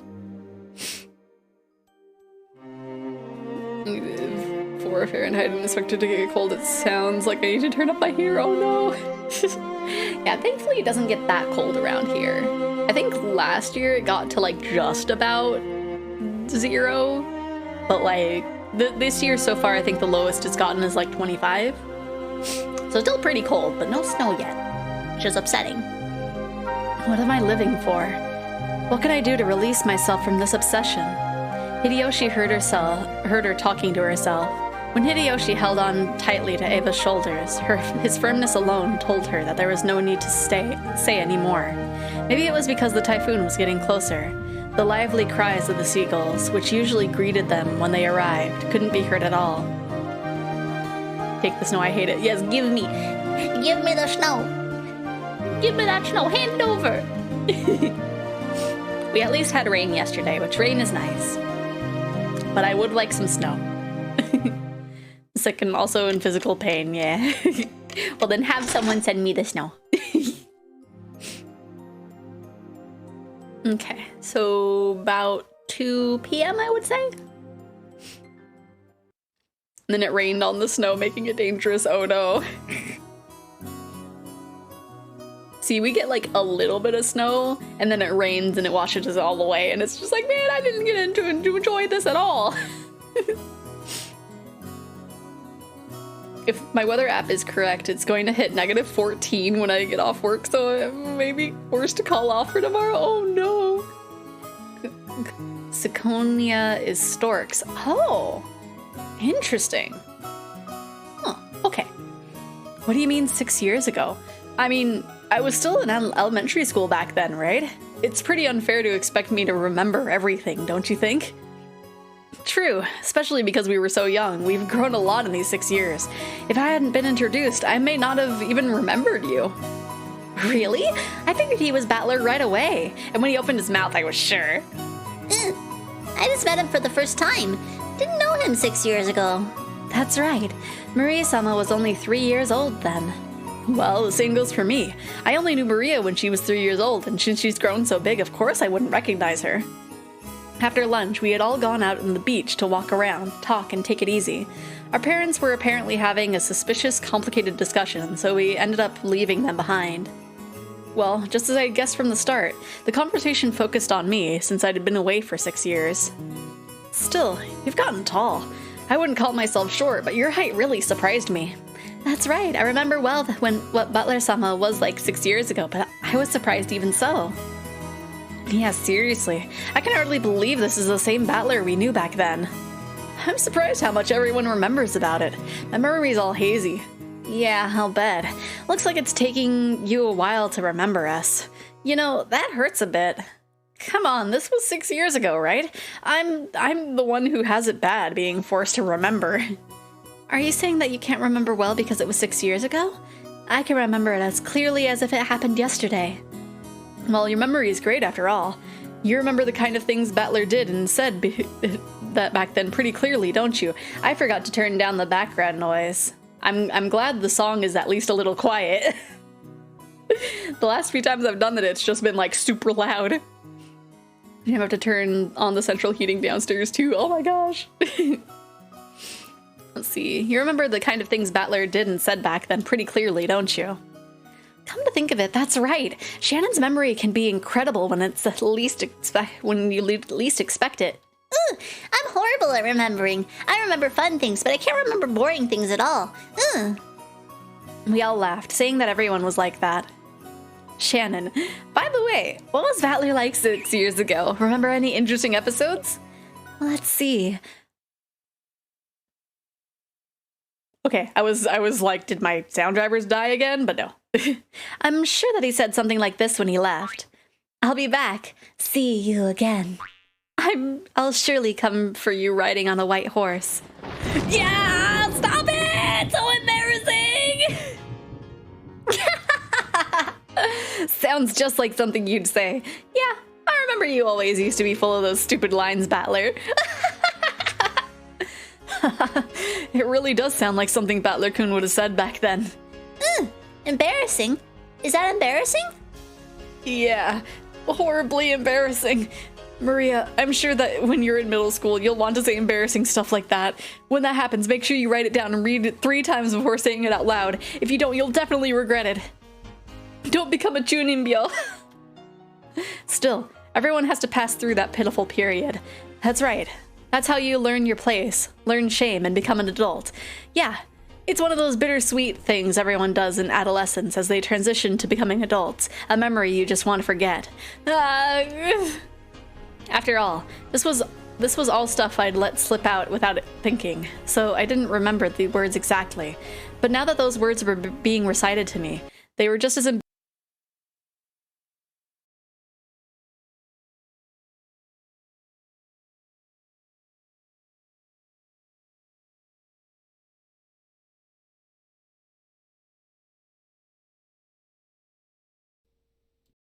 I will fist fight Razor. I will drop kick Razor Synapse.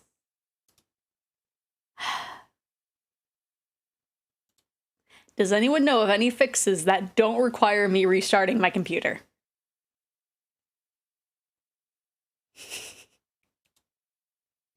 Is there anything that would not require me restarting my computer or the stream? Because I would very much not like to restart the stream if at all possible.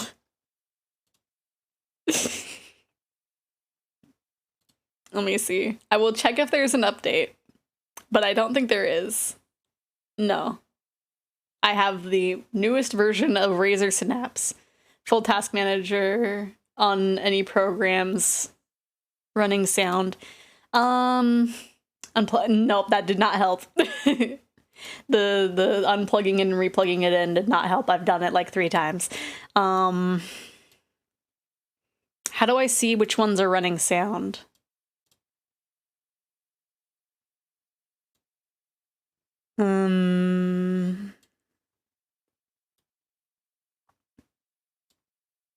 Performance, app history, startup. I have so many things in startup. I should probably clear that out a little bit. Anything Razor? Maybe? Well, like, I don't... I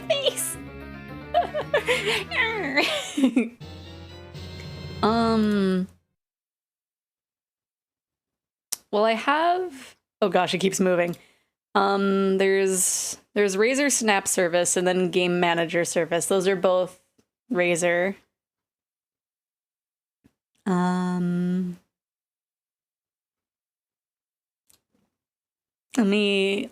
I did save, right? I think I did. Yeah. Okay. So let me close the game. Have it freak out because it's like, where's our sound? I can't close if I can't make sure our sound's right. And then so I have to like force close it. Factory restored due to multiple issues. Windows 10 and things work with it is a pain. Oh no. Okay. So okay. You guys might not hear me because sometimes it freaks out when I unplug the headset.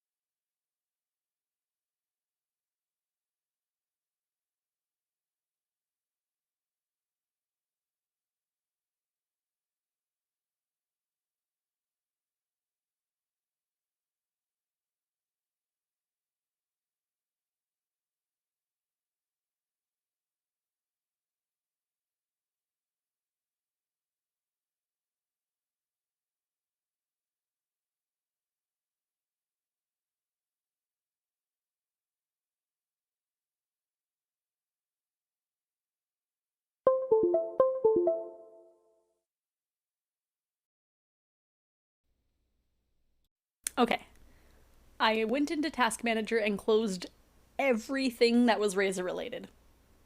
So hopefully that does something for us. The mime routine, I cannot read mimes. I was just going, so you weren't missing much. I was saying that the audio drivers are it doesn't like to detect my voice anymore once I take out the headphones, because it's just like you need to hear what voice mod is doing, obviously. Okay. Maybe because sometimes I freak out when I unplug the headset, yeah. Okay, so hopefully we can continue playing. I hope. Right? Because I closed every single thing that is Razer related, so it shouldn't be messing with anything. I'm honestly surprised that my webcam is still running.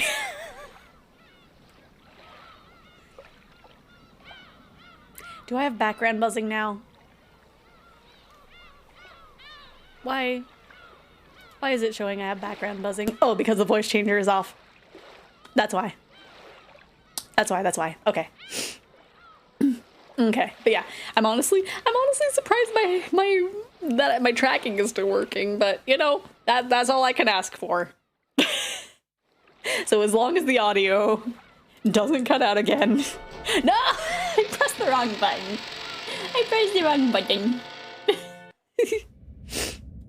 It's okay. We can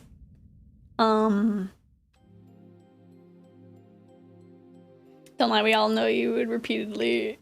You're repeating... No! I wasn't! I was just going...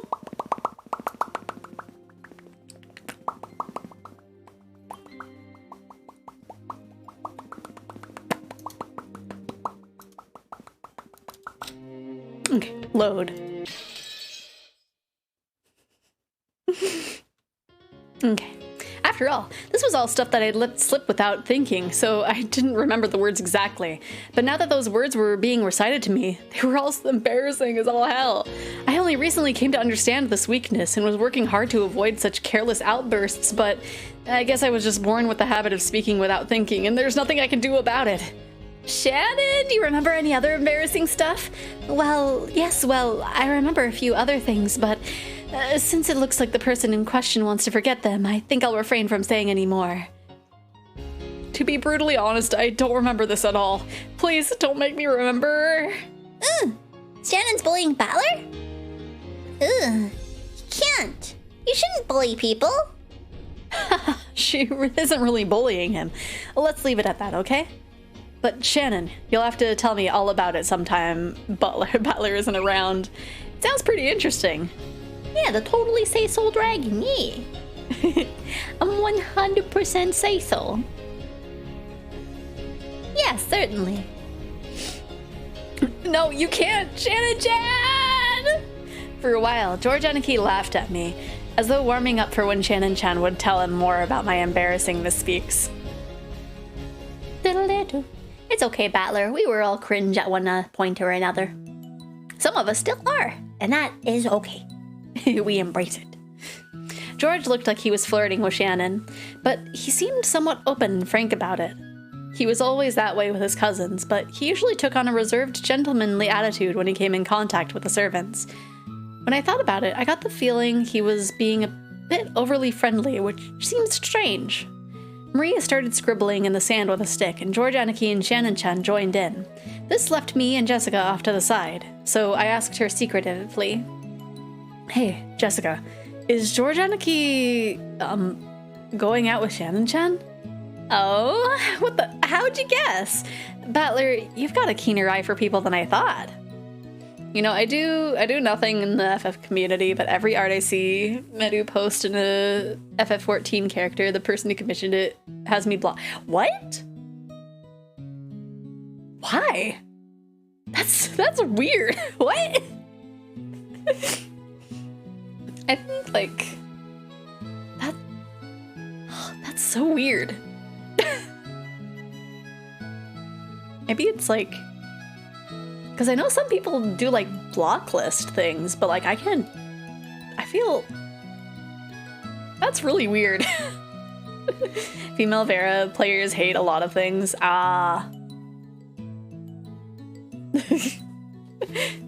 Maybe they're just like, I'll block literally anything that I'm not interested in at all. But like, that's weird.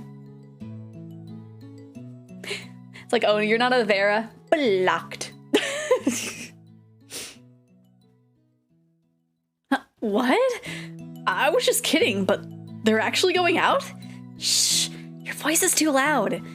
It looks like they're keeping it secret for now, okay? It'd be better if nobody found out about it, especially Aunt Ava. I see. Love with a servant, huh? Yeah, but since when? I guess a lot can happen in 6 years.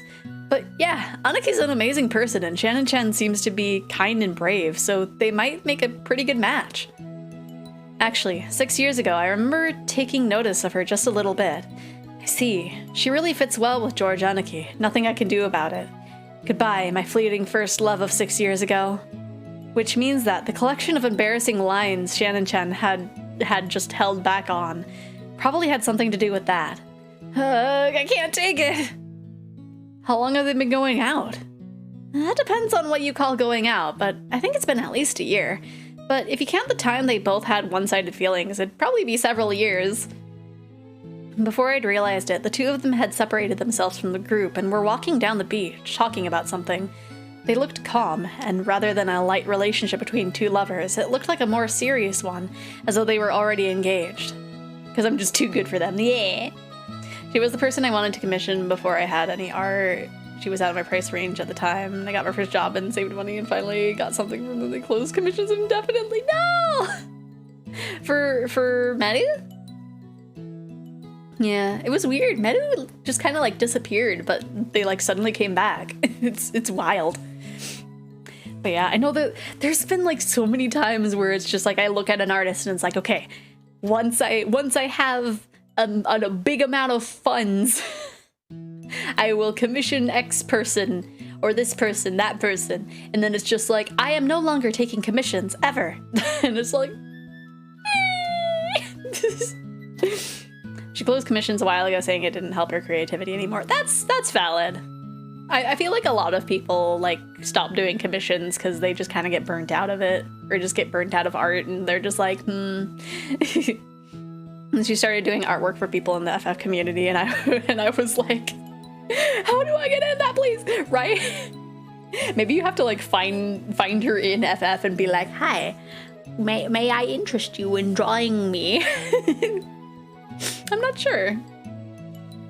6 years ago, huh? That's a long time. What did those 6 years mean to me? I've just gotten taller. It was just a waste of time. 6 years I spent ostentatiously fighting with my dad. What about you, Battler? You got a girlfriend? I wonder.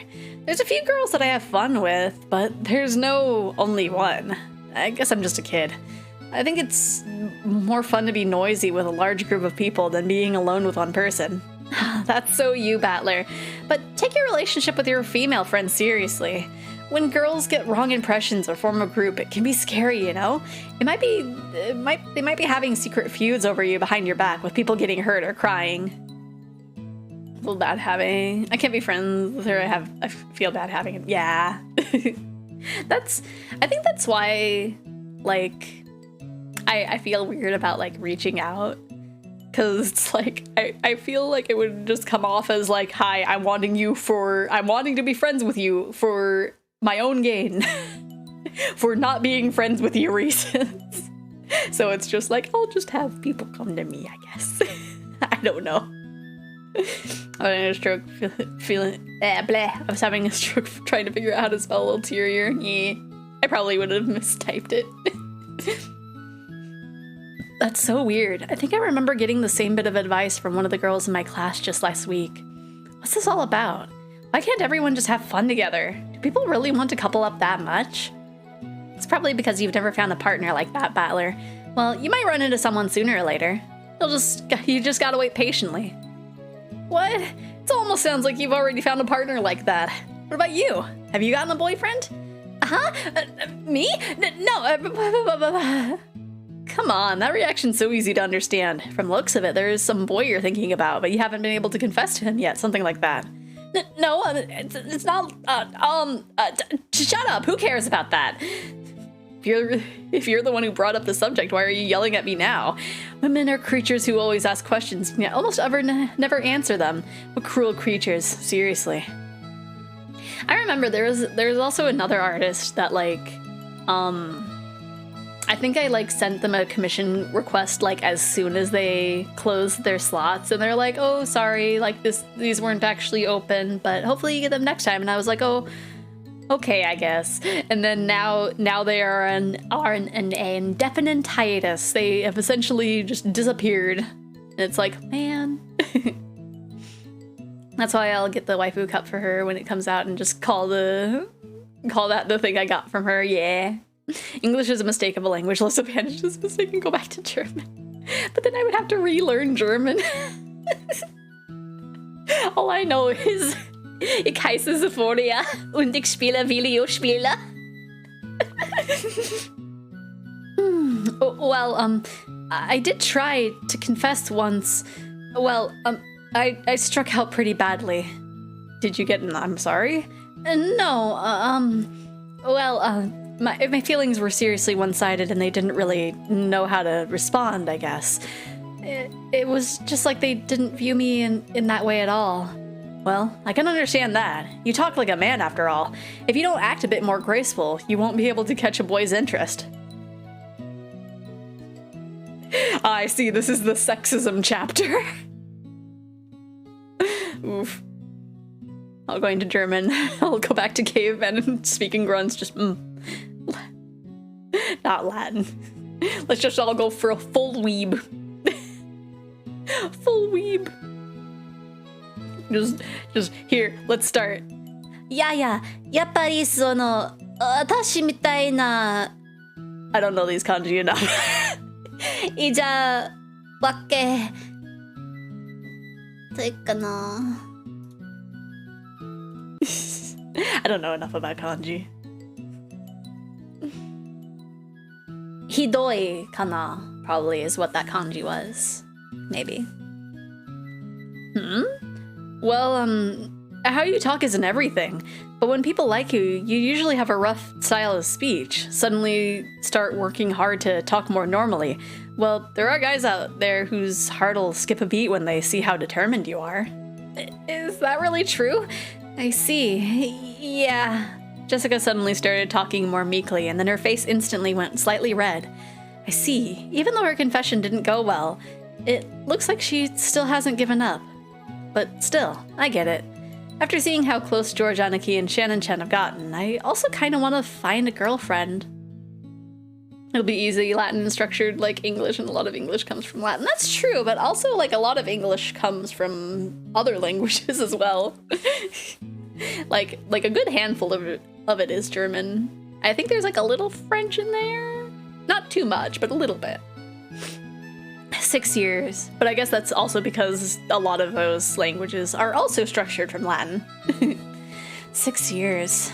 6 years of puberty are pretty important, and they went by pretty fast.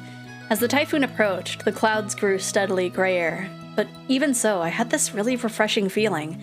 Maybe I'll try thinking more seriously about the opposite sex, more than just the size of their boobs. Screw it, Klingon from Star Trek. Oh my gosh, I'd have to learn about Star Trek. Although I guess if I like actually asked my elf, they would be like, I thought you'd never ask. Here is all this information. I'll be like, my brain cannot hold all this. By the way, it looks like George Aniki's going out with a servant. Don't tell me it's the same for you. What? Why would you think that? Come to think of it, that kid Cannon-kun who greeted us in the Rose Garden, you were covering for him pretty intensely, considering he was just a little awkward at talking. No, that's not. Now you're getting paranoid. Then tell me just one thing. Right now, is the boy you're after within 1 kilometer of the spot?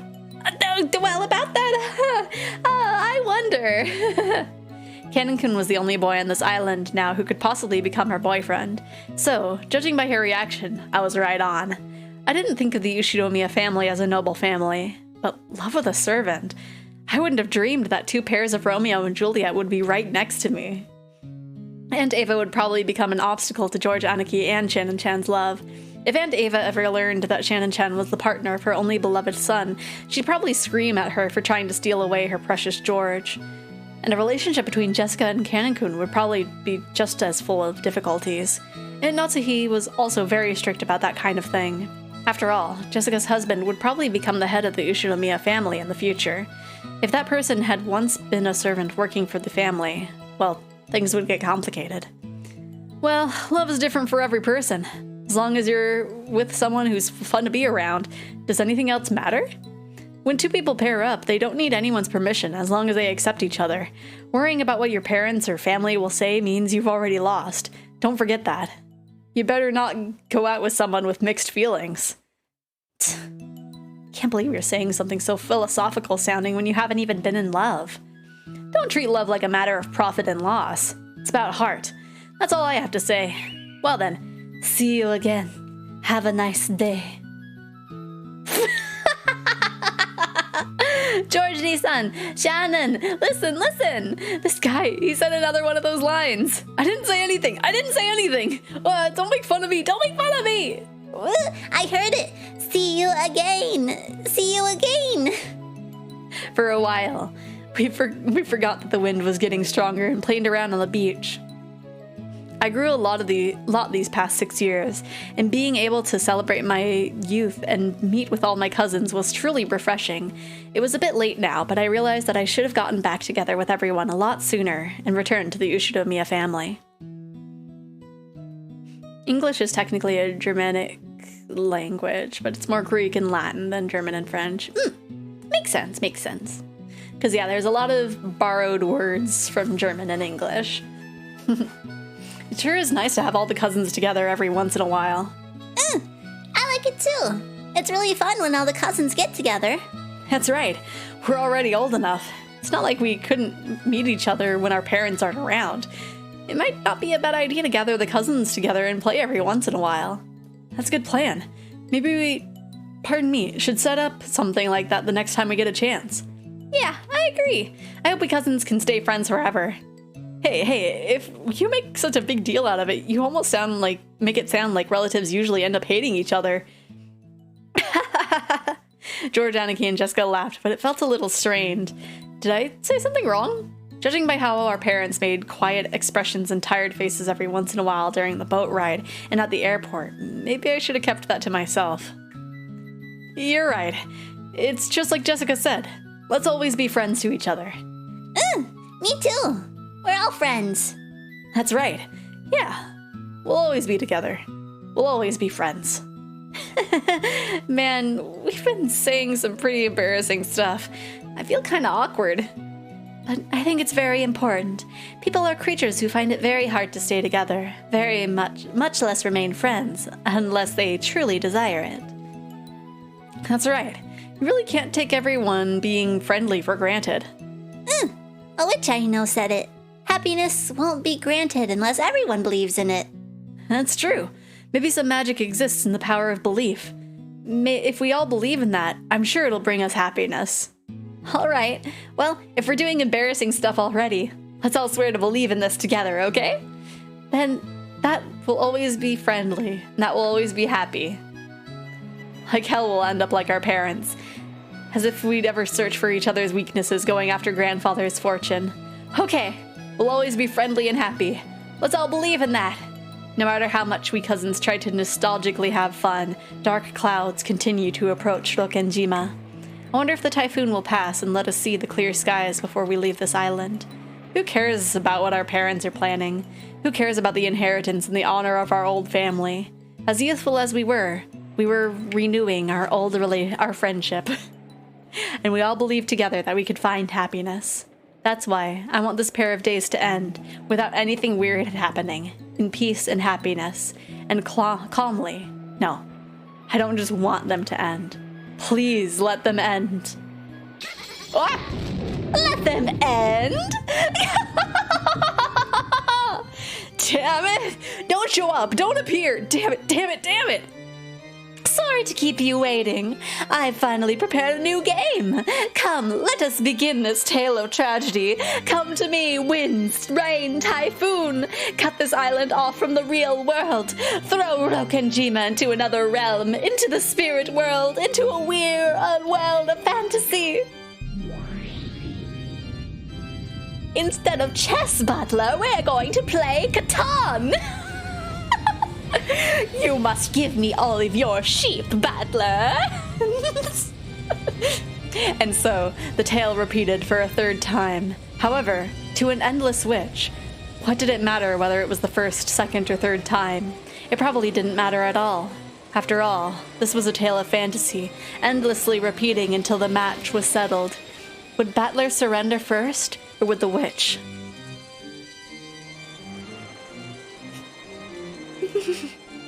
I liked how sudden that was, of her just appearing.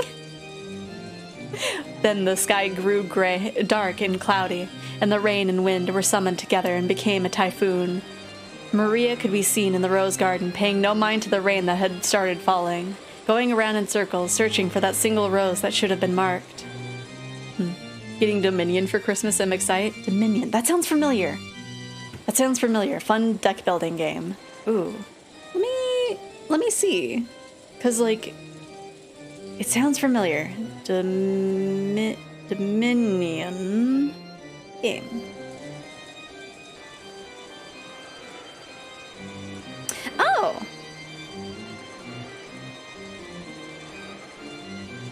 Maybe it's not that familiar, but like, yeah, that definitely looks like a deck building game. Huh. Maybe I've only heard of it, but not actually, like, looked at it. Huh. Nice. I'm excited for Christmas. I got Peach and Mal some stuff. Just in case Peach shows up randomly, and since Mal is here, I won't say what they are, but I got them some good gifts. Some good gifts, I think. Easily could... Dominion is used in quite a few names, so like easily could be confused. True. I feel bad because like I haven't found much to get my elf, but I did get elf gift. Technically they know what the gift is, but I still wrapped it. It's a it's the little first for figures of Mifa from Breath of the Wild. Aw. Because we found it in the store, or we found it in Best Buy, and it's just like, this is like, there's like a couple bits cheaper than online. Let's grab it. Something coming your way, but it's not a gift. Oh? What do you mean? Not here. Not here. My rose that we marked isn't here. My hands, no! I'm joking. Okay. Maria definitely remembered it. That rose had been in the flower bed right here, and yet it wasn't anymore. But I am sending you something I've been meaning to. Oh? Yeah? Oh. She didn't know what to do with her irritation at not being able to find something that should have been there. I wonder what I'm kidding. I'm not hiding the fact that I'm expanding my collection from just Gunpla, but I never mentioned that I am expanding what I'm expanding to, because I don't want to give my folks culture shock. Ah, I see. Are you getting scale figures of anime ladies?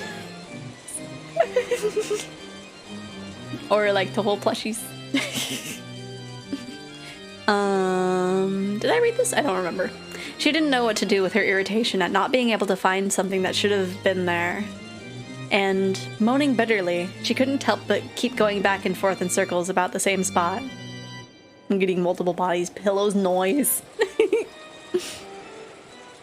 She was acting almost as though she'd been able to see it if she looked at a different angle. But even though she did that, there was no way to find something that wasn't there. None of them safe for work. I mean, that makes sense.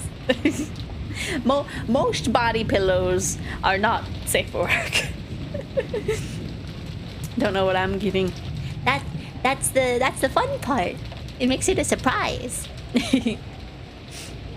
We need to get my elf and I need to get the box of gifts that are for both you and Peach shipped out soon. Hopefully tonight when Elf gets home. I'm not getting any body pillows. Sorry to disappoint. Oh no! Oh no, you fibbed to us! You lied! I'm sure there is one thing I wish to have, but I'm not sure if I'll get it. Ooh, what's the thing? The wind grew increasingly strong, and the rain turned into cold, large drops. But there was no way even Maria would fail to notice this. However, if she couldn't find her rose here, it would surely disappear forever. Maria believed that. That feeling spurred her on to keep searching for a rose that she had no chance at finding. Just then, the cold drops of rain tormenting Maria were suddenly blocked. That Mikey Nendoroid. Oh yeah. I thought, for some reason I thought you had it already. Maybe I'm misremembering. Kind of, let's say the snail shell figure is something Battler would like. Ah, I see. Very boing boing of a figure. Huh? Maria raised her head. When she did, she saw an umbrella there, protecting her from the rain. And the one holding out the umbrella was the witch she admired, Beatrice.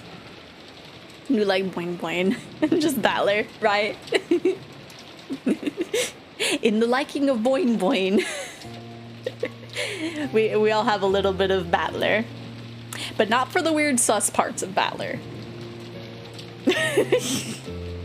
That part of Battler is really weird. I don't have it. I do get a little mojito figure for my birthday. I mean, that's so weird. I could have sworn that you had a Mikey figure already, but I guess I must be misremembering. Maybe it's just me sending you all the pictures of Mikey figures. I'm just like, oh yes, Mal must have this by now.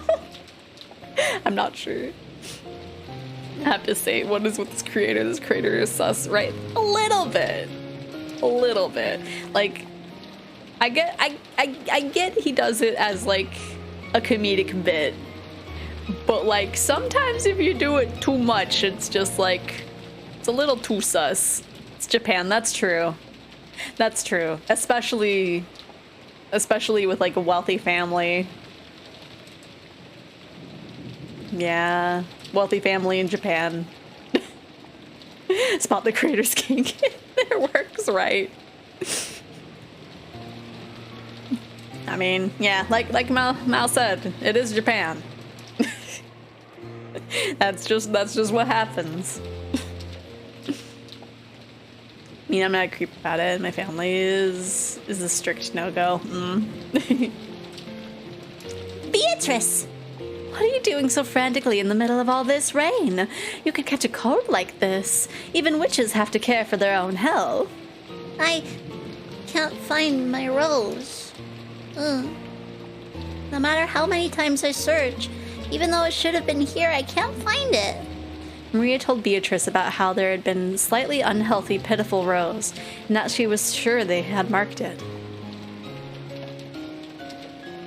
Yeah, I've learned not to question it, yeah. Well, like, I'll question it a little bit when it comes up. But like...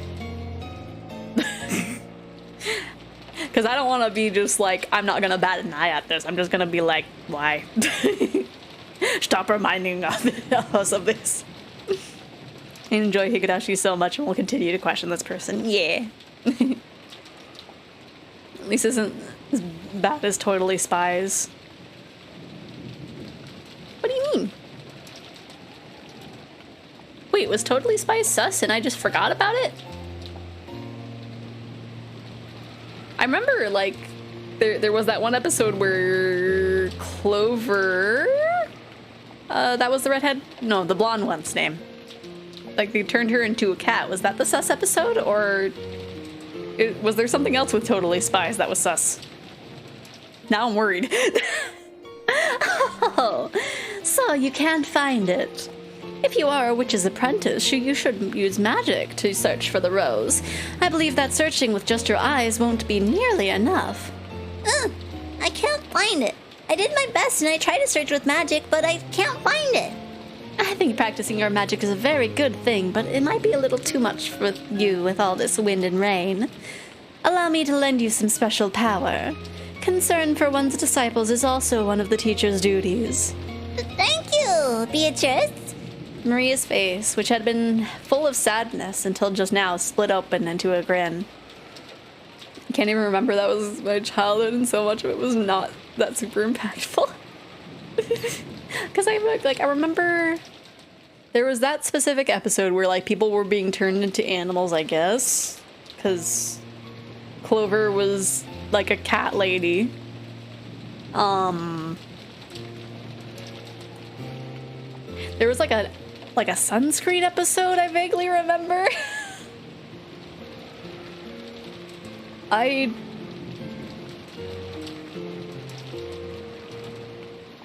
can't say I remember much else. I remember watching it a whole bunch, but like, it's just those that I remember. Maria knew. She knew that there was nothing Beatrice's magic couldn't do, so she was sure that Beatrice would be able to find the rose easily, even though Maria couldn't. Beatrice closed her eyes slightly, acting as though she was listening for something in this wind and rain. Then she heard it, opened her eyes, and spoke. Never watched Totally Spies? It might have been... I think at one point they stopped airing it, like, in the early 2000s. I'm trying to remember. Would have been like 2006-ish? Would have been like 4, I don't know. I'm trying to remember like the last time I remember seeing an episode of Totally Spies on TV. But like, I'm just like, okay, I was watching Totally Spies, and then I was watching Teen Titans, and then I was watching Inuyasha, and then it all went down from hill. It all went downhill after that. Totally Spies is every sus. My sister started watching it, and let's just say I'm not going to let her until she's a little older. Really? Because I was watching that in like elementary school. But also, like, I will say, Cartoon Network did have some like kind of sus things sometimes.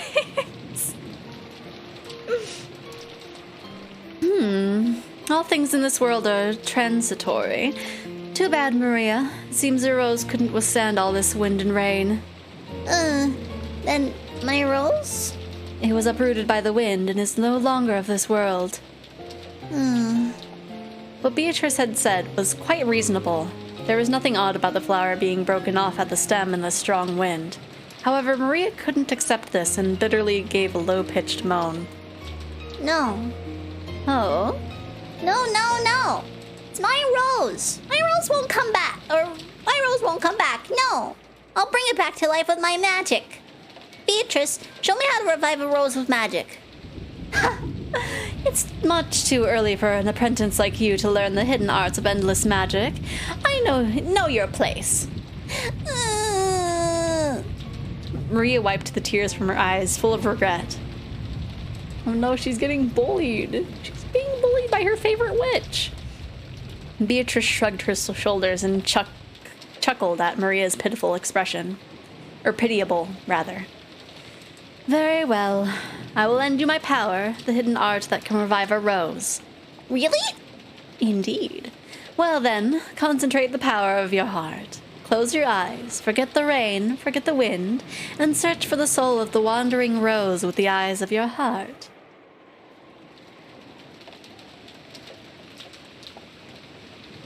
Fanservice in Evangelion is fine, but totally spies the definition of pedophile. I'm pretty sure that Evangelion probably wasn't made for kids intentionally.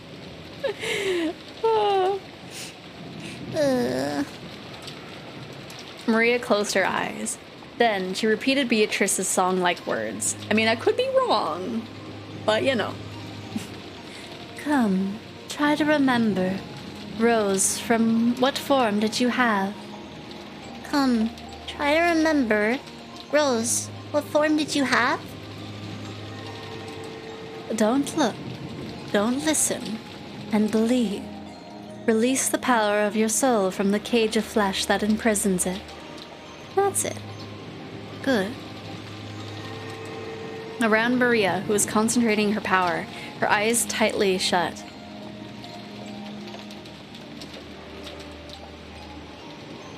I powered down.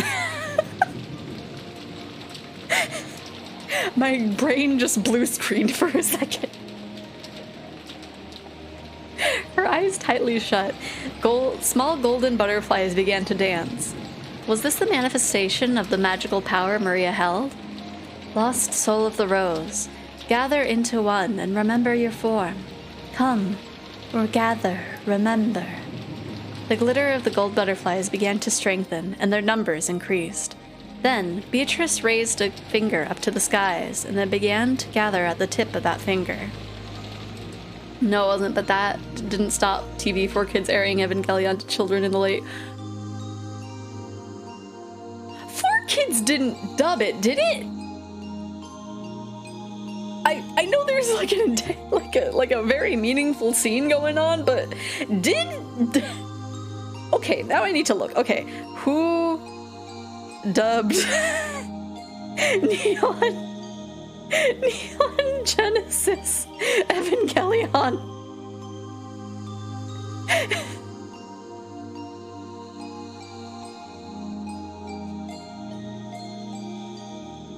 Like,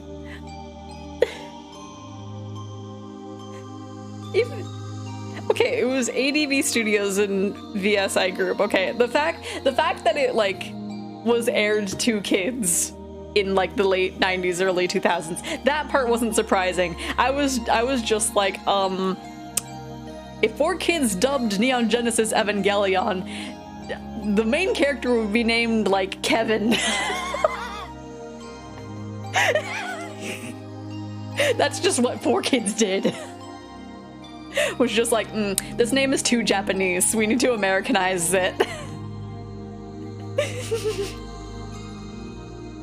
Late night TV was super sus then and completely available on regular cable. Yeah, they did. Like the reason why I like started disliking 4Kids TV was because they dubbed Tokyo Mew Mew which was like my first manga series. I was really into it, and I was like, yay, oh, they recalled it Mew Mew Power? I mean, I guess, okay. And then it's like, they changed Ichigo's name to Zoe. And I was like, why? Okay, anyway, rant over. Didn't 4Kids also call rice balls jelly-filled donuts? Yes, they did. They also painted over images. There was like a scene where there was a giant rice ball chasing after Ash, whose original name was Satoshi, apparently. And they edited it to be a sandwich instead of a onigiri. Honestly, kind of want to watch original dubs and 4Kids dubs, right? And then, like, didn't they kind of like mess up with like One Piece or something? Like, I will say, like, the original songs that they wrote for the stuff that they dubbed, acceptable, pretty nice, pretty iconic themes. But like, flashbacks to Sanji's cigarette being a backwards lollipop, right? Yeah, they did that too. And then like with the police coming up for like Yu-Gi-Oh, or like anybody having a gun, they just aggressively point. And it's just like, oh, I'm gonna get you. No, and all the characters have different names in Japanese, yeah. To be fair, I got into it. I think I got, like I watched stuff dubbed by 4Kids, and I, like, obviously everybody's childhood is Pokemon, so, you know, 4Kids did have a hand in that, but, like, I got into it because of Inuyasha. I got super into anime because of Inuyasha, so that was, like, Viz Media, I think. Got into anime from a friend. Fair enough. There were quite a few animes that I watched because of a friend recommending them. Like, Higurashi was one of them. In middle school. And then Elfenlied. Probably the same time period. Having me start, of all things. That was in our school library. Our school carried that manga. Okay. This was the... No, I actually watched Digimon on Nickelodeon, and I never saw Pokemon until I was 13. Ah, I think I watched them at the same time. But like, Digimon, from what I remember on my end, was on Fox Kids before it turned into 4Kids TV, if I remember right. My old best friend got me into Higurashi, then they had me watch Elfenlied and Shiki. I haven't watched Shiki yet. Got into Higurashi because of an AMV to a song I love. And here I am now, messed up, right? Because Moki was the person that showed me Higurashi. We were at school and he had his laptop and showed it to me, and I was like, ooh, I like this. I remember like an online friend got me into Elfenlied, but I don't remember if it was like before or after Higurashi. But that dog scene, man. Couldn't watch Elfenlied because of a specific scene. Kids being endgamed, yeah. Let's see. Okay. This was the miracle of the golden magic. The gold butterflies began to condense into a single dazzling grain of gold. It was a single glittering gold seed. Got into Gundam because I was a Power Rangers kid. Or as a kid, Elfenlied I found on my own. For some reason I never watched Power Rangers, but now here I am watching Kamen Rider. Essentially the same exact thing. But like just with one person instead of a whole team. I wrote on the tip of Beatrice, it wrote on the tip of Beatrice's finger, budded into a golden sprout, and opened into a golden leaf. It then slowly fell from that fingertip, sunk into the mud of the flower bed, and began to grow steadily. Maria, who admired magic and the witch, really wanted to see this fantastical sight. However, as an apprentice, Maria was still not qualified to see it. No, She was probably afraid that if she opened her eyes to look, the power that she had concentrated in her heart would be cut off, and the magic would be lost. Therefore, Beatrice, as the only one permitted to witness this golden miracle, was the only witch, the sole master of many miracles. Nothing like going on a tangent about being weebs, right? It's all good, yeah. Then the fully grown rose bloomed, creating one golden flower, and when Beatrice poked it with her finger in just the right way, the gold-colored sparkle scattered, just as if the golden soap bubble had popped, and what remained was a single beautiful rose. I also watched Spider Riders on Fox Kids. I don't think I watched that. That doesn't sound too familiar to me. It looks like you've remembered a splendid rose. However, if we just leave it mixed in with these other roses, you wouldn't be able to tell it apart. Shall I perform one last service? Beatrice, for the sake of her cute apprentice, who was moaning even more now in concentration, decided to use one more bit of magic. When she snapped her fingers, a single gold butterfly appeared, fluttered around, and landed on the flower that had just been revived. Then it suddenly burst open and disappeared, leaving golden lace and marking the rose. That will do. Maria, you may open your eyes now. Huh? Where is the rose? It's not here. Not here. Not over there. Over here. Look, I've marked it with golden lace. What? You did! Awesome, awesome, awesome, awesome! Thank you, Beato. Thank you, Beato. I want to become a witch quickly. A great witch like you. And you can! Long ago, I too wished for that innocently, just as you did. And I have attained that level. Maria was ecstatic over the revived rose, clapping her hands and jumping around in joy. Watching that, Beatrice also smiled, looking fairly pleased.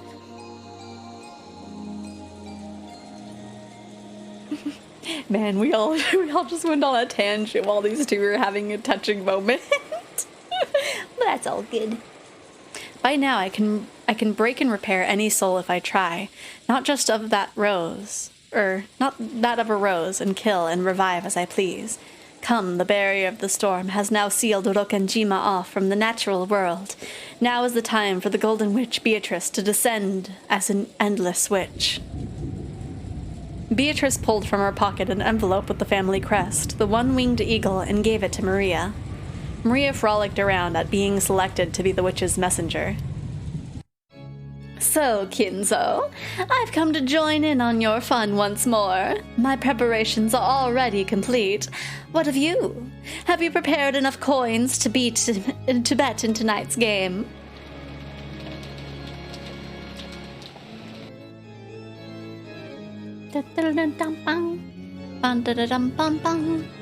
Of course, I'm fully prepared, Beatrice. I've assembled a plethora of pieces. I'm ready both physically and mentally. So then, let us make the ante. All that you have given should be returned to you in the end. Come, take it! Kinzo flung the window of his study open wide, took off the valuable golden ring that had been on his finger, and threw it out into the darkness of the raging wind and rain. Oh! That ring was struck by lightning, and after twinkling gold for an instant, disappeared. Oh wait, did that happen in the last timeline? I don't remember. I feel like he threw something, but I don't remember if it specified that it was a ring. Kinzo watched it go, grinning broadly and fearlessly. I don't think I'll lose. You are mine. Forever!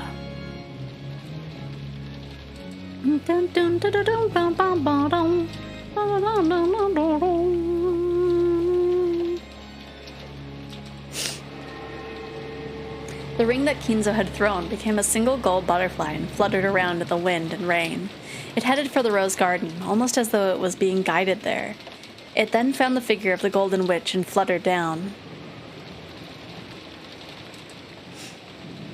When it came down right in front of Beatrice, it burst open and returned to its original form, flying through the air. The way it was going, you would have expected it to fall into a puddle, but it stopped suddenly in midair, almost as if some transparent person had caught it. Apparently, even Beatrice hadn't expected this. However, she realized who it was, and grinned broadly at it. Hello? Hello? We keep getting new people that I've just never seen. My goodness. There's so many, like, mysterious characters. As she did, the shadow of the person who had caught the ring began to fuzzily appear. It was the figure of a young man wearing a butler's uniform embroidered with the one-winged eagle crest. There was no man like this among the servants of the Ushinomiya family. Even so, Beatrice laughed as though it was someone she remembered fondly. I forgot a man's name, I forgot. Oh no. Oh, Renove? Renove? Probably Renove, maybe. Is it? It's been quite some time. It seems you have remembered me. You were always a man who took loyalty seriously. Except for the other two timelines where you were nowhere to be found. Wait, unless he is the reason that all the locked room things work. That would make sense. It has been quite some time since your last correspondence. Not for a single day have I, Renove, forgotten that I serve you, milady. Renove? Maybe. I don't know. Wait, which one would be better, Renove or Renove? I was more afraid that you had forgotten about me. After all, you can be quite forgetful. I see, yes. I certainly am forgetful. I'd forgotten even your sarcasm until I heard it again. Milady, take this. Renove. Renove. Okay. There's a 20th now? A 20th? Wait, what? Milady, take this. With an exaggerated yet elegant gesture, he bowed respectfully and held out to Beatrice the head's ring that he had just caught. It is the Ushinomiya family head's ring, returned to you from Ushinomiya Kinzo. It is now once again in the possession of its master. Indeed. This is Kinzo announcing the start of the game. Of course I'll accept it. So, how shall we play tonight? Shall I prepare the roulette immediately, or shall I prepare some black tea first? I can't decide which, but first I need you to greet someone. I'm sure that guy's got his mouth hanging open and can't shut it. Right, Battler? Greetings. Allow me to introduce myself. I am called Renove. I serve on the... Renove, yes, Renove. And I serve at the side of the Milady Beatrice. It is truly a pleasure to meet you. See? His mouth hanging open and he can't shut it, right? Yeah, no, there's another incomprehensible guy just showed up. First I grumble about goat-headed people during the Bond dance, and then go-ahead start showing up in swarms. And since then, not only have these 7 Nissans appeared, but now there's even a Battler. It doesn't make sense. Cut it out. By the way, Battler, did you notice? Did you realize that meeting him is a true devil's proof? Devil's proof? What do you mean? He may not look like it, but this guy is one of the 72? A genuine demon? In other words, I've brought a demon right in front of you, which truly proves that they exist. Renove holds a noble rank in hell, the 27th highest ranked great demon. He's a pretty useful man. I summoned him at high cost and made him serve me. It is an honor to meet you. While my name is amongst those of the nobles of hell, I now serve as the head furniture of Beatrice-sama, who despite being a vulgar human, is a great witch of such caliber that demons flee before her. He's a very useful man, but he's impudent with his words. Frustratingly enough, he sometimes forgets to respect his master. Nothing in my contract specifies the manner in which I am to speak. Would you like to change that contract? It keeps me entertained, so it's fine. Beatrice turned her back to him, cackling. After bowing once to her back, Renove turned back to Battler and stuck out his right hand, showing off an innocent smile. He's one of the 72 Earls of Hell. He commands 20 legions of demon. Oh my gosh. My goodness, we're gonna be... Hello? I don't know if you guys heard that, but... Anyway. This would normally mean that he was asking for a handshake. We're just learning about a whole bunch of demons in this series. What is this supposed to be? I am another who has been subjected to milady's whims. In that sense, I am sure we could have become good friends. This is a handshake of friendship.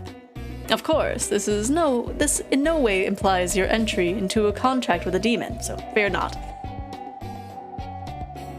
Sorry, but I'm right in the middle of a big fight with your master. I only shake hands with an enemy after we've beaten each other up in a rainy schoolyard and we're all worn out, like something you'd see in a teen drama. Remember that. I see. To shake hands with you, Battler-sama, I must create a fitting atmosphere in a suitable location, exchanging sweet words and physical language with you that rings true to your heart. When the opportunity arrives, I shall arrange for such an encounter.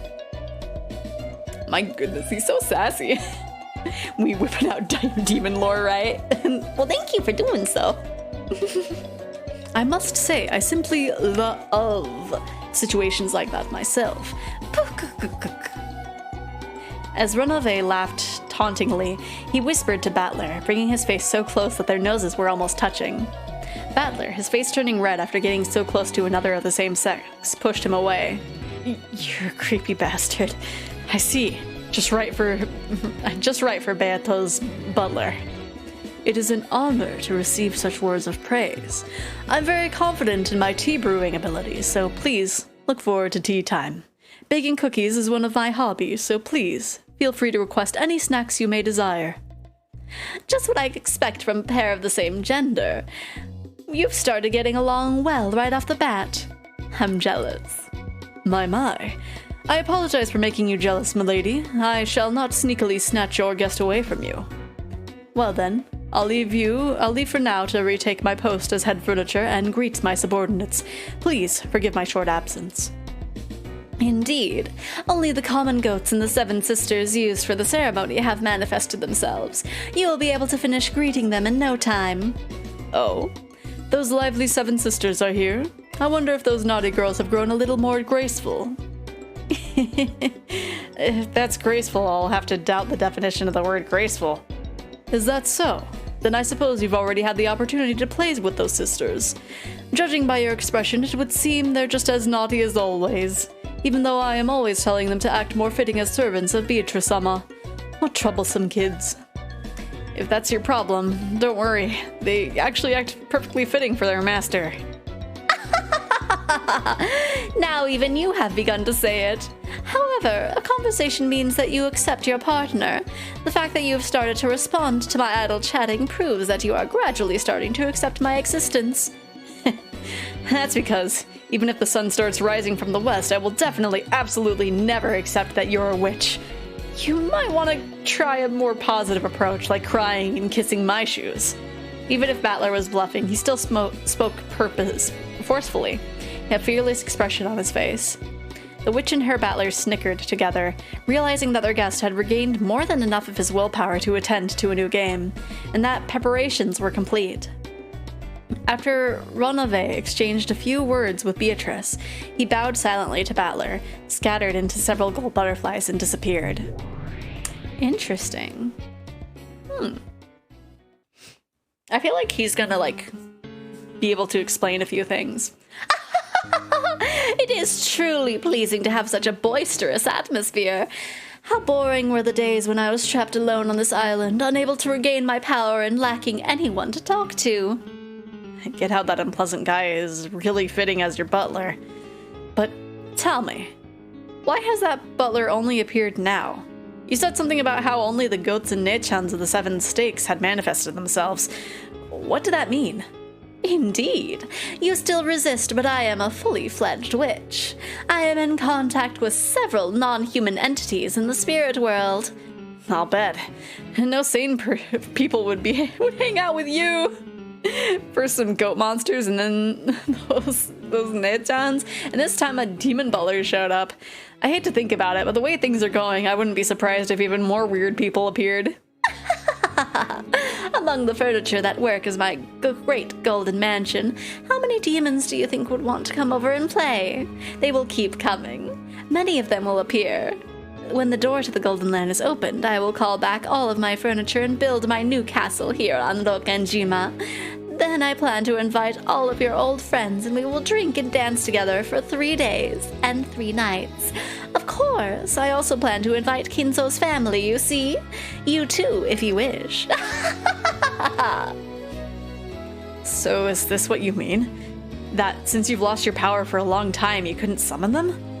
And then, since your magic power has been gradually increasing, you've become able to summon more and more monsters. It is as you say. You stopped a hair's breadth before crumbling, but your heart is already wavering and you are unable to deny that I am a witch. That wavering in your heart has been slowly restoring my power as a witch.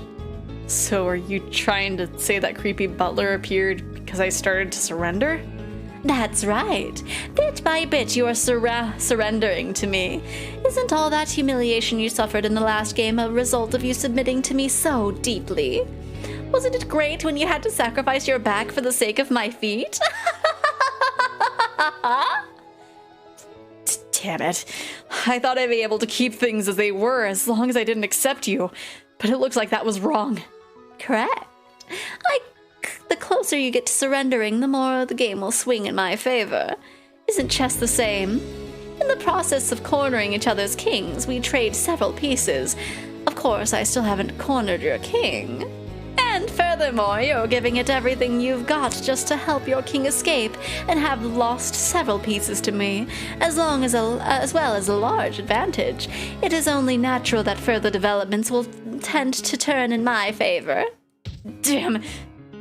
From now on, you will probably be frantic as you try to avoid my checkmate. However, as you do, I will steal your pieces from you one by one.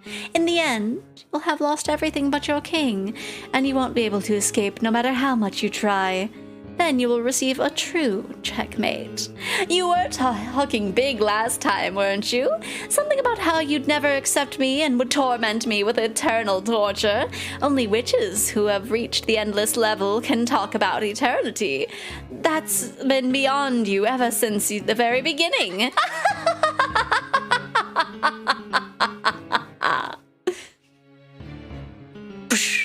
Oh, okay. I'm trying to be able to guess when the transitions happen, but I keep getting it wrong.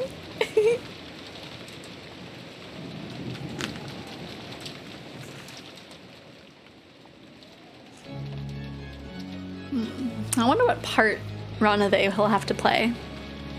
Kinzo-sama has already publicly displayed the location of the hidden gold within the epitaph under my portrait.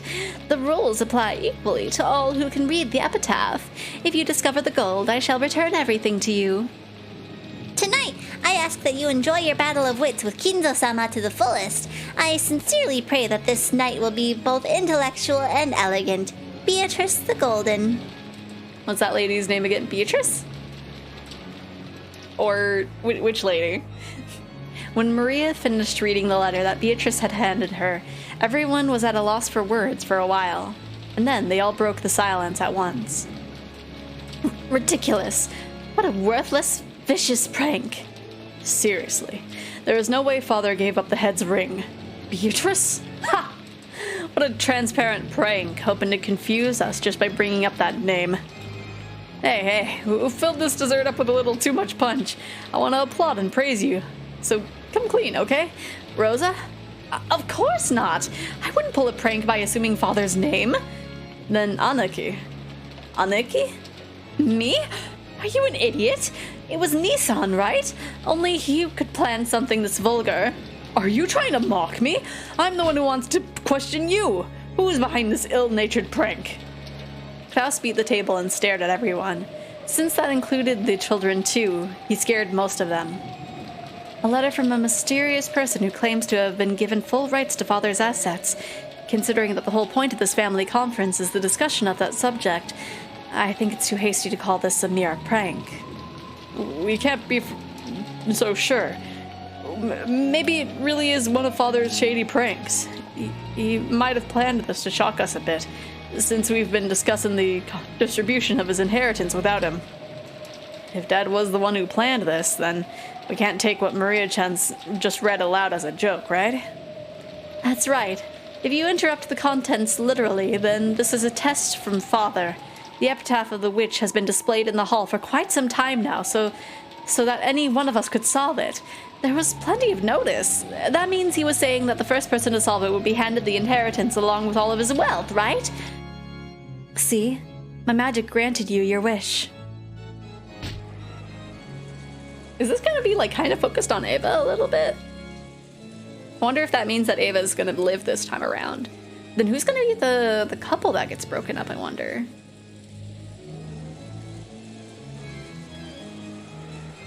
Because her and Hideyoshi died in the first one. George and Shannon died in the last... no, it wasn't...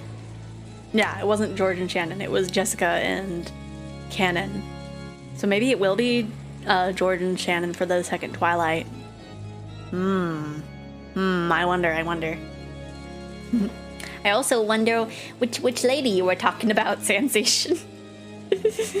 Which of these ladies are you talking about? Natsuki? Are you talking about Jessica? Are you talking about Ava? Beatrice? Kide? Rosa? Maria? Shannon?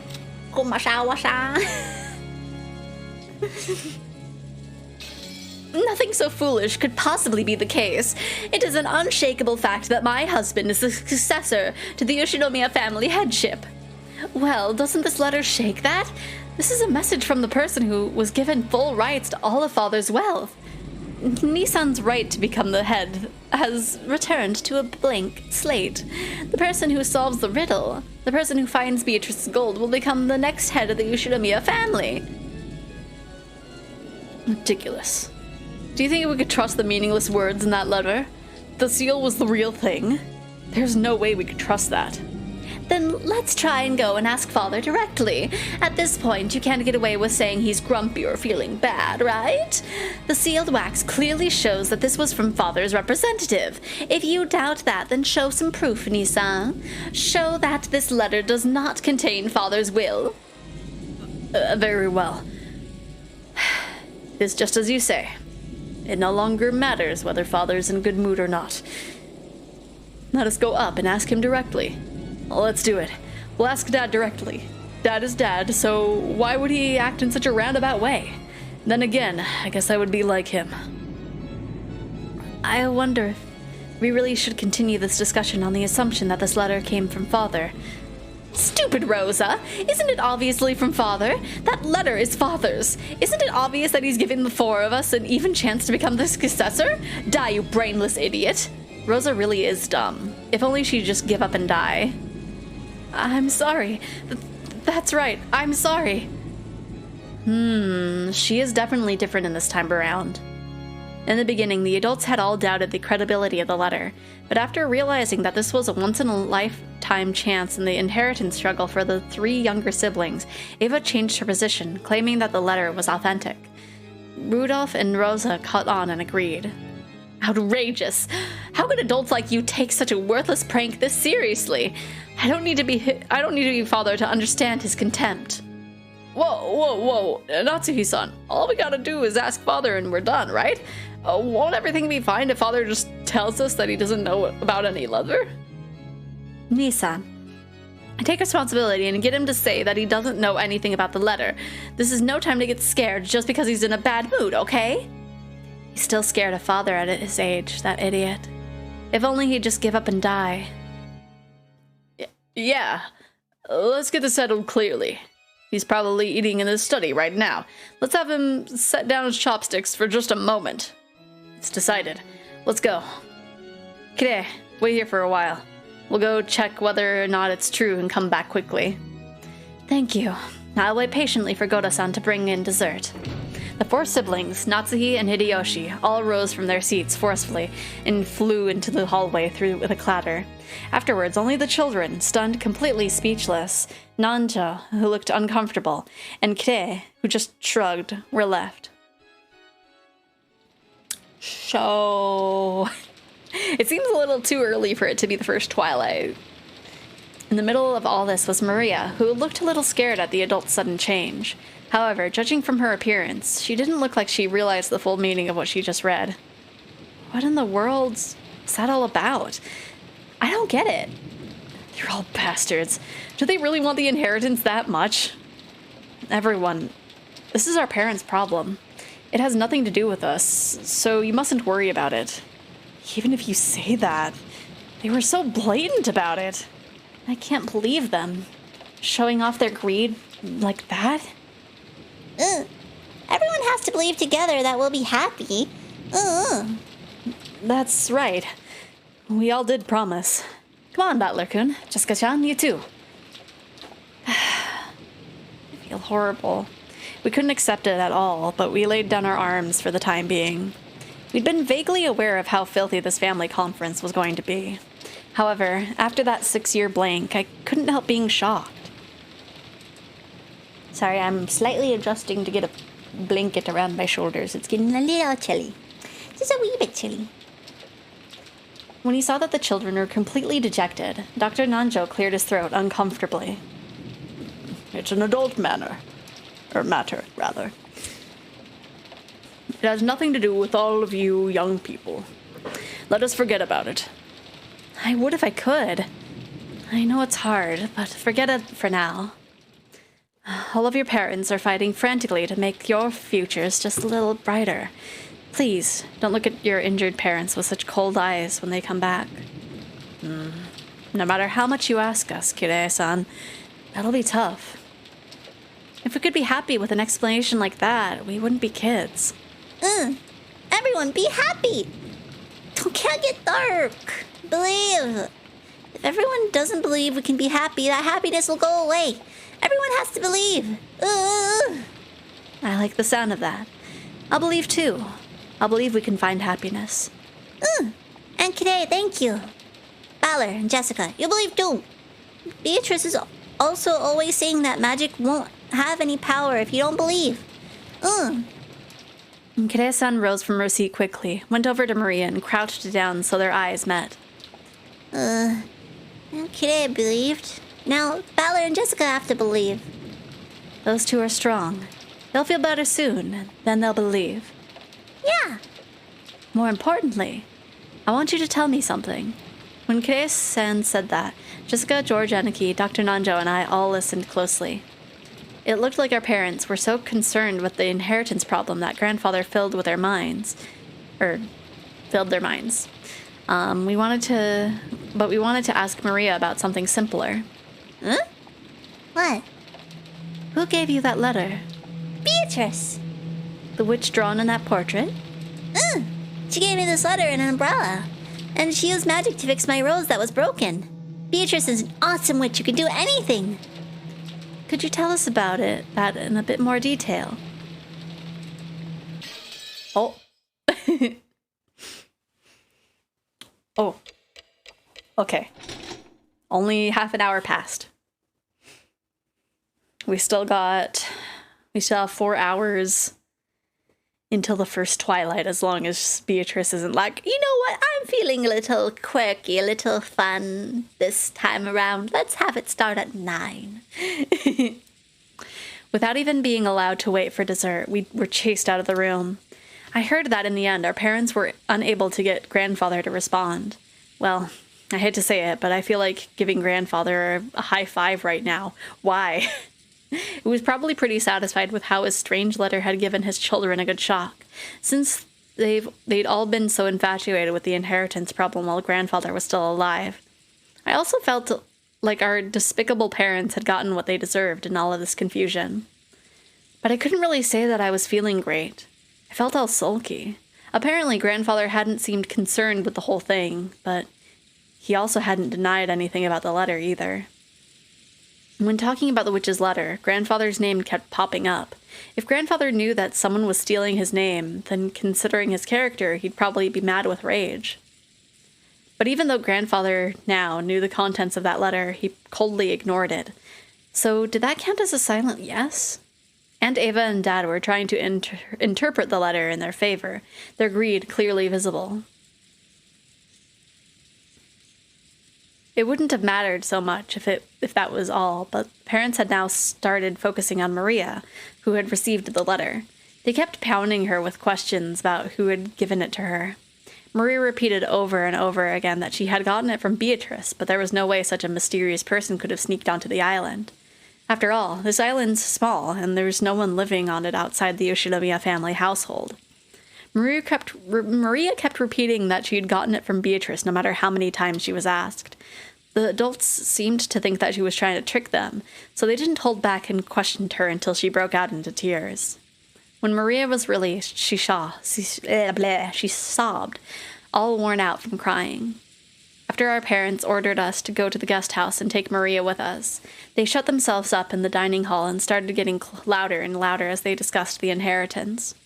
It seemed that, because of the strange letter, Uncle Klaus's chances of becoming the next head might have been reduced to a blank slate, and in exchange for accepting him, my dad and the rest were trying to swindle Uncle Klaus out of a lot of money, or something like that. Disgusted as we were, Jessica and I were happy to move over to the guest house. We didn't want to be under the same roof as those filthy adults whose heads so filled with thoughts about money. George Anarchy pleaded with on our parents' behalf, saying that he wanted to understand them. I understood his reasoning. No matter how filthy this talk of money was, it wouldn't go away if you just closed your eyes to it. But even so, how could they sink so low as to overtly fight over the money of the dead?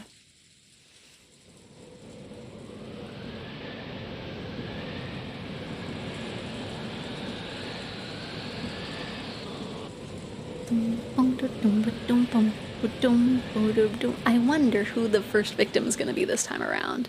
Because with it kind of focusing on Eva, I want to say that she's probably going to be one of the adults that's going to survive. I'm not sure. I feel like Battler's kind of destined to stay alive to, like, practically the end. But I'm not sure. Maria had cried herself dry and was hiding in her bed. She hadn't even twitched for a while, so she was probably sleeping. Who in the world gave that letter to Maria-chan? She just sits straight up out of bed. It's like, it was Beatrice! Oh, Beatrice, you George Nissan. You can't ask her that anymore. Isn't it fine to say that Maria got it from Beatrice and leave it at that? After all, we don't want to make her cry any more than this. Even though we said that, we couldn't clear away a gloomy feeling. There are only 18 people on this island now. Pardon me. The thought that somewhere in the rain, a 19th person gave Maria-chan the letter and is now hiding somewhere doesn't seem realistic at all. Most likely, somebody got Shannon or someone to put on the dress from the portrait and cleverly got Maria to go along with their story. Though in Maria's case, just seeing the dress would probably convince her that it really was Beatrice. Maybe it doesn't really matter who handed her the letter. The important thing is who sent it. The point is that grandfather wanted to cause an uproar by assuming the name of the witch. Seriously, that old geezer's good at riling people up. The most likely answer is that our occult-loving grandfather was playing around, handing the letter over to Maria, who shares the same hobby as he does in such a dramatic way. Though he failed to give any thought for what Maria would have to go through, making it a pretty shitty thing to do. Seriously, messing around with Maria's pure heart. It doesn't matter who handed the letter over. Maria says she got it from Beatrice, so let's treat it that way. I agree. Let's do that. To Maria-chan, Beatrice is kind of like what Santa Claus is to most kids. Whether we're dealing with some non-existent 19th person or Santa Claus, as long as we all acknowledge them, they'll at least exist inside Maria. I see. I guess it can be important to lie to a child to protect their dreams. What's up, Jessica? Are you still angry? Jessica had her hand on her chin, as though there was something that she couldn't understand. When I called out to her, she came to her senses. Sorry. Well, actually, I was wondering if Maria might have actually met Beatrice. What do you mean by that? Are you saying there's a 19th person on this island? If you truly take Maria-chan's words to heart, then you would arrive at that answer. No, that's not what I mean. I'm talking about the story that someone we don't know has been living on this island since long ago. More backstory. Living, you say? Where? In the forest.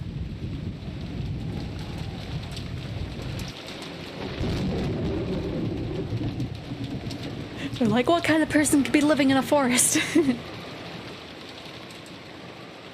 Only a witch can live in a forest.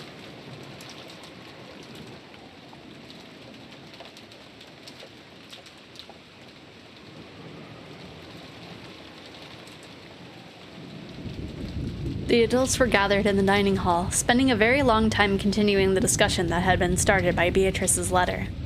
Klaus strongly claimed that the letter was a simple prank, but he couldn't overturn the claim that Kinzo's failure to deny the letter was answer enough. Judging by Kinzo's character, if he knew that a letter had been written in his name, he would be mad with rage. Since all of the siblings knew that, Klaus had no choice but to withdraw his claim. Without even having to summarize it, the contents of the letter were simple.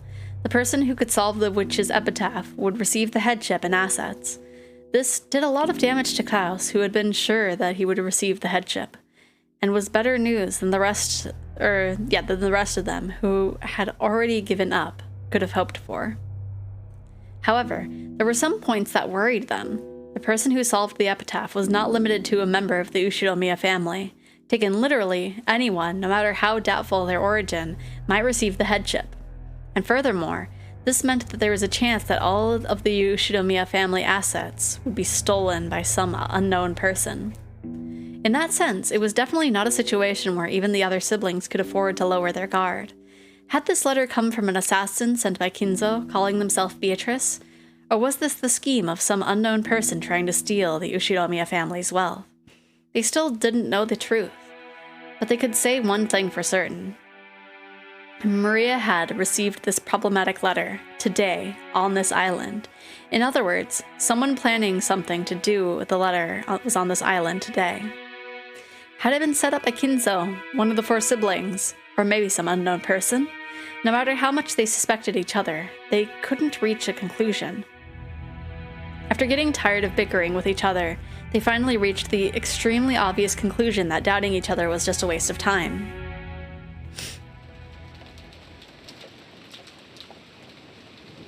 We've made no progress. Just been spinning our wheels. That's right. And the mere fact that you realized it means we won't have to waste any more time. It is not certain that Father sent the letter. My husband is merely exasperated by your inability to hold a conversation. What? Who's unable to hold a conversation? You keep yelling at me every time I say something. Do you truly think such shameful behavior is befitting for a member of the Ushinomiya family? Would you give it a rest, Ava? You too, Natsuhi-san. That topic's finished for now. Shall we all cool our heads off for now? Let's have some cool drinks brought over. That sounds good. It would probably be wiser if we cooled our heads. Don't you want to take a short break too, dear? Anaki looks like she's in a bad mood, so I'll pass on that break. But I agree with the cool drinks. Rosa, have someone bring some water. A whole pitcher. Yes, understood. She is very different in this route. Rosa headed over to the extension telephone in the corner of the room and called the servant room. She then passed on what Rudolph had told her to the person on the other end. Voice acting time? Okay.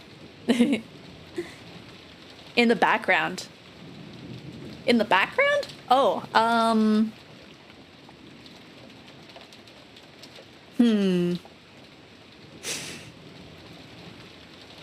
Maybe... I mean, okay. I'll have it be immersive. Let me be in the background. Oh man, okay, I don't know if I can read it from there. Let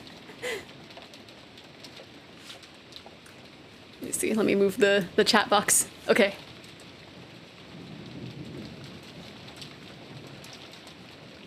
You idiots have been through 5 resets and not have deja vu? Are you idiots or something?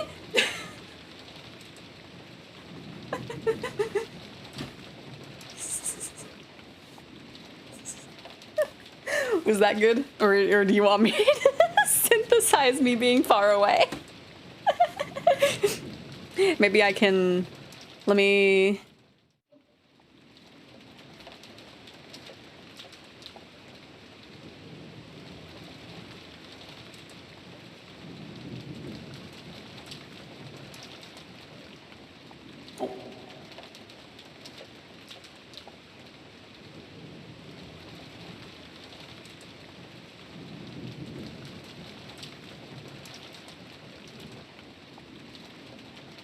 idiots have been through 5 resets and have not had deja vu? Are you idiots or something? Was that good? Also, I accidentally pulled off my my Christmas decorations doing that. Oops. Oh gosh. Oh gosh. Oh gosh, I made it so small I can't make it big. There we go. There we go.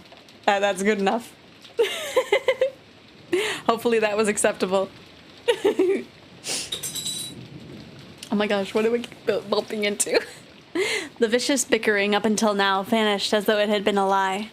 That silence continued until Goda finished setting the table and retreated from the room. Is there anything else you require? No. Please, leave us.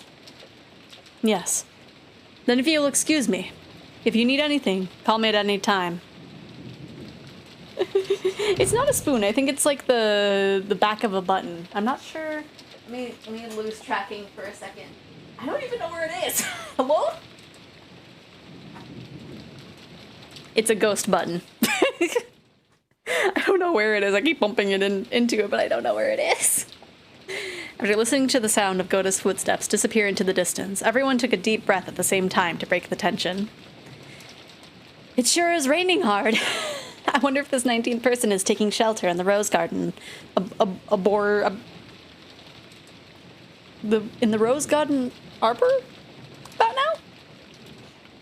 I wonder. They might be able to escape the rain there, but it would be quite cold. A mysterious 19th person as a visitor. Sounds pretty interesting. Just like a mystery novel. Normally, in that kind of story, it's a safe bet that the person doesn't exist. That one of the 18 would be faking it. I suppose I suspect Genji and the others. Just as I thought, we should have fired all of the servants of the One-Winged Eagle, no matter what excuses we had to make. Come now, don't say that. We must be grateful for their long years of service. Of course, we can't let our guard down. I'm sure you agree too, Nissan, that whether or not Father was behind this, the person who handed Maria the letter was a servant. Indeed. In any event, we were all being friendly in our big happy circle until dinner, weren't we? Wait, is this all just a big... What perfect timing! Huh. It wouldn't be... Wait.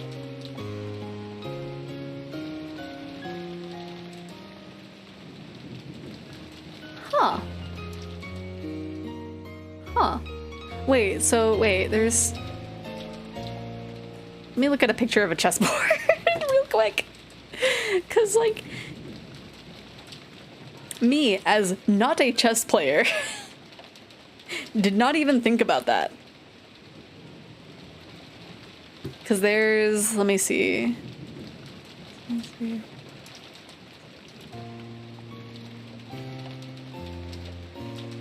Wait, is it 18 and not 16?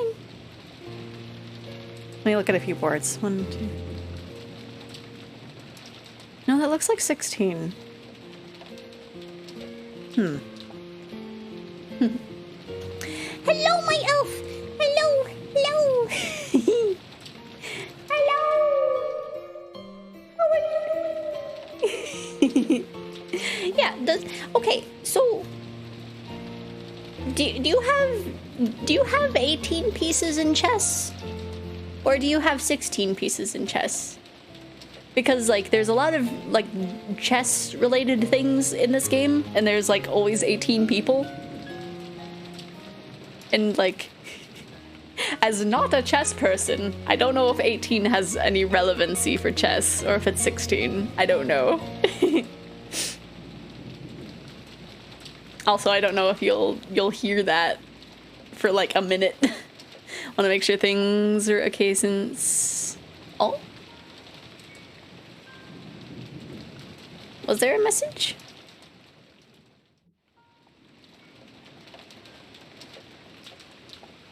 It's like, I don't know.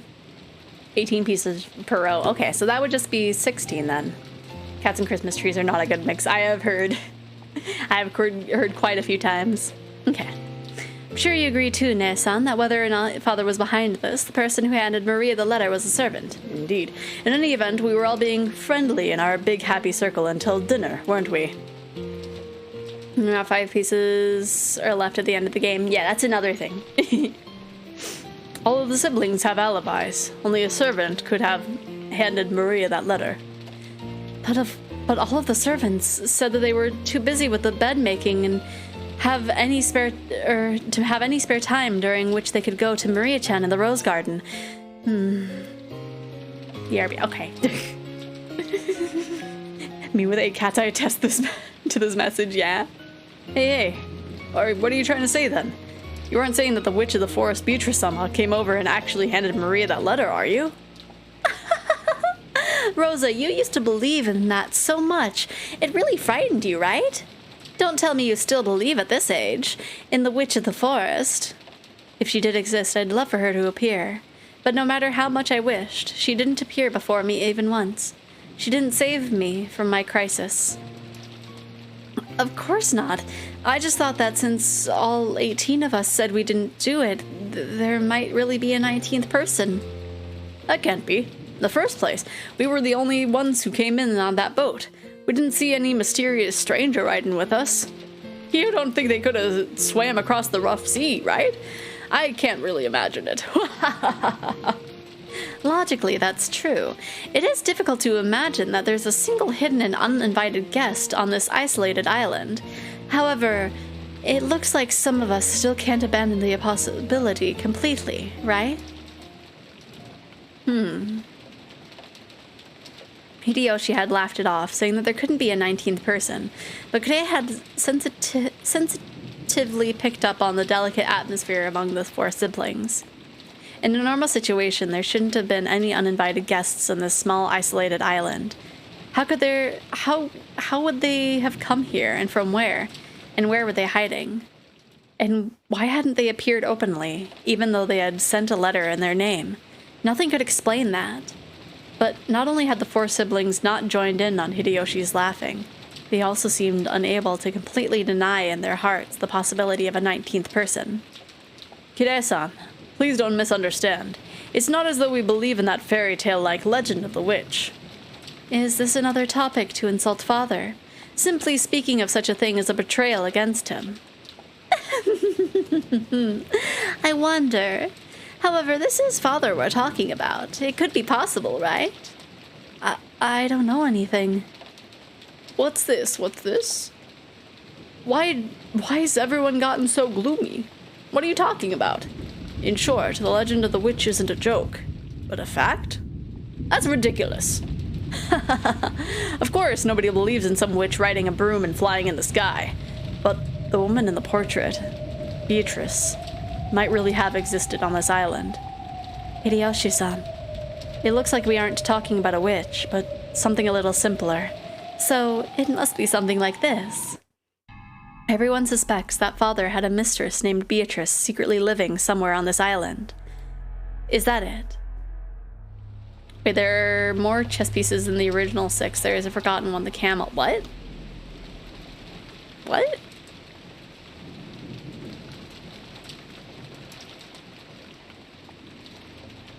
Wait, what? No, wait. Where would... Huh?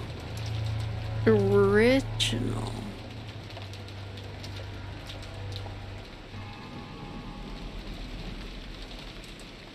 I search up original chessboard and it gives me like a Hello Kitty chessboard and I was like, I don't think that's right.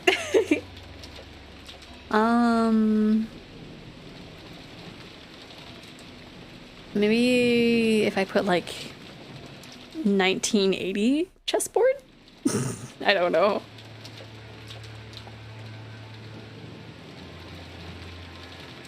Yeah, I'm not... Maybe if I search the camel. Wildebeest chest. Or chess. No, that's 22 pieces. The camel was the original knight but could jump one more square, and this one's real old. It would make sense for witches to play something super old.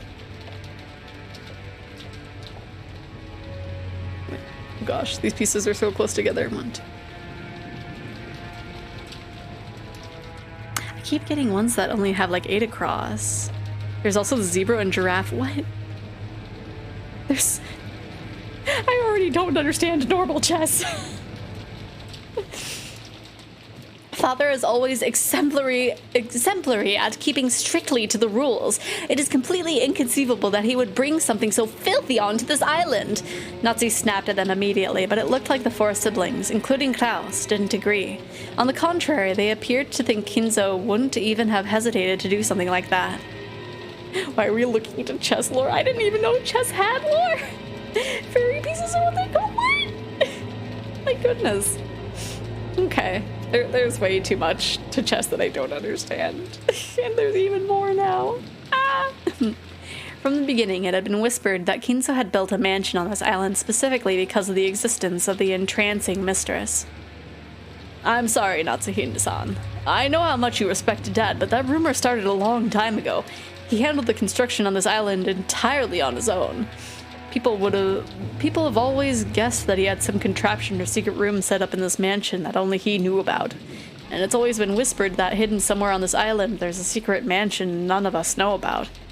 I see. This island might look small on a map, but it's quite large for just the Ushinomiya family to live on. So people have suspected that he built a secret mansion somewhere in the uncivilized forest for his mistress to live in? That would be quite a large-scale scheme. In the beginning, people thought it might be somewhere inside this mansion, that there might be a hidden basement with a fabulous hidden room where the witch in that portrait was secretly living. After seeing that intricate auto lock on Dad's study, it isn't too hard to imagine, right? After all, Father did spread the rumor that a large amount of gold was hidden somewhere by some mechanism. I wouldn't be surprised if there existed some hidden room inside this very mansion that none of us knows about yet. Then, when Mother was alive, she would often scour the entire mansion searching for Father when he wasn't anywhere to be found. Mother also suspected that what Rudolph just said. She believed that there was a hidden door or a stairway somewhere, and that his blonde-haired mistress was hidden behind it. It's hard to believe that there were some actual examples in other countries of people cheating with someone over a period of several decades by making them live in a hidden attic room. Furthermore, Kinzo had a mansion this extravagant. It was possible to suspect the existence of a hidden room.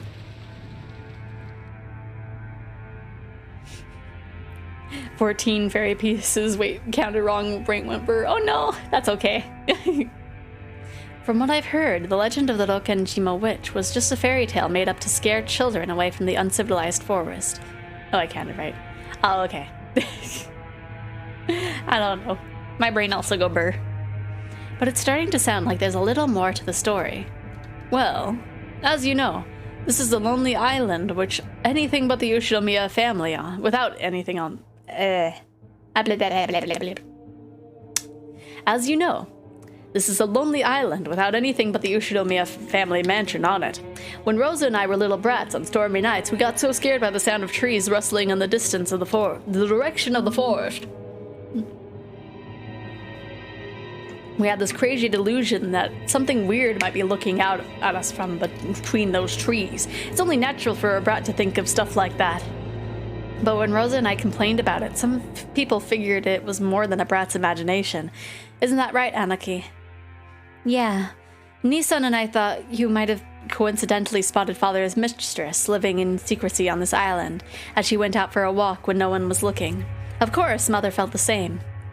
Even among the older servants, you often heard that ghost story about how the witch in the portrait wanders the mansion at midnight. Outwardly, I laughed it off as a ghost story, but on the inside, I suspected very much that it hinted at the existence of a hidden mistress.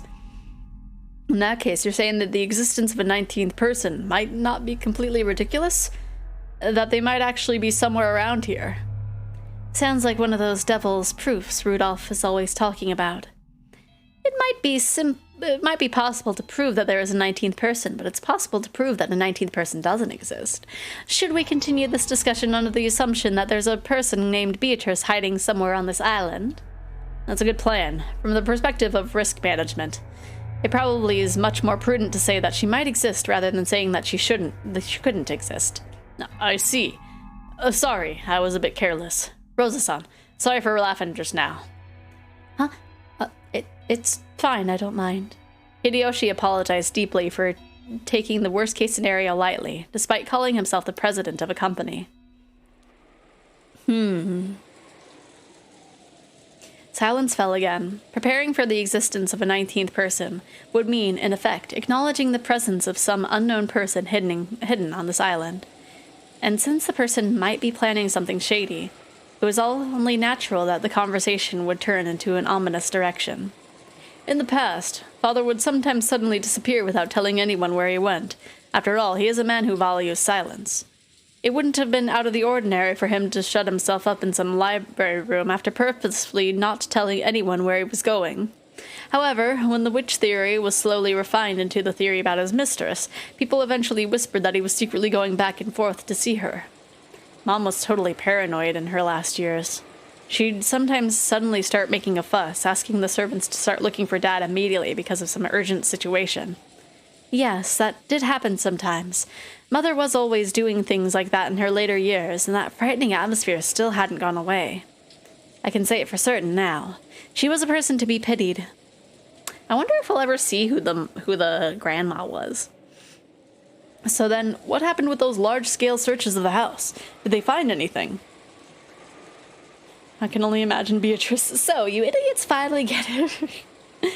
No. Father wasn't caught foolishly in the hidden room even once.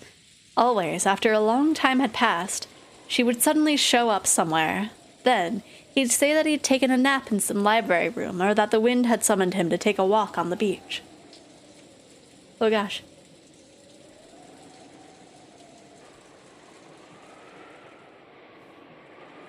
I needed to sneeze and then I got camera shy. Now my nose just tickles. But it was always some place where the servants had already looked. We never knew where Father had gone. Even at that time, Grandfather was famous for his occult inclinations, so some of the servants exaggerated, some saying that he might have turned into butterflies and danced around the rose garden. So in short, Father frequently disappeared and no one knew where he went. Yeah. Since we couldn't find him no matter how much we looked inside the mansion, we got more and more sure that Dad might have been somewhere outside. But the area outside the mansion isn't large at all, which leaves only the forest. And if you tie that in with the legend of the witch, you get a theory like this. Father usually built a hidden mansion somewhere in the forest, inside of which the mistress by the name Beatrice lived, and he sometimes went to see her. I was also young at the time. I was so eager to find where Father was having his affair that, at one time, I followed him when he went outside. Of course, it was a failure. Every time Father went out, he was oddly intent on avoiding places where he might be seen, and extremely careful to prevent anyone from spotting him. Sorry, I'm trying to listen. I feel like I was hearing something weird, but maybe I'm okay. And he was extraordinarily earnest in his attempts to do so. But that actually made me sure. He must have been going out for some reason that the members of the family couldn't know about. And that'd be going to meet his mistress. Probably trying to avoid being seen. After seeing Hideyoshi nod and say yes, yes, as though that was quite obvious, Ava got a little sullen. Well, anyway, this island was like a sketchbook in which Father, with his Western obsession, could draw out all of his dreams. Everything about this island was exactly how Father wanted it. It wouldn't be odd at all if there was a hidden mansion somewhere for his mistress to live in. Ava's words spoke for what all the siblings had come to think. For a while, the room returned to silence again, and everyone listened to the sound of the wind and rain. Was there a hidden mansion on this island, and had Kinzo's mistress been living there and hiding for a long, long time? Everyone thought that they were being too suspicious, and they hesitated for a long time without speaking. But everyone shared a common opinion. Kide, who had been listening the whole time with her eyes closed, spoke to no one in particular. How long has this rumor about Father's mistress been around? As soon as we moved to this island, about 30 years ago. After all, it probably would have been impossible for him to have a hidden mansion built while they were here. people and materials would have been going in and out. It would have been exposed quickly. So if it was possible, it happened before we moved here. It probably could have been built along with the mansion when we were still living in Odawara. Since Father had set up a double life with his family and his mistress, it's probably reasonable to assume that he had it all planned from the beginning. And his relationship with that mistress probably went back to the days when we lived on Odawara. Probably. If, as Father says, she is the source of the vast amount of gold he used to gain the funds that resurrected the Ushinomiya family, we could probably conclude that they had a close relationship since Odawara. A relationship trusting enough for her to lend him a vast quantity of gold. I can't even imagine how old that relationship must have been.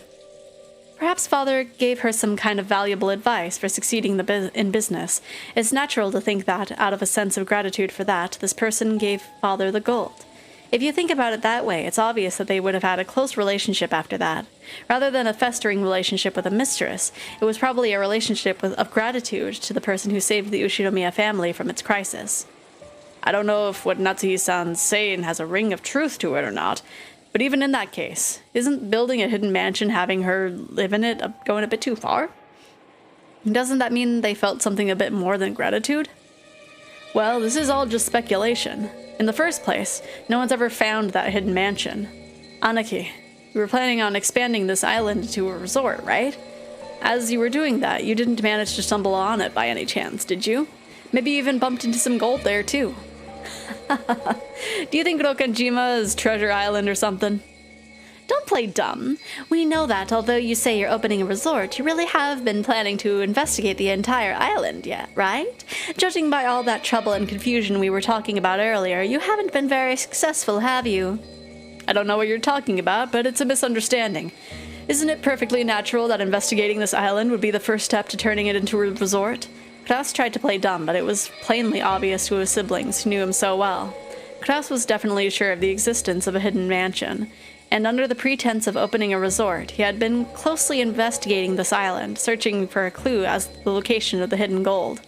They couldn't tell whether that conviction was just him overthinking things, or whether it was based on some physical proof. Still, if Kraus with all his guile was sure, that was enough proof of the other siblings to be sure too. The story about a witch living in a forest is obviously a fairy tale, but the story about some blonde-haired girl living secretly in a mansion no one knows about in the middle of the forest isn't much better. That's right. That really would be just like a fairy tale. You like those, don't you, Rosa? Huh? Oh, well... When the mansion was built on this island, Father was at the height of his prosperity. With his money, he could probably obtain anything, make any of his wild imaginings real. A mansion in the forest where a witch quietly waits. Sounds like the kind of situation Father would like, doesn't it? Sounds like something from an occult or a fairy tale. Feels like Dad's kind of hobby.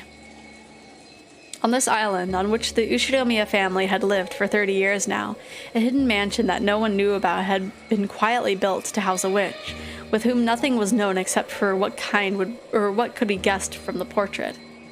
Even this hastily thrown together theory might not be completely delusional, considering all of Kinzo's strange habits and his vast wealth.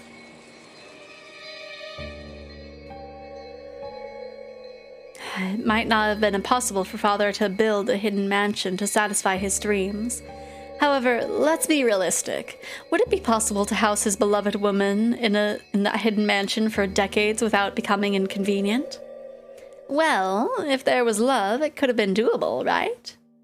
Think of the facilities needed to let his beloved woman live healthily, and in a way that would satisfy Father. For example, even if it was on a small scale, it would have been an intricate and pleasant residence, and it would probably need to have electricity, gas, and running water maintained, as well as some people to see to her needs. Even cooking would be quite difficult. She would need clothes and makeup, the daily necessities. The needs of a woman aren't simple. Would it be possible to maintain all of that without any of the family or servants noticing? When you say it that way, it sure sounds like a weak point in our theory, but that isn't enough to get rid of my feeling that Dad might have been able to do it anyway. I mean, yeah, after all, this is Dad we're talking about. I mean, true. Like, honestly, if you have, like, a set amount of servants that are like specific to that secret area, like I feel like that's doable. Like you just wouldn't have them be in the main mansion at all. That's right. It's our father.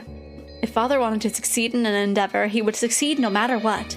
Saying that something would be difficult for a normal person and therefore impossible doesn't apply when it comes to father. Indeed.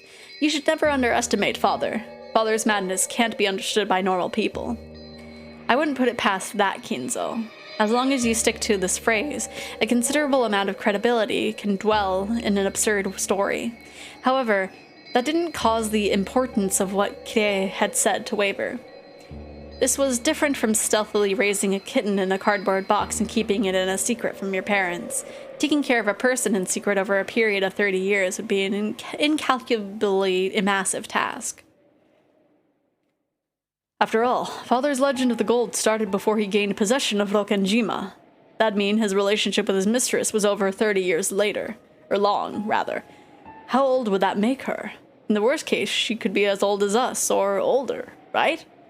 By that age, the body starts to break down. I don't care what the mansion's like. I wouldn't use the word agreeable to describe living in a place where people's eyes can't reach, almost like she was under house arrest. That's right. If what father told us about Beatrice is true, then that relationship has lasted for over 30 years. She might have been a charming young woman at the time, but it probably makes sense to assume she's an old bag like us now. I can easily manage that given the contents of the letter. You should talk. Klaus laughed as if none of this applied to him. Of course, Eva was offended, but she didn't strike back. Quit it, Anarchy. So if everything we're thinking's true, then she should be joining in on Dad's inheritance problem with her head held high. After all, there's a good chance their love was mutual, unlike with Mom. Even if she knows she is his mistress, she might be able to... She might also be proud to be his true wife. Oh no, my reading comprehension's leaving me. That is an insult to Mother. Yeah, sorry. However, everyone knows that it was a political marriage decided on by the elders among his relatives. Because of that, it definitely wouldn't be strange for Dad to have a mistress. The family sank after the Great Kanto earthquake, and Father was set up as the Ushinomiya family head against his will. However, in the beginning, the elder representatives treated Kinzo like a dummy and influenced him powerfully, almost like he was a puppet. He wasn't permitted to decide anything by himself, not even his marriage partner. Ever since he met with that golden witch Beatrice in those distant days, Kinzo's legend of the gold was quickly embellished into something dramatic. In other words, it could mean that Kinzo really did find a woman he loved. If she also knew the whole story, even if they weren't marriage partners, it wouldn't have been odd for her to consider herself that true wife inside her heart. And now, the person registered as true wife was already dead. Which means she might feel confident staking her claim, not just for the rights of his assets, but regarding the battle over the headship too. I see. I'm starting to see the purpose of this letter. The headship goes to the one who solves the riddle of the epitaph. Is that what it means? Even if that mistress was added into the family ranking system, she isn't a direct relative of Father, so she'd be inferior even to the children. In other words, she'd be one step below Rosa in rank. That wouldn't be a good position to enter the battle for the headship from. I see. So that's it. If someone can solve the witch's riddle, they'll get the headship regardless of rank. In other words, it's the most advantageous condition Beatrice could possibly get, since she's got no chance otherwise. The revival of the Ushinomiya family was made possible by the gold Beatrice had bestowed. That was quite a distinguishing service she had provided. She had built that wealth together with Kinzo, so it was natural that she would think of herself as the one who should inherit it. It would also be natural for her to despise the thought of giving up to the children of the wife Kinzo never loved. How could you be so impudent? Even if such a mistress actually existed, joining in on the battle for the rights of the head inheritance would be a reckless action far above her place. What regard for her own position? Or what disregard for her own position? Natsuki turned red, her fist quivering. She had also come into the Ushinomiya register due to complicated circumstances. My reading comprehension do be leaving me, oh no. Those who knew would understood more or less why she was so angry for the sake of Kinzo's dead wife. Well, thanks to that reckless action of hers, we all have an even chance now, right? Father has even given it his silent approval. Will the person who succeeds the Ushinomiya family be his Mistress Beatrice or one of us, the relatives he doesn't love? Maybe he wants to make us struggle over that to see who's worthy. As Ava giggled roguishly, Kraus shrugged his shoulders and looked away. However, since she's the one who brought this rule to light in the first place, maybe that means it gives her a significant disadvantage. Rereading leaving like my knowledge after a test, right? That's right. In the first place, if Beatrice meant that letter literally, then she's Father's alchemist. In other words, she's the manager of his gold. It wouldn't be strange at all if she knew where it was hidden, would it? Isn't that harsh? It's like she's given us a riddle she knows the answer to. She'll probably show up brutally and say, "Hey, here's the answer. I'll take the headship now," and snatch everything away from us. That's right. The person who brings up a riddle always knows the answer. There's a good chance that this is all a trap to steal everything from us. If you think about it like that, don't you start to doubt whether she really had any gold in the first place? Why would she tell us about it? All she has to do is keep quiet and embezzle it. It really is strange. That certainly was the case. If the epitaph showed the way to the hidden gold, would she challenge them to try and solve it? If they actually did solve it, wouldn't the gold all be stolen from her? Could it be that this person was trying to stir the siblings up so they'd solve the epitaph, and then plan to steal it away at the last second? It was an extremely logical possibility. No. If you spin the chessboard around, there might be a pretty good chance that they actually do have the gold. Why are you so certain? Wait, Anaki. Kire, please, keep talking. Why do you think that?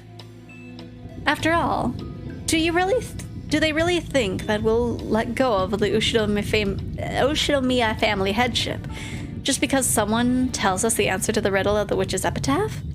That we'll be so impressed by their answer that we'll just give up?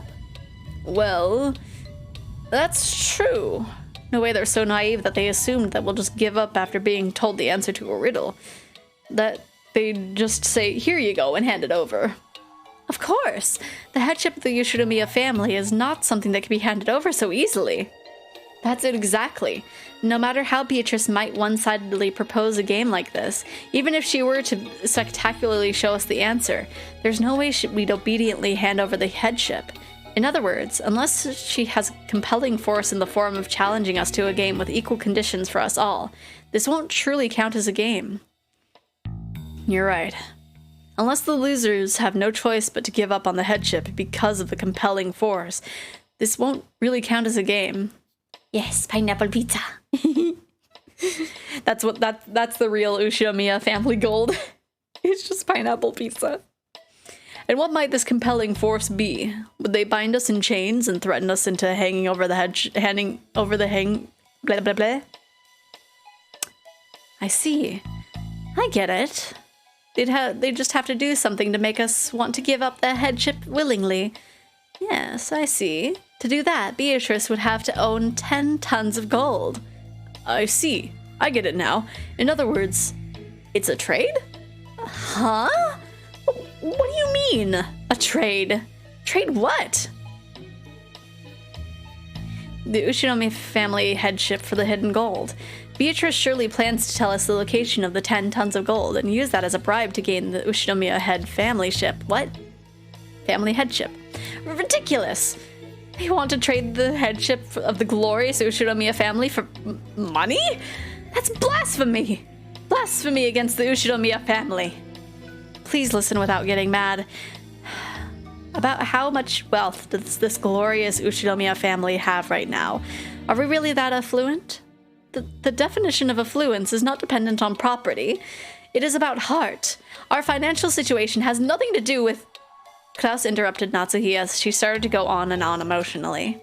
In this situation, the more she went on like that, the worse it would actually sound.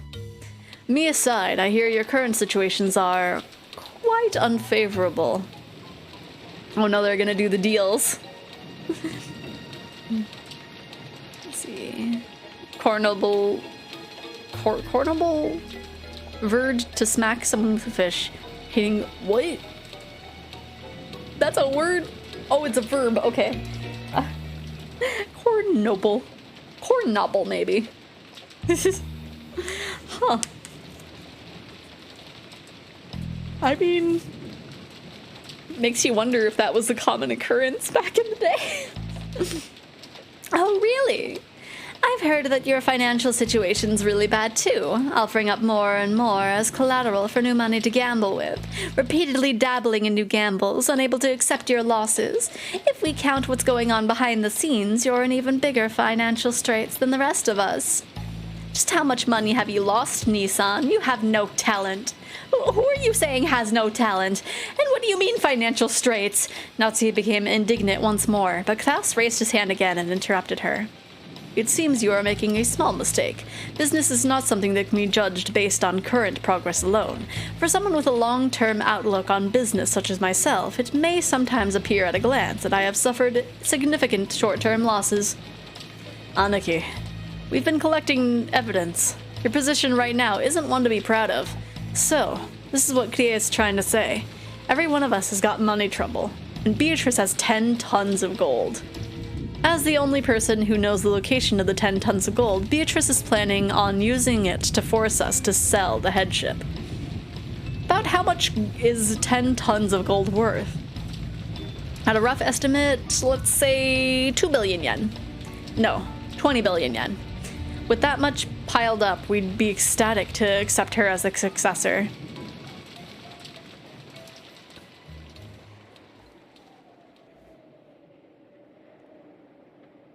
I think someone is like either revving their car or like having music blasting off in the distance. It's like, I don't know if it's pick-upable with the mic, but it's very strange. It's like, the sun is down, please don't make noise. The scene returned to silence. In fact, the rain and the wind felt even noisier now. It was probably the sound of the windstorm racing through the insides of their minds. This isn't funny. To think we'd give up the headship of some woman of doubtful origin just because she had a little money stored up. I'm gonna have some water because I'm feeling my throat trying to rebel on me.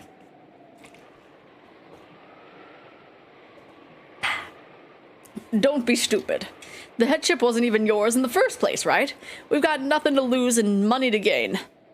We'll have to calculate our profit and loss, but it's something worth listening to. They knew that Klaus had eaten up much of the Ushinomiya family's assets, so it was the dregs that remained of the inheritance versus the cost of being accepted as the head that Beatrice would pay. It was a shame, but honestly, the former was less enticing than the latter. Well, it probably wouldn't end up as 4 equal portions. Since Aniki would be given up his position of successor, his portion would have to be larger. Makes me feel kind of jealous, you know? Dear, the amount of money isn't the problem, right? Your cowardly younger siblings are trying to sell the glory of the Ushinomiya family for money, don't you see? Or why aren't you displaying your dignity as the oldest son? Natsuhi, stay quiet for a while. Dear! This is a dizzying proposal. We were each planning on getting 250 million yen out of Aniki. If the witch treats us to 10% of those 10 tons... have you quenched the rebellion? Maybe. Hopefully. That's 2 billion. Yeah. That means she's treating us with 10 times our original goal. That alone would be more than enough for us. It's not like I've got any attachment to the Ushinomiya family name. I'd be happy to sell it off. Even if 10 tons is a slightly optimistic figure, yes, that'd still be a fascinating prospect for us. We were trying to form an alliance amongst the siblings to kick this outsider called Beatrice out. But if this is her plan, it'll tear apart the unity between us. Yeah, by this point we can state it clearly. The goal of Beatrice's letter was to disturb our alliance.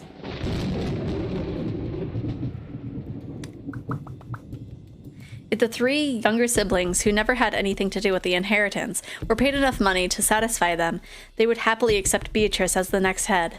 The moat had been dug all around Klaus. In that case, the negotiations would be one-on-one between her and Klaus. He tried to look strong, but Klaus's financial and political situation was extremely weak. He might bluff in front of his siblings, but on the inside, he was considering entering negotiations, depending on the sum of money involved. Well, that's not a shocker, right? It's like, that's not really new information, I don't think. In order to bury his losses, Klaus had taken advantage of the fact that Kinzo had shut himself up in his room and had embezzled Kinzo's personal assets. Therefore, when Kinzo died and the inheritance was distributed, Klaus's situation would probably be investigated. But if he gave up his seat as the head to Beatrice, she would also receive rights to the assets, and as a result, the distribution of the inheritance to the siblings would not occur. In other words, Klaus's embezzlement might not have to be made known to the other siblings. Of course, the siblings were frightened of Kinzo, but it was doubtful whether they still actually respected him as a father. By this time, they each had their own families, their own wealth, and their own lives. If they were paid enough money in exchange for Rokenjima, the wreckage of Kinzo's dreams, there was a significant likelihood that they'd relinquish the Ushiromiya family name. What if the gold was the gold stuff she was pressing out of Klaus? Oh my gosh. Maybe. I can imagine. I don't know. I don't know what her end goal is actually, because I feel like the Golden Land probably is a trick. Because, you know, it's part of her joke, but I'm not sure. I'm not sure what it would really be. I can't imagine it would actually be gold, though. But maybe it is corpses. That would be interesting.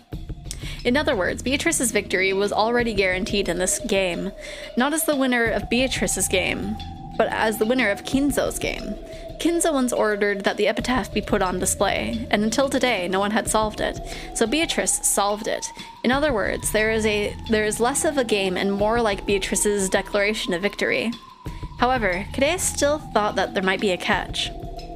If this was a declaration of victory, Beatrice would only have had to display the gold openly and state her intent to buy the inheritance. And yet, she had gone to all of this trouble telling the siblings to try and solve the epitaph. Why did she set up this new game where she had agreed to hand over all of the gold and the inheritance to the epitaph solver? Kide tried spinning the chessboard around several times. She searched for a sort of ideal strategy Beatrice might be after, something that could lead to this kind of thinking. In the end, she reached a single conclusion.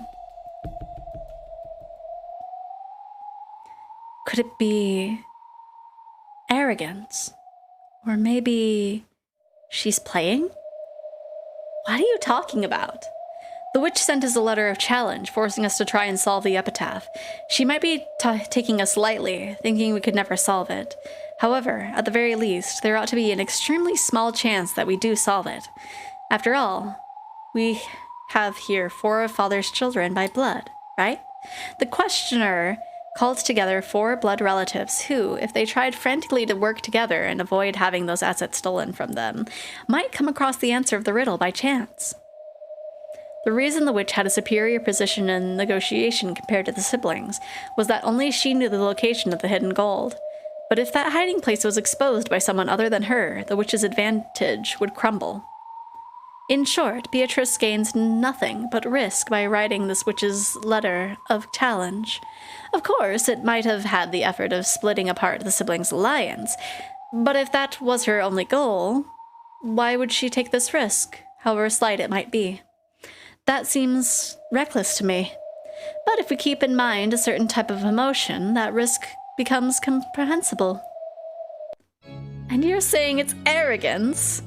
Yes, that's right. When people have an overwhelming advantage, they tend to get arrogant, and when they do, they want to show off that advantage to the losers, so they might sometimes take on small risks. A moderate amount of risk adds a little spice to the joy of victory. It'd be boring to win without any risks. I understand. I like that kind of thing too. Yeah, I understand it well. Another fascinating female name I came across is Pertune? Perpetua. Ooh! That's an interesting name, actually. I like it. See, it's snowing again. Man, I want it to snow. It's not snow. I don't need it. It's just dark.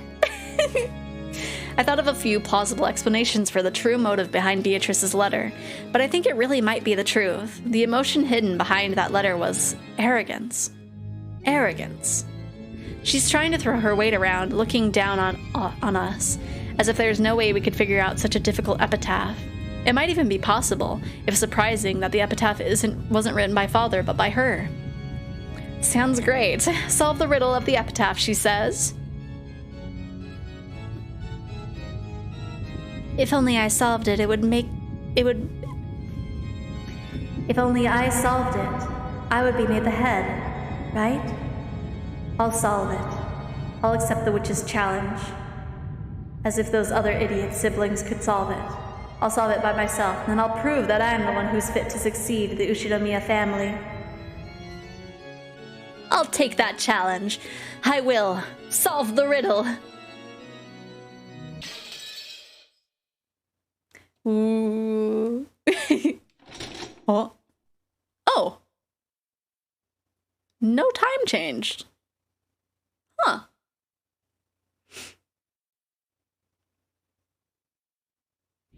Dun dun.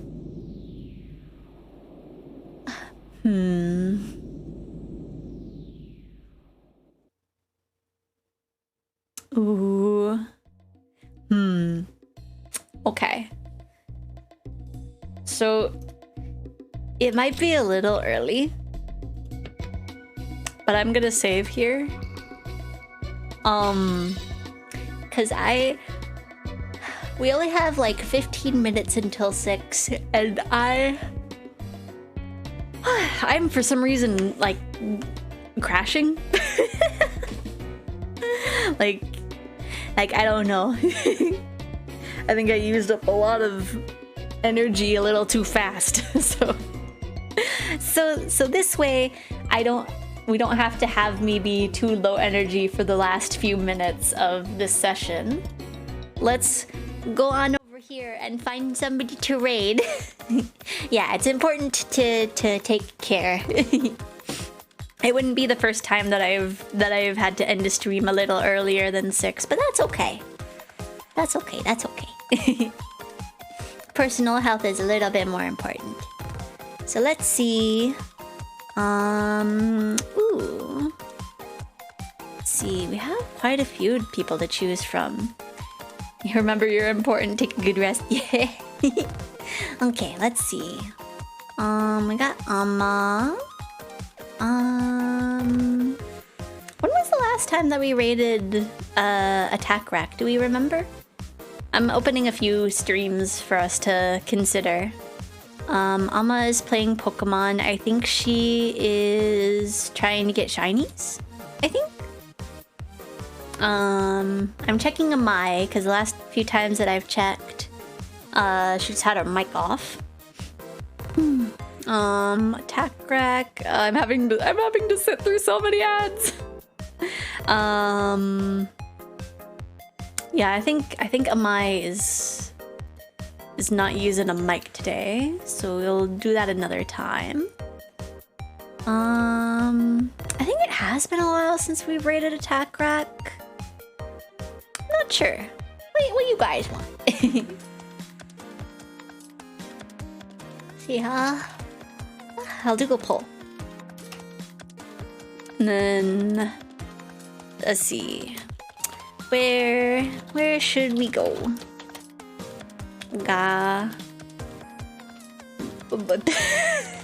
Oh no, I'm not able to type now. We got Pokemon.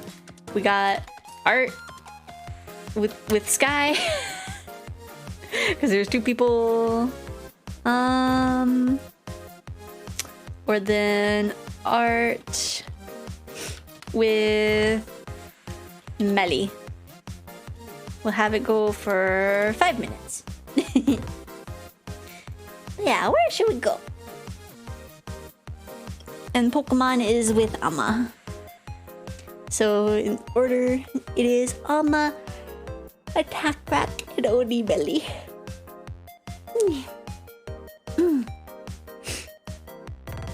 See, man, it's gonna be so long. We're gonna probably be going back to Umineko next week because tomorrow I'm doing some Halloween or not spooky Christmas games.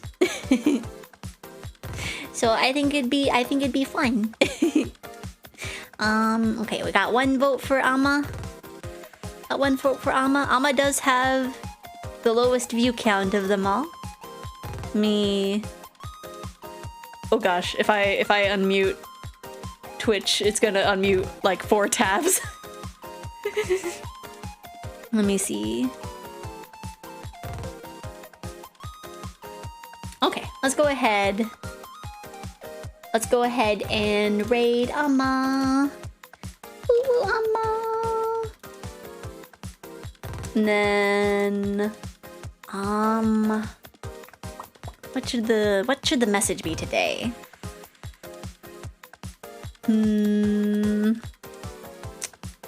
Let's see. The witch has more friends. Raid. Okay, and then instead of a thonk, we will do a bonk. So there is the raid message. If you're not subbed, feel free to use whichever emotes you have accessible to you. And I'll see you guys tomorrow. We're gonna be doing the Madvent calendar, which is a whole bunch of little demos that are gonna be spooky, but they're gonna be Christmas themed, and they're very fun. If we have time afterwards, we'll see what we want to do. Cause we'll either go back to Umineko or we might see some Christmas birds. I don't know. We'll have to see how we feel tomorrow. But yes, we'll be meeting up noon PST. I don't know what other time zones are, but there's Google, so you can refer it to. You can recover. Anyway, I will see you guys tomorrow. Have a good rest of your night. Bye-bye. Bye-bye. Bye-bye.